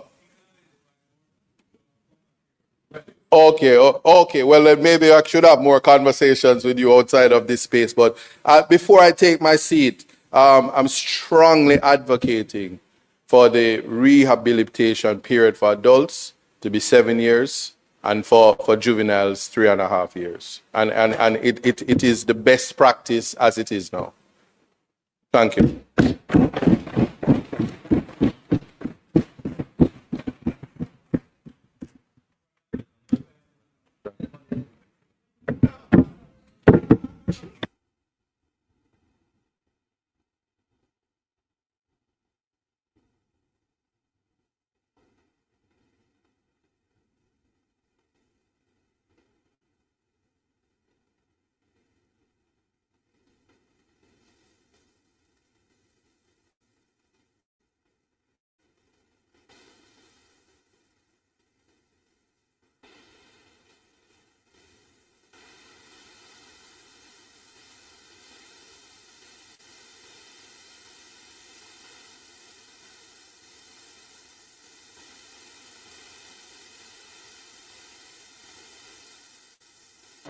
We'll have the member from St. James West Central, and then the member from St. Andrew Western. I think that concludes the members who have. You may? Okay, I'll hold.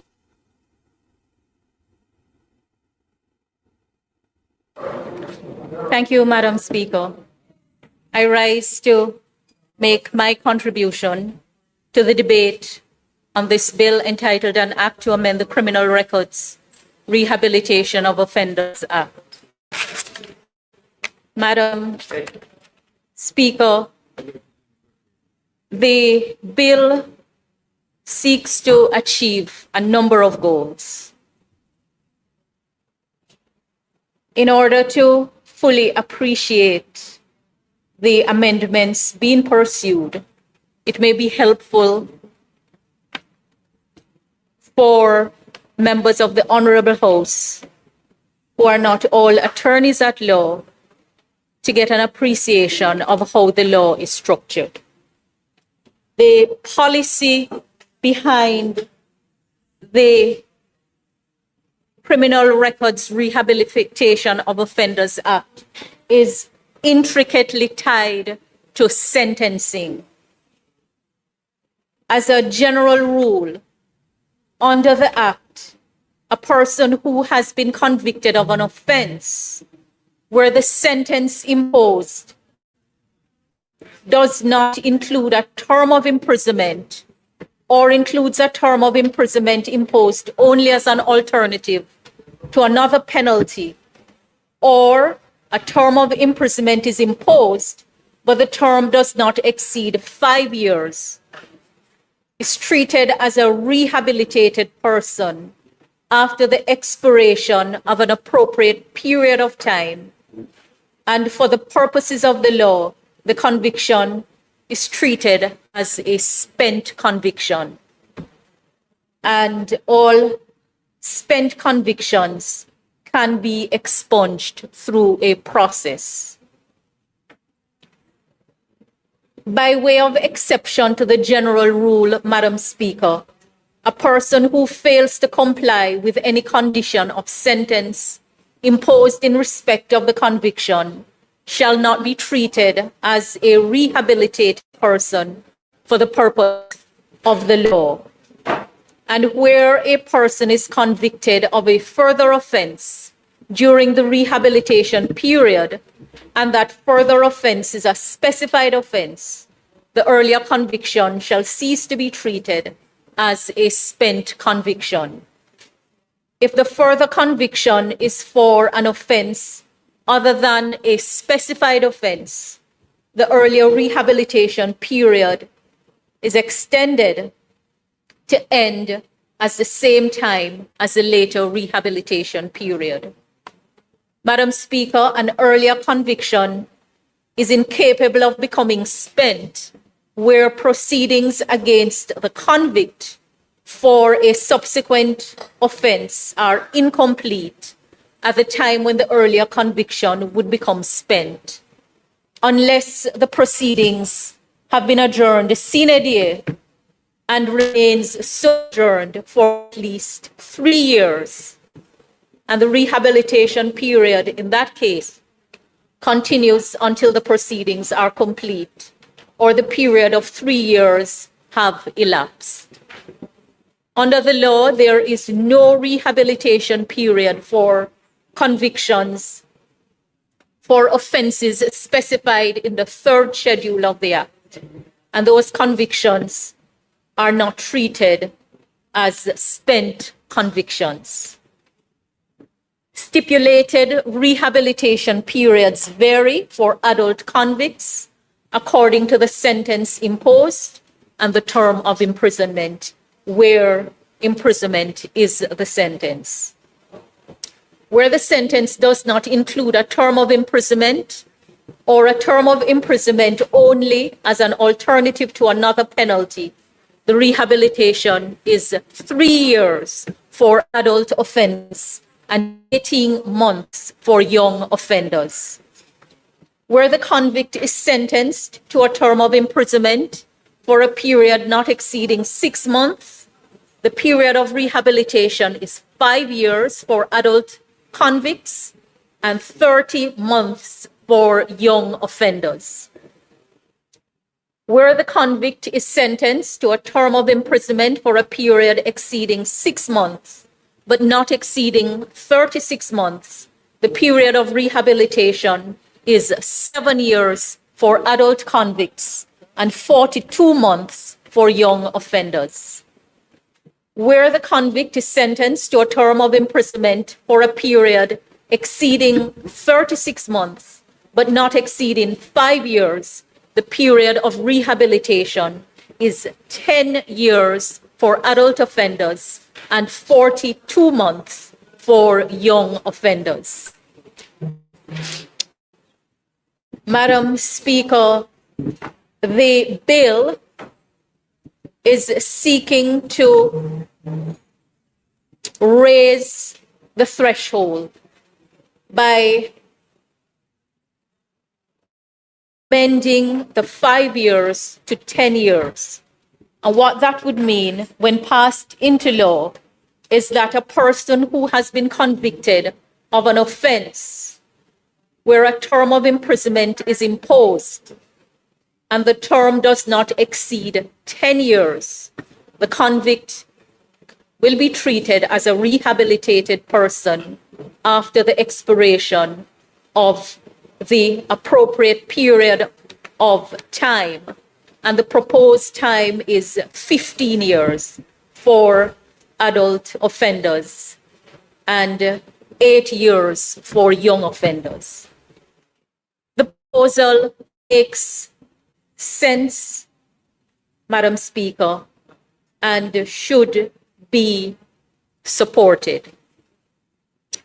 It makes sense, Madam Speaker, because of the changing approach by the courts to sentencing.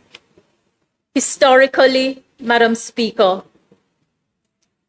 the philosophy of sentencing was mainly retributive.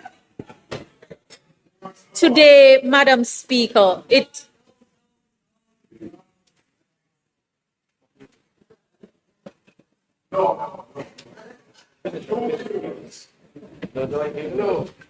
Madam Speaker, the proposal to increase the threshold makes sense and should be supported because of the changing approach to sentencing. The early philosophy of sentencing mainly retributive, encapsulated in the ancient principle, an eye for an eye. But over time, this shifted towards deterrence as societies began to focus on preventing future crimes rather than merely punishing offenders. And then, with the development of parole systems and probation services, there is also a shift from punishing offenders to reforming them.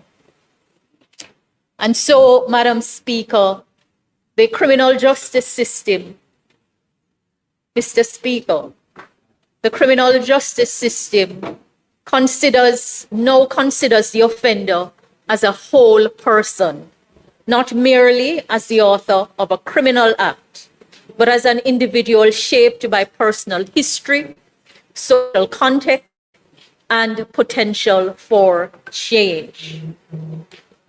And so courts now consider mitigating factors such as background, mental health, and social circumstances. You know, Madam Speaker, the President of the Court of Appeal recently pointed out that as far back as 50 years ago, one of our own judges indicated that it should never at any time be thought that a convicted person standing in a dock is no more than an abstraction. He or she is what he is because of his antecedents, and justice can only be done to him if proper and due regard is had to him as an individual, and a real attempt is made to deal with him with reference to the particular circumstances of his case. Ignore these is to ignore an essential consideration in the purpose of punishment, and that is the rehabilitation of offenders. And so this human-centered philosophy that now underscores sentencing says that we should consider the approach not merely as one of punishment, but one of restoration and reintegration, because ultimately the goal is to reduce reoffending and to promote safer communities. Madam Speaker, the work to bring these proposed amendments began some time ago in the last Parliament. And it is a response to the cries of many Jamaicans who have been disadvantaged by criminal records, where they run afoul of the law, in circumstances that no longer characterize their lives. In today's Jamaica, where we have a high crime rate and a high violence crime rate, it is not an easy decision to take to give back. But, Madam Speaker, a commitment was made to provide second chances to the people who have turned their lives around and are on a different path. And this, in part, is what this bill seeks to achieve. Madam Speaker, I recall making a commitment to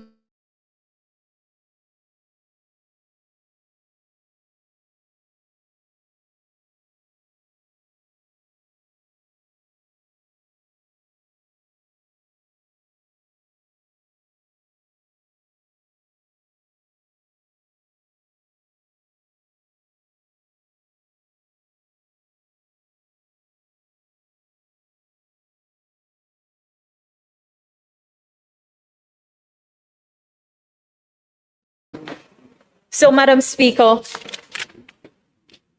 the Criminal Records Office, the Rehabilitation of Offenders Board, will be empowered once the bill becomes law to consider applications for expungement for offenses for which the sentence imposed was more than 5 years, but not more than 10 years. And also to set the rehabilitation period applicable to those offenses at 15 years or 8 years for young offenders. I listened to the plea of the member from Portland Eastern, asking for a shorter rehabilitation period. And also suggesting that a national rehabilitation policy is critical. I will reserve my own views on the shortening of the rehabilitation period, but to enjoin his call for a national rehabilitation policy. During the preparation of the bill, it was a matter that was raised in the meetings. And I know the minister piloting the bill has it as part of the work to be completed, because it is not merely the passage of time that results in rehabilitation, but interventions that will assist a convict to come to terms with his past and also to make amends and to go on another path. Madam Speaker, the Criminal Records Office will need to be better resourced in order to carry out the additional functions that are being placed before it. And in fact, in order to do the work that is assigned to it at Section 22 of the law, it is not just enough to expand the membership to allow for more meetings. But I know during the research phase of the bill that one of the issues that was raised was just the need for additional resources to ensure that the investigations and inquiries can be done so that the applicants for expungement can have the benefit of proper findings. Because many applications did not have the benefit of the inquiry that is required to ensure that the applicant's case is treated in the way that it should. Madam Speaker, there is a very big give that the bill is seeking to achieve, and that is the automatic expungement of convictions that have non-custodial sentences, where the sentences were satisfied. No, I hear the call for automatic expungement. And I believe, Madam Speaker, that it is part of the work that will have to continue, because if convictions are automatically treated as being spent after the passage of time, and those spent convictions can be expunged, then I believe that there is a current gap in the law that the next round of amendment would have to address. I do support the call for automatic expungement of spent convictions in circumstances where none of the provisos apply, meaning that the convict does not have additional proceedings and there are no further convictions. Why automatic expungement can work is because the state is the custodian of the records. And so we can lighten the burden on the people without increasing it on the state. But the state is the custodian of the records. Having said that, Madam Speaker, I know that the Criminal Records Office is also in need of resources, because it was difficult to ascertain the number of convictions that are now regarded as spent and the number of convictions that would qualify for automatic expungement in what Clause 9 is seeking to achieve. So, just to add that in order for everyone to benefit, some work will have to be done with the Criminal Records Office. And it is important that laws are not just passed, but that the attendant changes to the institutions are made and the resourcing of those institutions are done. So, Madam Speaker, this is a happy day for me because, Mr. Speaker, Mr.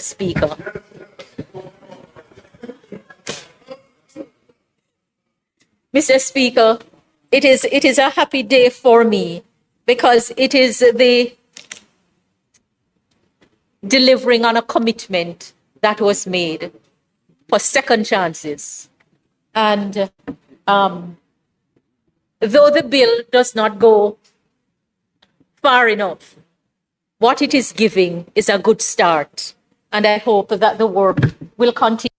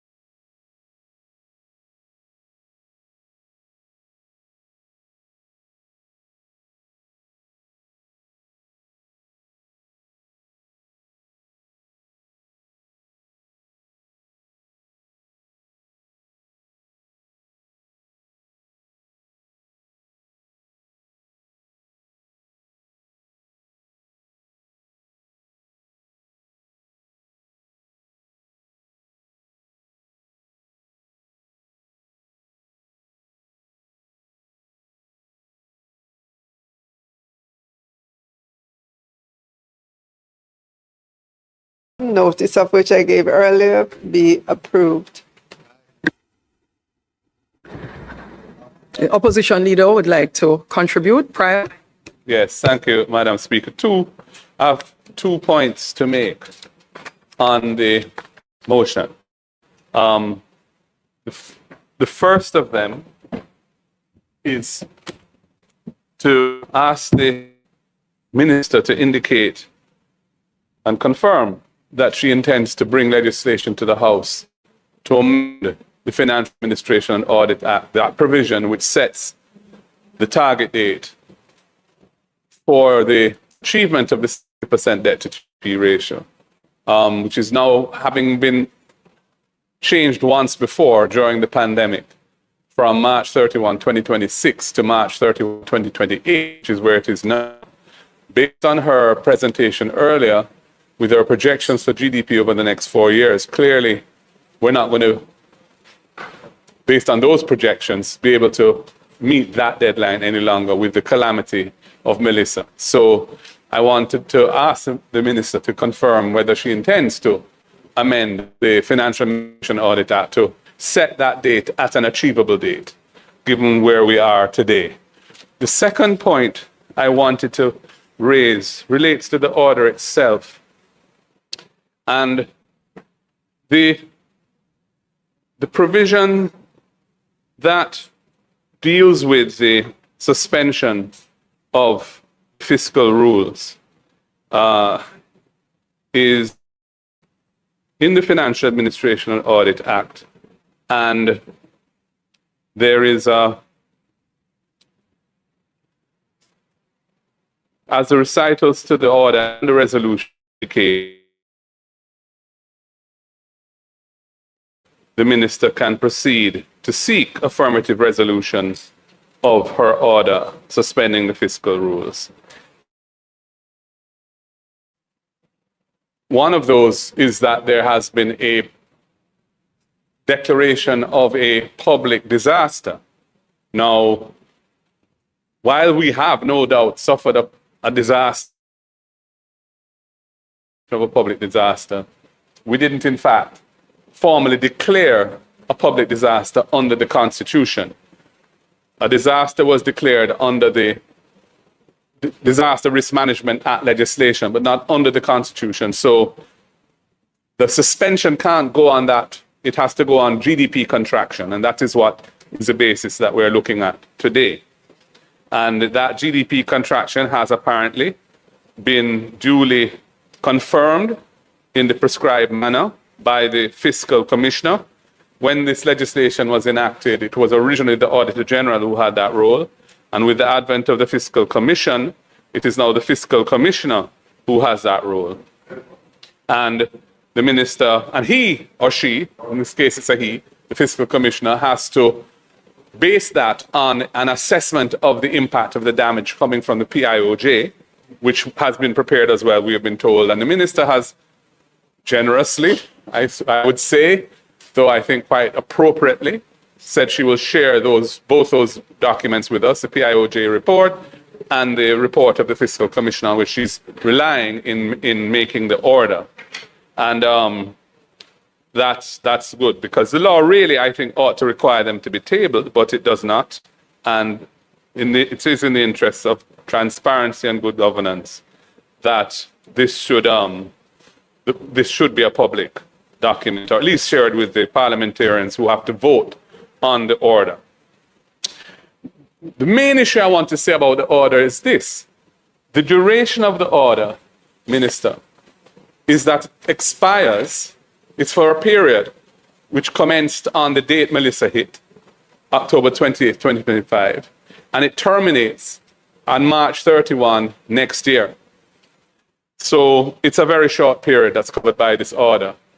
And when I look at the provision in the law, it says that the initial period during which compliance with the requirements referred to in subsections 1A and B, which are the contraction of the economy by more than 1.5% of GDP, so the initial period during which compliance with those requirements may be suspended shall terminate at the end of the financial year following the eventuality. So to my mind, you're selling yourself short, Minister, by having it end in the financial year that we are in and that the calamity occurred. Because it's supposed to be, it should terminate at the end of the financial year following the calamity. This is important because the effects of this are likely to impact the upcoming fiscal year, for sure. We know that tourism, for example, there are many hotels which are not going to come on stream until, midway through next year. And there are many other businesses that have been impacted, small businesses in particular, where there's a $3 billion allocation, we're told. That's going to take months to work through the system to get the economy back up and running as we want it to be. So I question the period. And there's another reason why it is important that we get that date right, because it says that, and this is a proviso to that same provision. And that provision, Minister, is subsection 4 of Section 48C of the Financial Administration and Audit Act, subsection 4. And it goes on to say that where the fiscal commissioner has validated in the prescribed manner that the residual impact of the eventuality means Melissa in this case, is significant enough to warrant the continued suspension of the requirements, the fiscal rules. The suspension of the requirements may be continued for an extended period of one more financial year immediately following the initial period of the suspension. So that would give you 2 years, potentially, plus the period between now and March, during which Jamaica could utilize this envelope, massive envelope of resources that were announced yesterday to try and get the recovery going without having to constrain expenditure to keep within the fiscal rules. But the way the order is worded, this one expires in March, and then the law only allows you to have one more fiscal year of suspension after that, which I don't think is desirable. So I'm suggesting to you, Minister, that you revisit this, take a moment, or maybe more than a moment, to look at it. But I don't think that the order that's before us complies with subsection 4 in its current form. I think the idea, and I was very involved in the drafting of it, so I'm speaking from a position of some knowledge of this, because when the amendments that we're looking at to do with the suspension of the fiscal rules were passed, I was the chairman of the legislation committee of cabinet then and went through it with a fine-tooth comb with the technocrats from finance. So I'm saying that the intention is definitely that it should last for a year following the fiscal year in which the calamity occurs. And we shouldn't be constrained to have a suspension for a few months till March, and then you only have one more potential year to March 2027 of suspension. So that's my contribution. I'd love to hear from you when you're going to amend the Act to adjust that target, and also to reconsider the deadline or the end of the period, of the initial period, which currently is March 31, 2026, but I think ought to be March 31, 2027. Thank you, Madam Speaker. Thank you.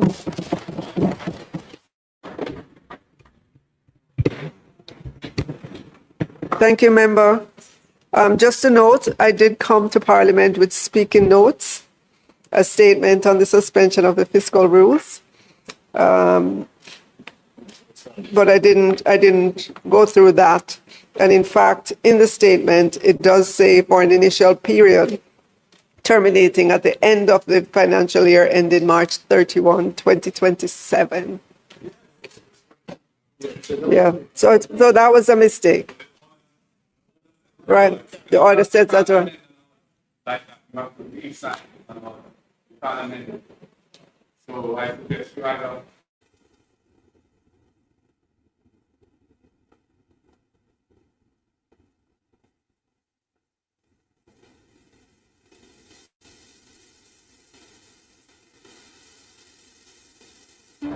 House Leader. Madam Speaker, as indicated by the Minister of Finance, there is an error in the order. It should be March 31st, 2027. And as rightly pointed out, pointed out by the leader of the opposition. So, Madam Speaker, we will.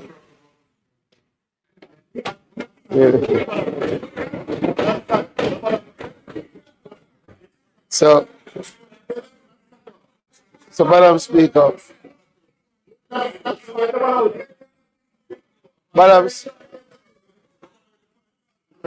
Madam Speaker, we ask for a 5-minute recess so that we can reprint and.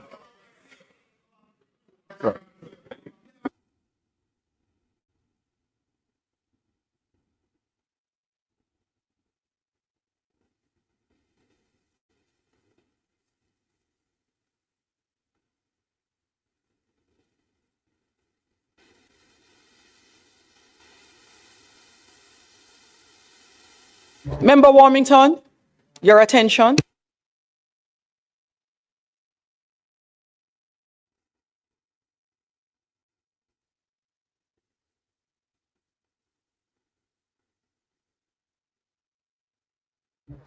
Sorry, House Leader. Yes, Madam Speaker, we will suspend the debate on the motion. We take steps to amend the order. While we do that, we have one more item of public business, a motion, a private member's motion, which will ask the member to open the debate on private member's motion number 7. Thank you.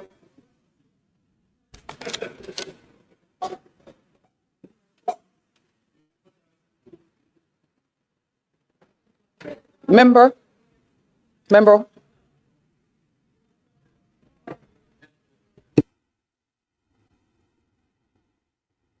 Member from St. Catherine Southwest, you may proceed.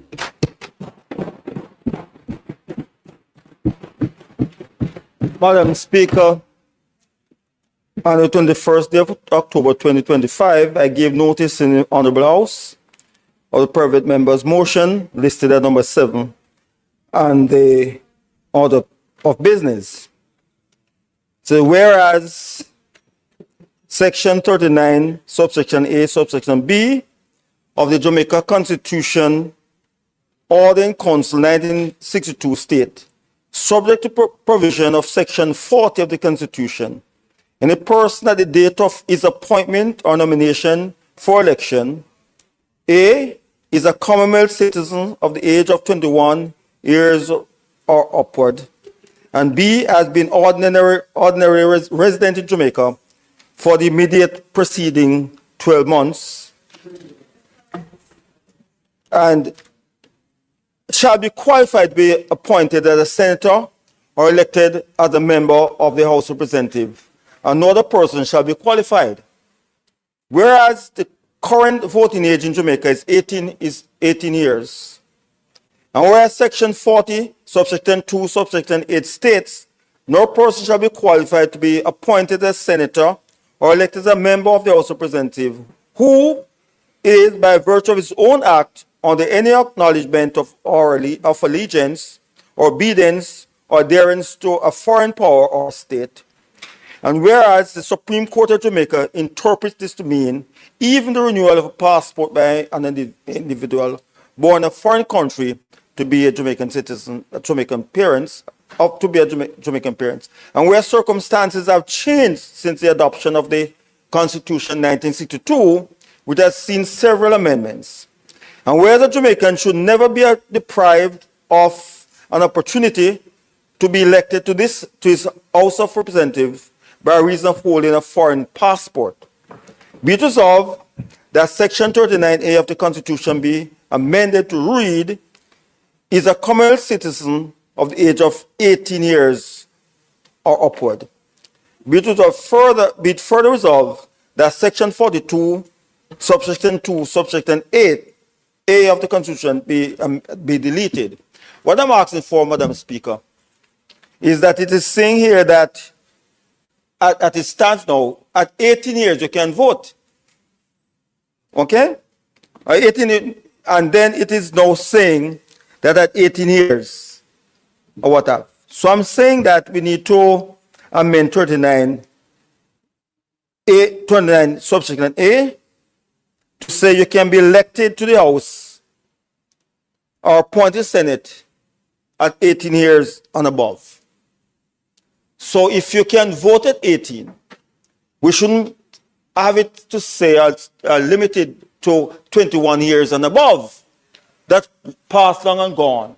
So I'm asking for this section to be amended to say 18 years and above, to delete it to the 21 years.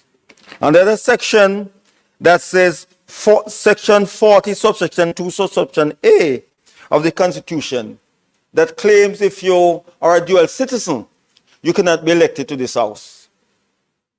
Circumstances have changed. And I don't believe because you might be a citizen of the United States or some other country, you should not be able to be elected to this House. So Marx we should delete the section. And once you're Jamaican, you should be allowed to be elected to your House. It was muted in the last election by the leader of opposition. He stated then that he had intended to appoint members of the diaspora to the Senate. And if you hold a foreign passport, a U.S. passport, you couldn't appoint such persons. So I want us to delete the section. And once you're Jamaican, regardless if you have a passport from some other country, you never give up your Jamaican citizenship. You are Jamaican, so you should be recognized as such. So I'm asking in this prior that the age for election to Parliament be 18 years, not 21, because 18 can vote, and that section 40, subsection 2, subsection 8 be deleted to allow any Jamaican who wish to be elected to your House of Parliament to have that opportunity so to do. Thank you.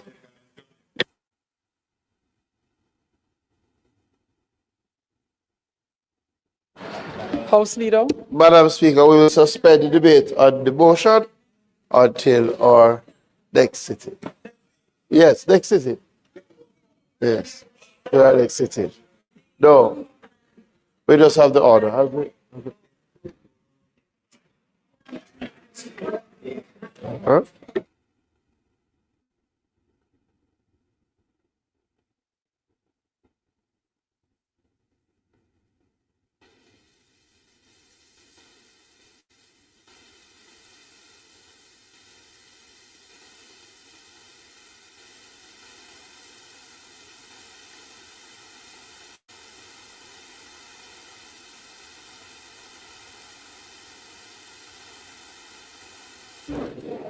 Madam Speaker, I know that the time is long spent, but we are almost there. We will not have to traverse a lot once we get the order printed. So I'm going to ask for a 5-minute recess, while they print the order and have the minister sign it. Suspension for 5 minutes, Madam Speaker. The question, no, members. The question is that the House be suspended for 5 minutes. Those in favor? Those against? The ayes have it. That is, members, to facilitate the adjustment of the order. Thank you, Marshall. Are out. There is some, I'm not sure how much. There are some provisions downstairs in the event that, yes.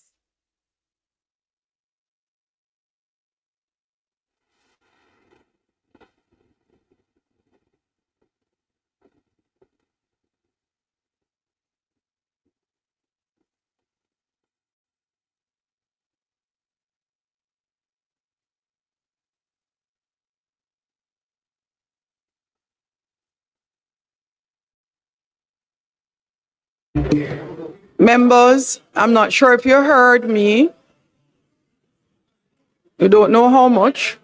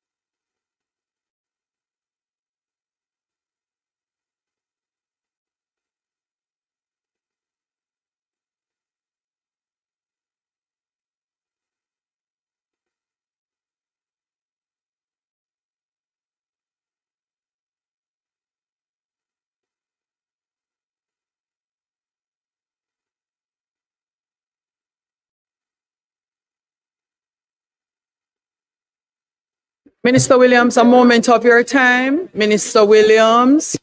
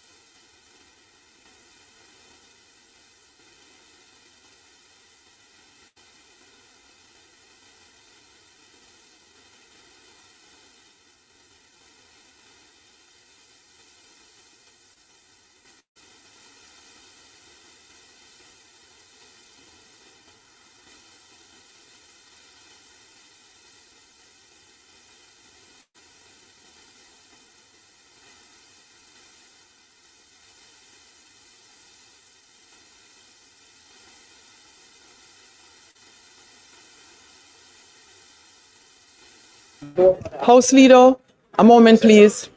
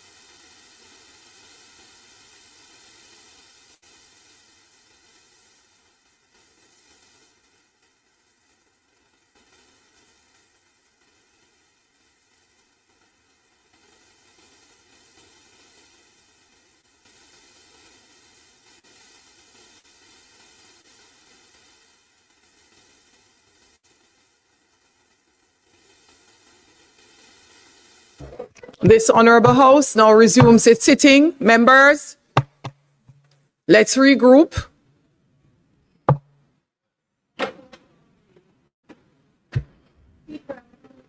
House Leader.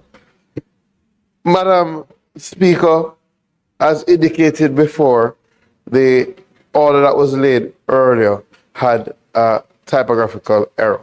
So, Madam Speaker, I ask that the Financial Administration and Audit Suspension of Fiscal Target Requirements, Order 2025, which was laid on the table of the House on December 2nd, 2025, be withdrawn.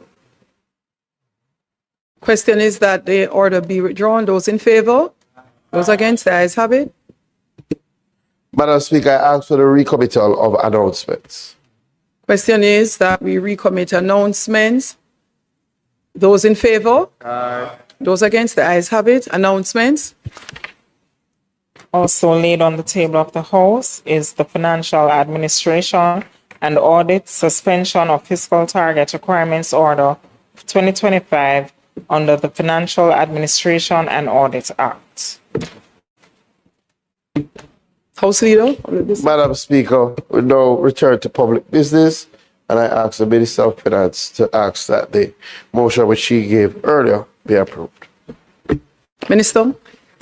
Thank you, Madam Speaker. Madam Speaker, I ask that the motion which I gave earlier be approved. Those in favor? Those against? The ayes have it. House Leader.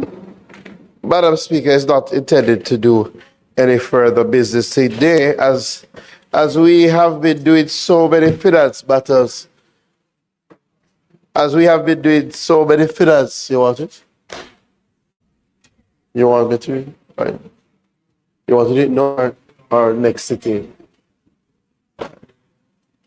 Madam Speaker, as we have been doing so many finance matters, I reflected that it was on this day in 2016, December 2nd, 2016, that a bill to restore the benefits that were taken away from the Junior Stock Exchange, that bill was passed, and we now benefit from that and the good governance of the new administration who had came in at that time. I think it was worthwhile noting the leader of opposition business in the Senate at the time was Member Golin. I hope he was still here. Madam Speaker, it is not intended to do any further business today. So I move for the Parliament to be adjourned for a date to be set. I know that there is a matter that you will treat with Madam Speaker on this motion for adjournment. You want me to read it? Yes, I did. Right. On the motion of adjournment, procedures for submission and review of parliamentary questions under Standing Orders 15.2 and 16.2. This ruling restates the procedure governing the submission and review of questions to ensure consistency, transparency, and full adherence to Standing Orders 14, 15, and 16, which regulate notice, form, and content of questions, as well as the authority of the Speaker. Recent developments have highlighted the need to clarify these requirements to ensure that the administration of questions proceeds in an orderly and predictable manner. Standing Order 15.2 provides that a notice of a question may be handed to the clerk during question time. All members are reminded that strict adherence to this standing order is required to avoid confusion or conflict in the administration of questions. Once received by the clerk, each question must be submitted to the Speaker to enable the discharge of the responsibilities under Standing Order 16.2. That standing order empowers the Speaker to determine whether a question infringes any standing order or constitutes an abuse of the right of questioning, and to direct that the question be amended or entered in the order book with such alterations as may be necessary. The Speaker's review ensures that questions are properly framed, comply with the standing orders, and may be tabled in an orderly and procedurally correct manner. Accordingly, Standing Orders 15.2 does not guarantee same-day tabling. Effective immediately, questions submitted during question time under Standing Order 15.2 will be received and reviewed by the Speaker. All questions will be tabled following the completion of the review once deemed to be in full compliance with the standing orders. This procedure safeguards the rights of members, ensures the orderly management of the parliamentary business, and confirms that all questions comply with the standing orders. Members are therefore expected to comply fully with these directions so that the question process continues to operate smoothly, consistently, and in accordance with the rules of this Honorable House. Thank you. Thank you, Madam Speaker. I now ask that Parliament be adjourned for a date to be set. Question is that this Honorable House now do adjourn for a date to be fixed. Those in favor? Aye. Those against? The ayes have it.